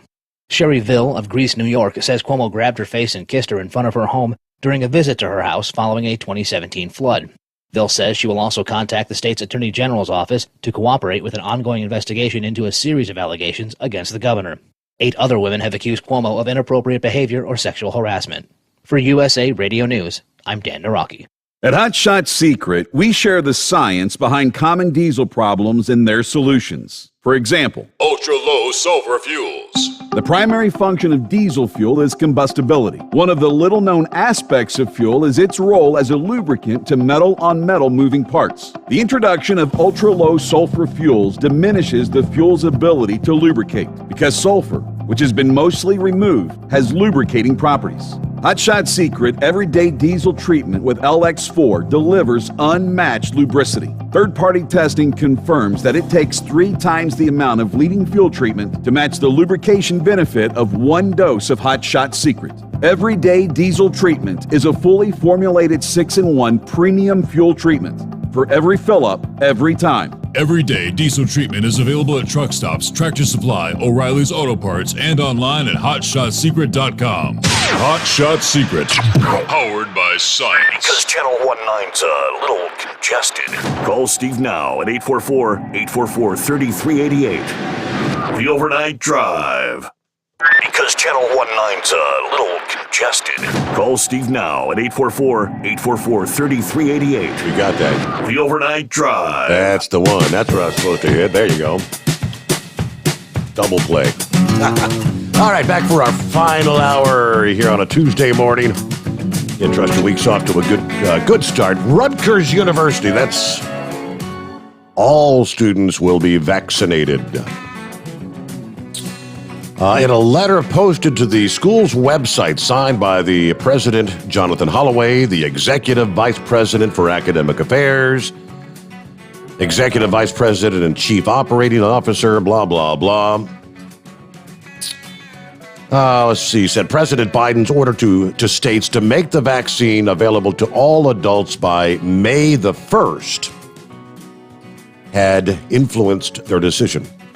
The anticipated additional availability is enabling Rutgers to take steps to protect the health of our academic community and move forward for a full return to our pre-pandemic normal. And so that's the word. That means, with limited exceptions, all students planning to attend this fall will be fully vaccinated. Now, in parallel, we continue to strongly urge all facility, faculty, and staff to get immunized at the earliest opportunity. The school, by far the largest in the state, nearly 69,000 students, including 49,000 undergrads, divided across campuses in Camden, Newark, and the main branch in New Brunswick, said any of the approved vaccines, Moderna, Pfizer, Johnson & Johnson, are acceptable. Now, students planning to attend the fall semester may request an exception for medical or religious reasons, it said. Students enrolled in fully online degree programs, typically no access to campus facilities, as well as those participating in online or off-campus continuing education programs, will not need to prove they've taken the vaccination. All right. Let's see. In an attempt to encourage vaccinations, Rutgers touted the benefits of returning to campus. But I guess that's probably going to be the trend, right? That's going to be the continuing trend around the country. More and more universities, I'm sure. Back to the calls. There's Chevy Guy checking in this morning. What's going on, Chevy Guy? Well, riding around in style in an old 90-some-odd, whatever, Chevy 1500 pickup. I had to borrow it to go home. It's an old shop truck. So, boy, I'm homesick.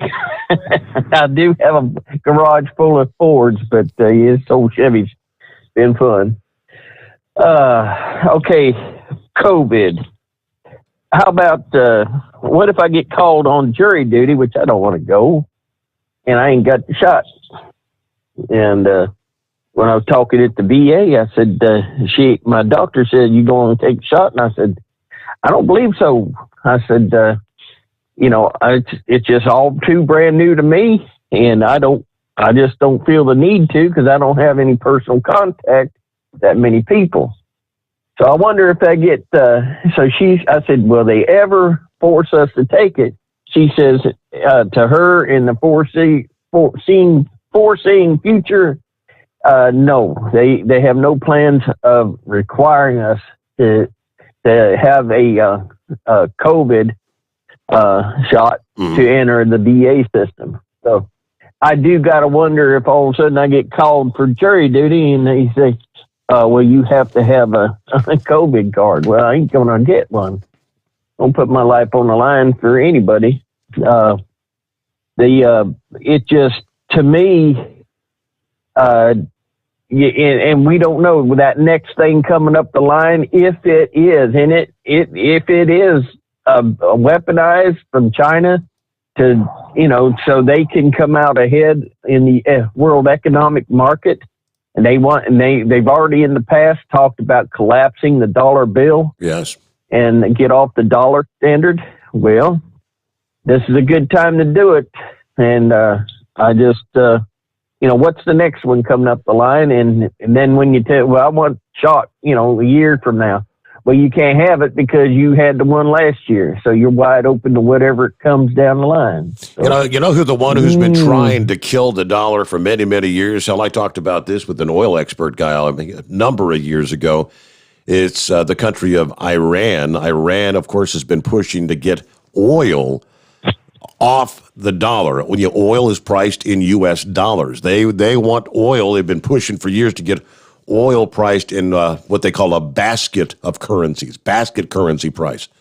But and lo and behold, Iran and China this past weekend signed this historic, what is it called, an economic agreement between the two countries.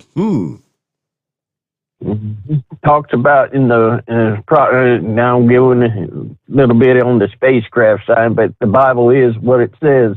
Revelations about the dragon coming in after Israel in that part of the country, and that Iran is definitely an enemy to the Jewish state of Israel. So got Russia coming in. That's the bear. I'm sorry. Revelations is coming to life before our very eyes. My sister's a Methodist minister. All she posted, and I hit like, she said a 5-year-old shouldn't be given drugs to change his sex. He needs to be given a Tonka truck, a bike, or and toys like that. You don't talk sex to a 5-year-old. I'm kidding you not. The people that come on, she's a Methodist minister, was condemning her for saying such a thing. I'm sorry. They're calling evil good, good evil. If you stand up right now, if you stand up for what's right, if you stand up for being a Christian, you're evil to these people. Yep. And we're blessed to have the Steve Summer overnight drive, and the Newsmax. We'll see how long they hang out. Fox is divided right now. but they don't want anything from us. They don't want us to speak. They don't want us to talk. My nephew moved to Canada, and I've told my wife, I said, you go to Canada, America's the only place you got, it's written down for your freedom of speech. And my nephew went to Canada. He's a great architect, and he changed his citizenship because of a great job. And his wife's with him. And finally, I told my wife, I said, you're going to regret it because there's things they can't talk about. And sure enough, last week, my wife and his wife got to talking. And it's still, they say they're not used to it, but they got to be very careful what they say. You can't, there's things in the Bible you can't say. It's considered hate speech. Yeah. And so and they're pushing that. You can see it coming down the line, and you can see they're all trying to tie every little thing into Trump or conservatism. I mean, they're not worried about the illegals coming across the border because the FBI is tracking down who was up there on the 6th in D.C. It doesn't matter if they crossed over the gate. All they had to do is be in that area, and the FBI is trying to charge people with insurrection. They're not caring about what's coming and who's got what. You realize it's easy. Look up leprosy is out there, and it's in the third world countries, and it's coming here. We're getting all kinds of stuff seeded in our country. And I'm sorry, but if you remember back Obama, Biden, and they got those children in, and I'm not beating on the children, but they set them out, they spread them out all over the country. And all of a sudden, out of nowhere, our children in children's hospitals were dying of respiratory problems and of third world diseases that were gone from here. So there's, now they're just busting them loose, sending them out. Here we go again. It's definitely, we're seeing that the Biden administration hasn't got a clue what to do with what's going on. And, it's one thing to talk and criticize, and it's another thing you have to do it. You can stand there and watch a front end loader off. If you ever been in the seat of a front loader, you can watch how a man moves around, and you say, no, boy, you don't know what he's doing. You get in that thing, and I'm going to tell you what, it's half guessing. You really got to become part of that machine. So you can criticize, but when it comes down to you actually having to do the job and do it right, it's and we ain't got the man to do it. So I got to repeat what I seen somebody posted. It was a rough cartoon. A spaceship landed on the ground, and the alien come up to some little redneck. He said, "Take me to your leader." And the redneck said, "Boy, did you come at a bad time." Other than that, I'm down here now. I'm looking at that old Freightliner with that nasty Mercedes-Benz engine. I'm going to take it down to Savannah and see if they can hook it to a computer and make it run halfway decent. So other than that, I'm going to sit back and copy the mail for the rest of the evening. Really enjoyed the show, buddy. Thank you, Chevy Guy. Appreciate you checking in. Have a good morning. Let's jump into a few of our... Haven't covered many of our industry headlines this morning, have we? Well, a semi-truck is still stuck on a forest road that's typically reserved for high-clearance four-wheel drive vehicles after apparently taking a wrong turn over the weekend. Tractor trailer got stuck on the 27th on Forest Road 150, otherwise known as North Star Mesa Road, in the Gila National Forest, there in New Mexico. According to the report, Gila National Forest Public Affairs Officer, don't know why the truck driver chose to take that route. It is notorious for winding dirt roads. Again, typically requires vehicles with high clearance and four-wheel drive. The predicament has forced the closure of the road from the intersection of Forest Road 61, Meon Hill Road, to the junction of Forest Road 225. Temporary closure notice states that the shutdown could last until April the 27th, although it's not clear why the closure could last that long. Yeah, she said, I was contacted by state police. We put up some barriers, instituted the closure. We didn't want people driving all the way out there and not be able to turn around.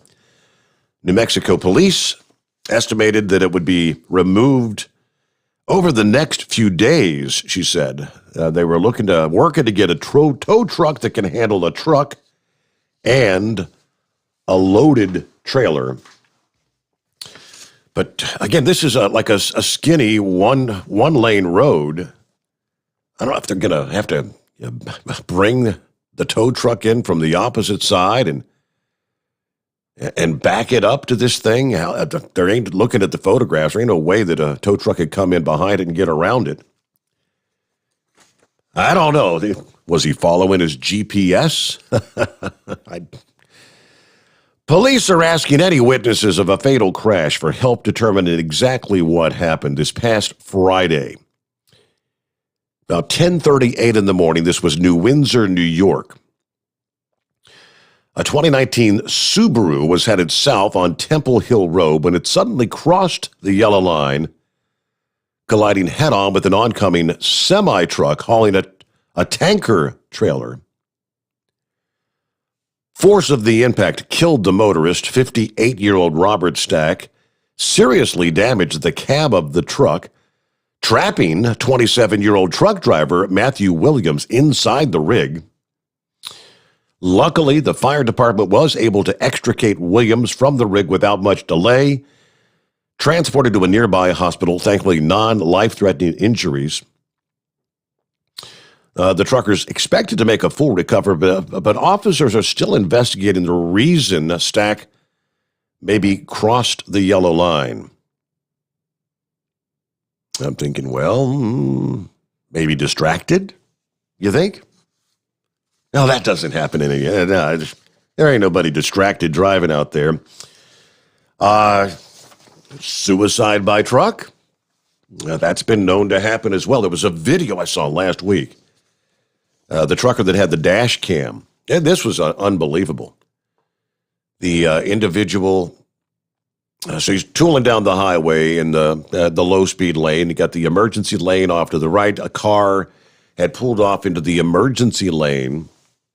And as the truck driver's approaching, this individual jumps out of the car and jumps right over into the middle of his lane, attempting to commit suicide by truck. I mean, it's incredible how quickly he was able, he maneuvered, he threaded the needle. Yeah, he actually went toward the car and ended up going right between the individual that jumped in front of him and their car. So, yeah, they survived. That individual was taken in for a psychiatric evaluation, but yeah, I guess you could say he pretty much saved their life. That was incredible. A truck driver, one that was rescued from serious flooding in Nashville Sunday night. You know, we had talked last night on the program about the flooding that was occurring in and around Nashville. This was near Murfreesboro, Tennessee. According to News 4 Nashville, Rutherford County Fire Rescue received a call reporting a stranded truck driver just after rescuing a man and his teenage daughter from their submerged car. They responded to Sulphur Springs Road to find the semi completely submerged in water.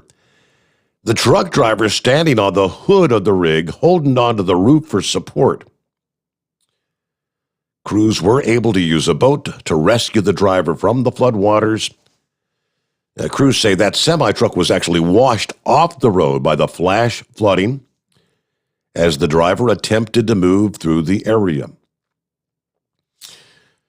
I guess it doesn't matter if you're in a big rig or an automobile. Turn around, don't drown. That's the old motto. This was the second of what was 5 water rescues for Rutherford County Fire that particular evening. About 8 victims retrieved in total.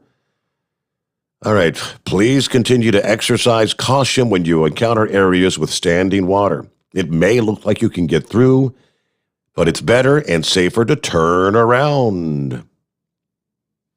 Turn around, don't drown. And again, that scenario may begin unfolding starting later today once again, with all the flooding just coming out of in the Nashville area. More rains, potentially heavy rains, are going to be headed up into that region. Again, starting later this afternoon and into Wednesday morning. Looking at 25 past the hour, and hello there. Good morning, old Knucklebuster. Old? What's your mouth, man? Oh, I'm sorry. Morning, Mr. Steve Sommers. I'll forgive you. Oh, shoot. Good Lord have mercy now. It's been windy out here in Oklahoma. You know, they had them high wind mornings there. Doofus Magoo, he doesn't have a clue of what he's doing up there. Surely you joust, see? And that truck driver, he out there in New Mexico, he must have been thinking he was on permanent vacation and wanted to go sightseeing, right? That's possible. And they already know everything about you. Your bank card, your credit card will tell them a bunch about you. There's cameras everywhere, Steve. They can find you. Yeah. And G.W. Bush, back when he was president, he signed into law that when a child is born, they collect the DNA on that child immediately, as soon as that child's born. I don't know what all they're doing with it, but I guess they're keeping up with it out there in that big building out there in Utah, right? I guess that the idea is when that child becomes a teenager or an adult, if they commit a crime, they've got a DNA database where they can they know who committed the crime, right? Absolutely. Or if they find a body and they don't know who it is, I guess they've that got would the be DNA possible there too. Yes. Yeah, the firearms background checks. They already know what weapon you purchased. They know the serial number and all that stuff off of it. Your E-logs, that tells them everything too. My dog even had a microchip in him, and we could take a stud finder, and it would beep with that microchip there. So I might do that to my right arm when I get home, see if I can find one in that right arm since I had that vaccine. I know I didn't become a zombie. And they even keep up with the amount of times you turn your flashlight on your iPhone at what time of the day, too, Steve. Really? So, absolutely. You go ahead and go on out there and make that concoction that boy started, and you'll be painting your house again because it'll peel all the paint off of your house there, right? That's what it sounds like. Strongest stuff I use is... Yeah, strongest stuff I use is distilled white vinegar, water, and Dawn dishwashing liquid, and a whole lot of elbow grease. That's the cleaner I use there, right? Right. And I even put bleach down the drains. You'll kill them germs in that drain too. But you don't mix bleach with nothing else but bleach. So anyway, that's all of my baloney for this morning. Line that old truck driving radio up and let's carry this thing to the house, bro. All righty. Thank you much, old. We always need a little baloney from Knucklebuster in the morning, right? Okay, we do have little wintry weather going to be coming in. It's not an April Fool's joke, impacting the northern tier of the country into the northeast as we head into the first few days of April here. And that cold, wintry weather is going to be coming in out of Canada, of course, where they're already dealing with it. Authorities in Alberta confirming that a massive pileup that occurred Monday morning. Shortly after 8 o'clock this past morning, the westbound lanes of Highway 1, otherwise known as the Trans-Canada Highway, winter weather conditions, of course, reported at the time of the pileup. An estimated 50 to 70 vehicles involved in this pileup. Highway 1 was obviously closed for hours. Travel on highways not recommended due to the blowing snow, icy roads, poor visibility. And, of course, they said if you're traveling, slow down, be aware of the emergency personnel. Then they shared the video. You can see the weather-related conditions that were occurring at the time. And it was a nasty, blustery, wintry mess along the Trans-Canada Highway this past morning. All right, we'll get our news break in here and get back to your calls at 844-844-3388. The Steve Sommers Overnight Drive live from the Hot Shot Secret Studios. USA Radio News with Dan Naraki.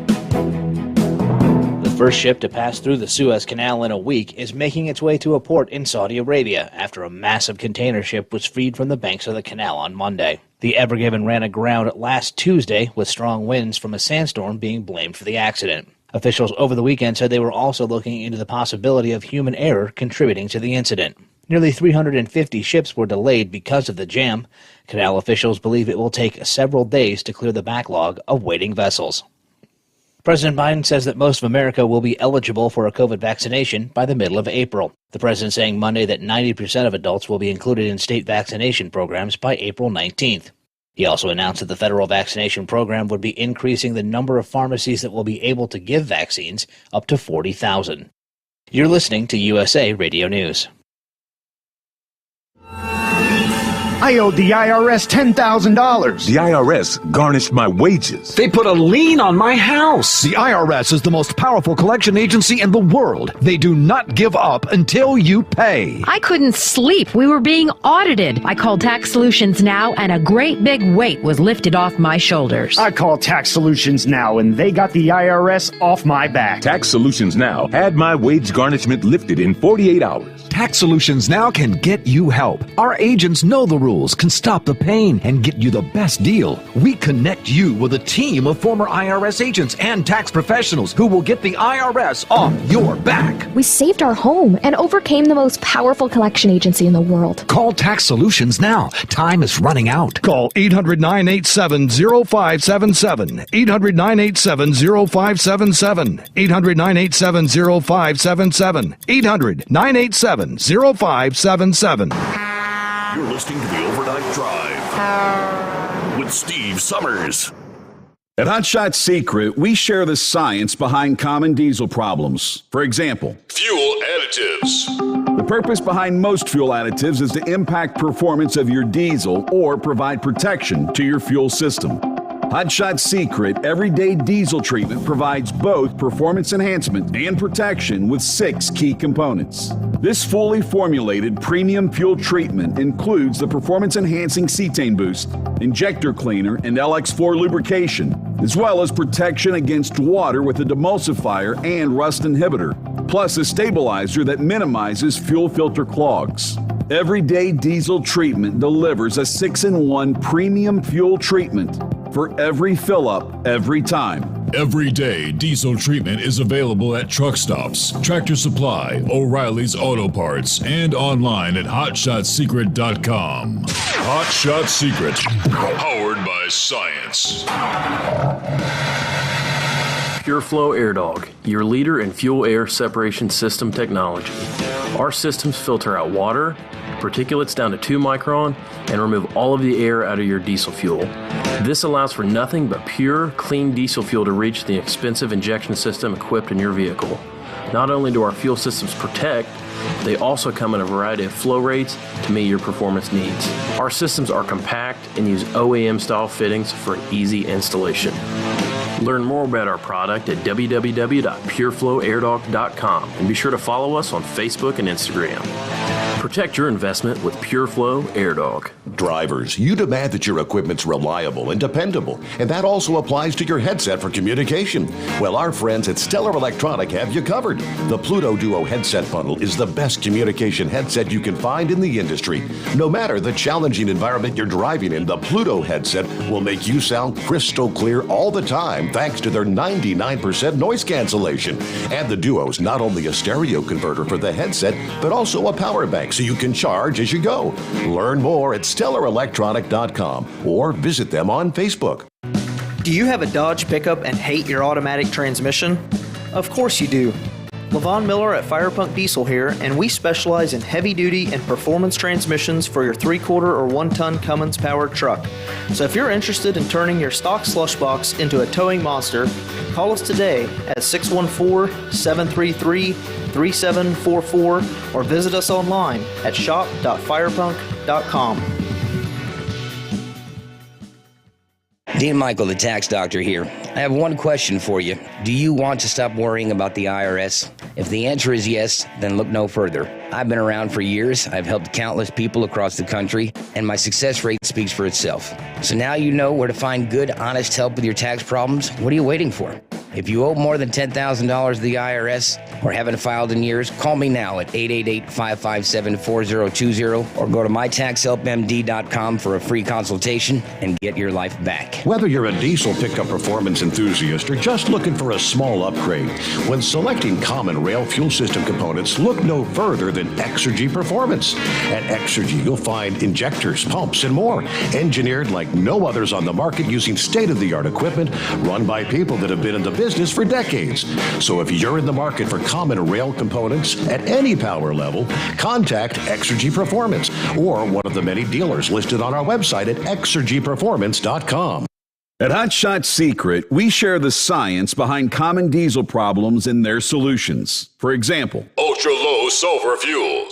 The primary function of diesel fuel is combustibility. One of the little-known aspects of fuel is its role as a lubricant to metal-on-metal moving parts. The introduction of ultra-low sulfur fuels diminishes the fuel's ability to lubricate because sulfur, which has been mostly removed, has lubricating properties. Hot Shot Secret Everyday Diesel Treatment with LX4 delivers unmatched lubricity. Third-party testing confirms that it takes 3 times the amount of leading fuel treatment to match the lubrication benefit of 1 dose of Hot Shot Secret. Everyday Diesel Treatment is a fully formulated 6-in-1 premium fuel treatment for every fill-up, every time. Everyday Diesel Treatment is available at truck stops, Tractor Supply, O'Reilly's Auto Parts, and online at hotshotsecret.com. Hot Shot Secret, powered by science.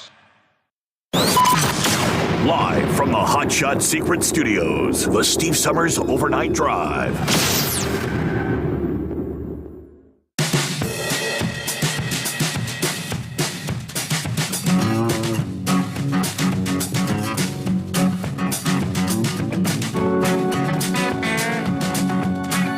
Hey, but wait a minute. They can't do that.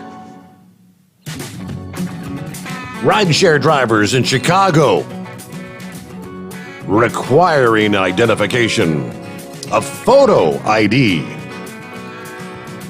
or you don't get a ride. We can't do that. Not in this day and age. Hey, that's racist. You know, because in the state of Georgia, where they're going to require an identification to vote, that's racist. That's voter disenfranchisement, in particular against people of color or minorities. So how could you do that in Chicago? Yeah, right. Rideshare drivers are working in fear. Carjackings in Chicago are off the charts. They held a gathering, a huddle on the sidewalk. Drivers clutching candles in honor of their colleagues who've taken a bullet on the job. Mustafa Alwasi was nearly one of them. He said they ordered a ride. They got in my car, pulled a gun, put it to my head. I gave it to them because, of course, they had a gun to my head. It's just a car. That's the last time he ever drove for Uber or Lyft in November. Carjackings have skyrocketed exponentially since that time. Another Uber driver, Leonard Sanchez, is going to be paralyzed for the rest of his life from the waist down. Incident that took place here a couple weeks ago, February the 27th. Surveillance video captured a group of carjackers threatening a rideshare driver at gunpoint, speeding off in the middle of the night. Another was left shot in the chest in the back seat of his car in broad daylight last week. Alawasi says it's like a flashback every time I start thinking about what happened.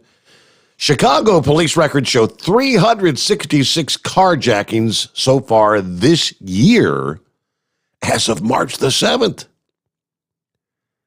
That's 130% more than the same period in 2020. By this point in time last year, there had been 159 carjackings.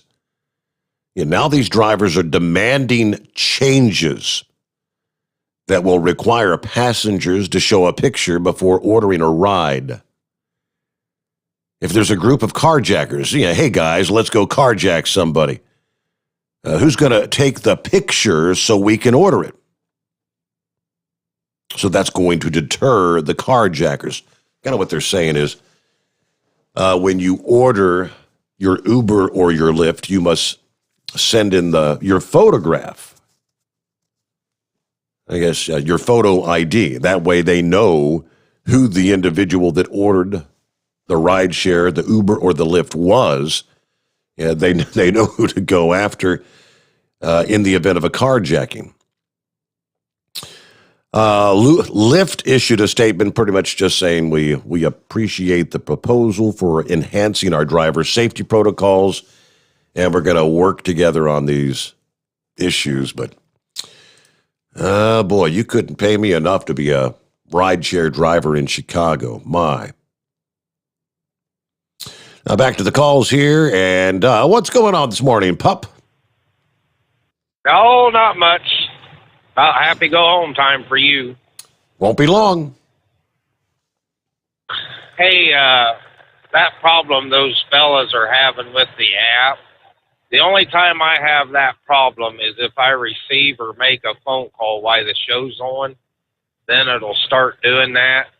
So then I just close everything out and reopen your app, and then I don't have that problem anymore. Huh. I don't know why it is. I've got an Android phone also. So. The one caller was talking about the various settings, and I'm not familiar with the battery save setting, but that makes sense. If you've got something running and there's no activity, what do you say? He said they come pretty much set from the factory at like a 30 minutes of no activity. Yeah. It tries to save your battery, so it cuts it off. Mine doesn't do that at all. Even when you was having that problem here a while back and you had to shut everything down and turn it all back on, mine kept it, and then your music would start up, and then you came back on the air. So, but I don't know. I don't know anything about those settings. That's above my pay grade. But that's going to be a slippery slope if they really do require us to have that passport deal. That vaccine passport you was talking about. Mm-hmm. That's going to be, I don't know. That's just going to open a whole new can of worms I don't think we need to go down. But one last thing, Chevy guy might want to check with his sister, but if the bear is actually the United States. So, but that's all I had for you this morning, Steve. So have a good day. All right, Bob. Hey, thank you for checking in. What do we see here? Yeah, it's a southern border. Yeah, a handful of stories I didn't even get a chance to touch on. But things are getting worse and worse, as we know, with each passing day. But it's not a crisis. It's a difficult situation. Jen Psaki's still calling it that. Representative Andy Biggs says the Biden administration must stop bringing illegal aliens into Arizona communities, especially those that don't even have a notice to appear. And especially because the communities don't have the resources to handle this crisis, which is the Biden administration crisis. Representative Andy Biggs of Arizona wrote a letter to top U.S. officials on Monday. Quote, "This administration cannot acknowledge the border crisis they created, but they expect surrounding border communities to take care of the overflow of illegals that are coming in the name of Joe Biden. Homeland Security should not be shifting the consequences of their horrible policy changes to our communities. We don't have the resources to care for these illegals, and I'm working to stop it." sent this to the Department of Homeland Security Secretary Alejandro Mayorkas, the acting Customs and Border Patrol Commissioner Troy Miller, the head of the Border Patrol's Tucson sector, John Modlin. I request the DHS refrain from releasing aliens into communities without first coordinating with local elected officials and to stop releasing aliens without NTA, notice to appear. I'm especially concerned about the potential of future releases of aliens into Arizona communities because DHS has yet to explain the legal authority for releasing aliens that do not have notices to appear.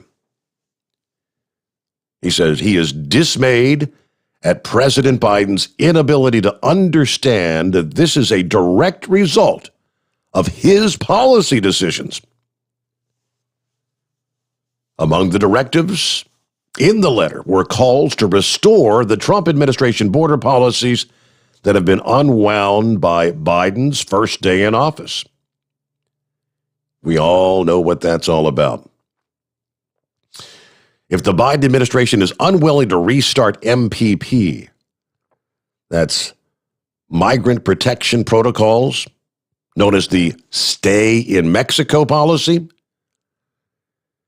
or the ACAs, that's the Asylum Cooperative Agreement with the Northern Triangle countries, Honduras, Guatemala, El Salvador.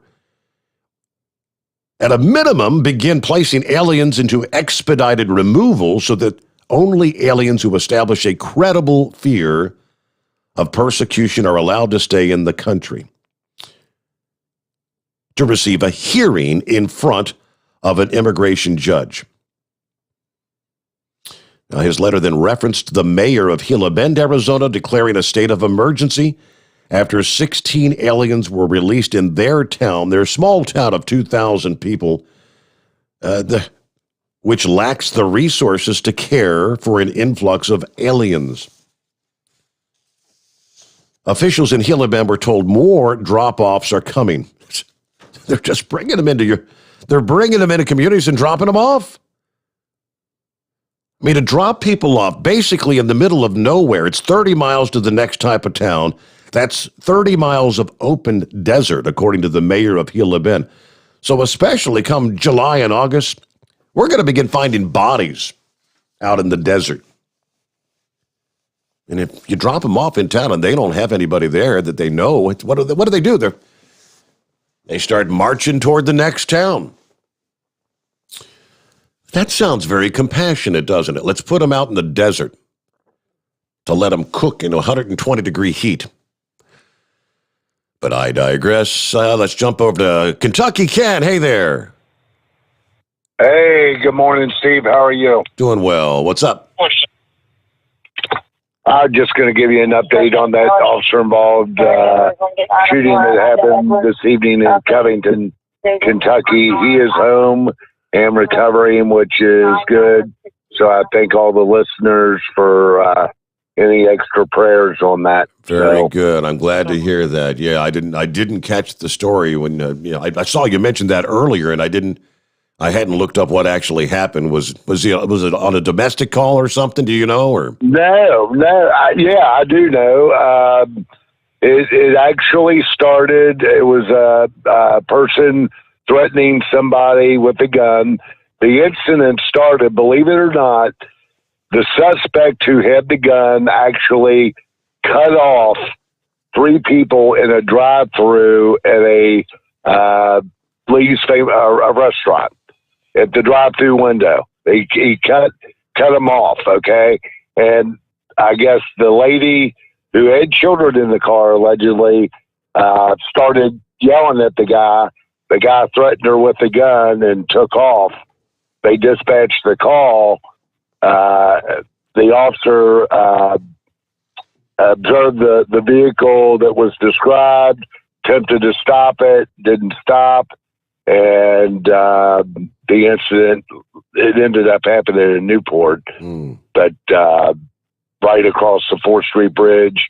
And the bottom line, before the officer even exited, this guy had stopped abruptly, and exited his vehicle and started firing into the windshield of the cruiser. Wow. I haven't seen the pictures of the car. Yeah, but so he's very fortunate, and I've been doing this over 32 years.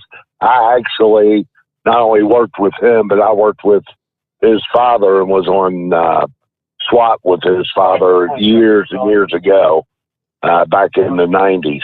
But anyway, he's home recovering. Suspect still in the hospital, and I know there's an attempted murder warrant on the suspect at this time. No doubt. Yep. That's what I know. But it just, I mean, this world.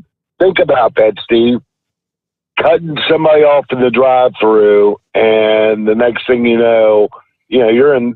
This is at dinner time. This happened like at 6:20 this evening. It's this world, man, just unbelievable. Unbelievable. World has gone crazy. Just everybody be careful. Yeah, I shared this. It is.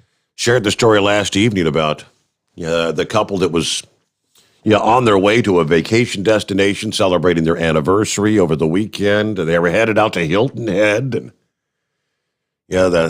the man was driving, had his wife in the car in the passenger seat, trying to merge onto a highway, and got too close to a vehicle. Maybe they were in the blind spot, whatever, but so the car proceeds to pull up beside the car, rolls down the window, fires numerous shots into the passenger side, and she's dead. It was just a simple mistake. It's like, dude, I wasn't trying to cut you off on purpose. I was trying to merge. I didn't see you. Man, oh, man. Well, good morning, Larry.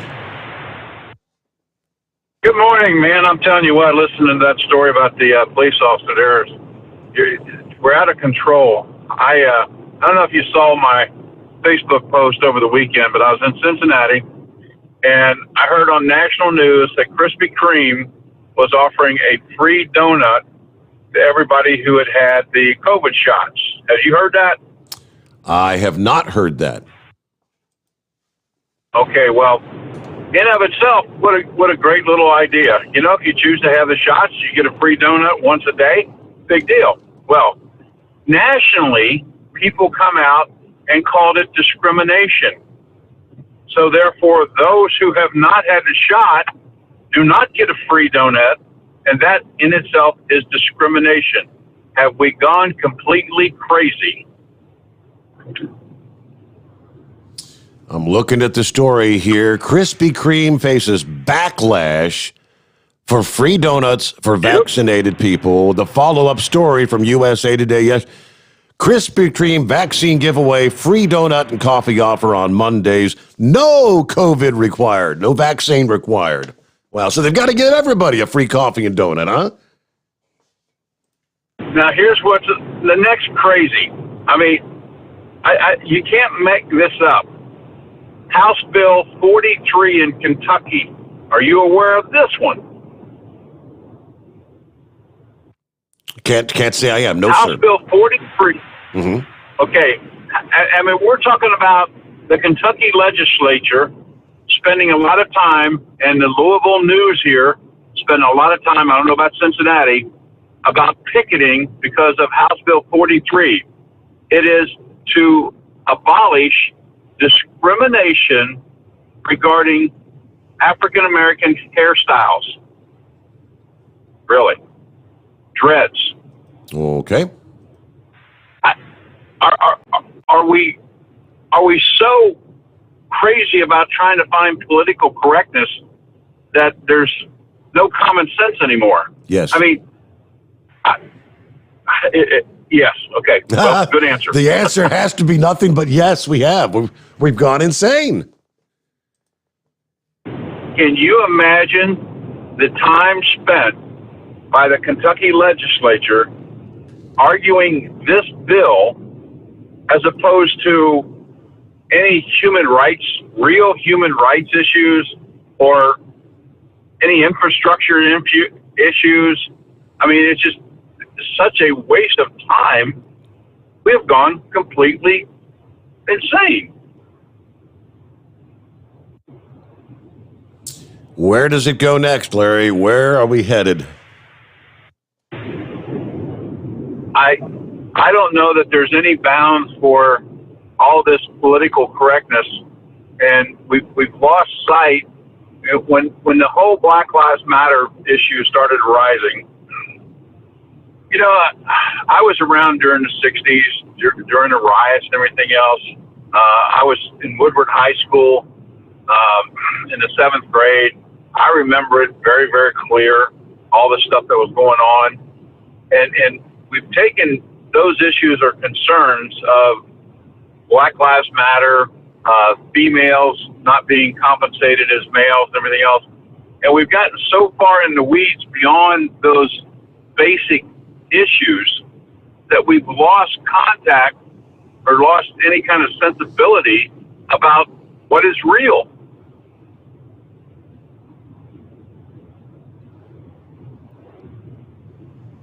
Well, Larry, it's good to hear from you this morning. We're going to be wrapping things up in about a minute, but if anything else, be safe out there today, that's for sure.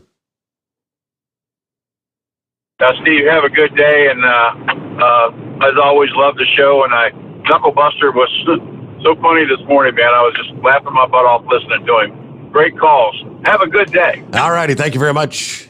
You got it. Okay, with that, inbred redneck, I'm sorry, we're out of time. Can't pull you up with just 20 seconds left, can we? Hey, with that, we'll wrap things up here on a Tuesday morning. What do we see? Come back at the midnight hour tonight. We'll make our way into Hump Day. And don't forget, go over to the overnightdriveradio.com. Check out, get you a Steve Sommers Overnight Drive t-shirt. Still waiting on the hats. Anytime. And, of course, Hot Shot Secret merchandise, hotshotsecret.com. They've got all kinds of apparel to choose from there. So get your orders in. Don't forget to use Overnight Drive as the coupon code at checkout for your 10% off. And again, have a great day. Be safe out there. Thanks for hanging out with us through the late night, early morning hours. See you back at midnight. The Steve Sommers Overnight Drive live from the Hot Shot Secret Studios.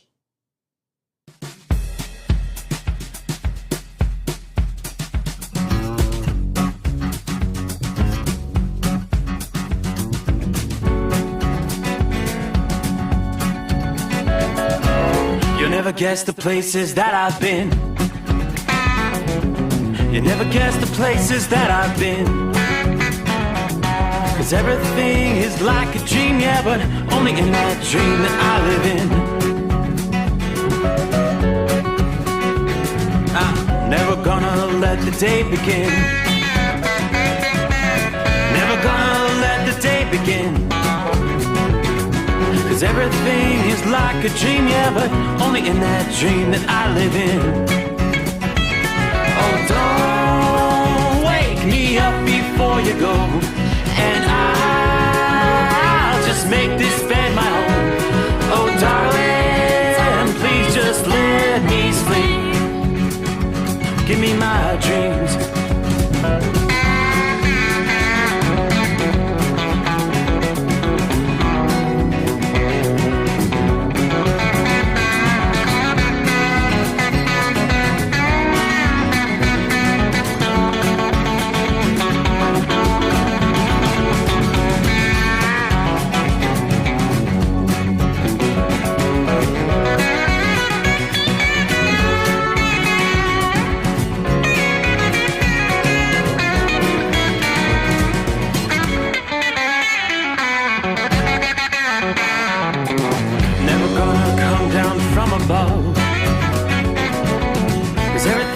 Better from above.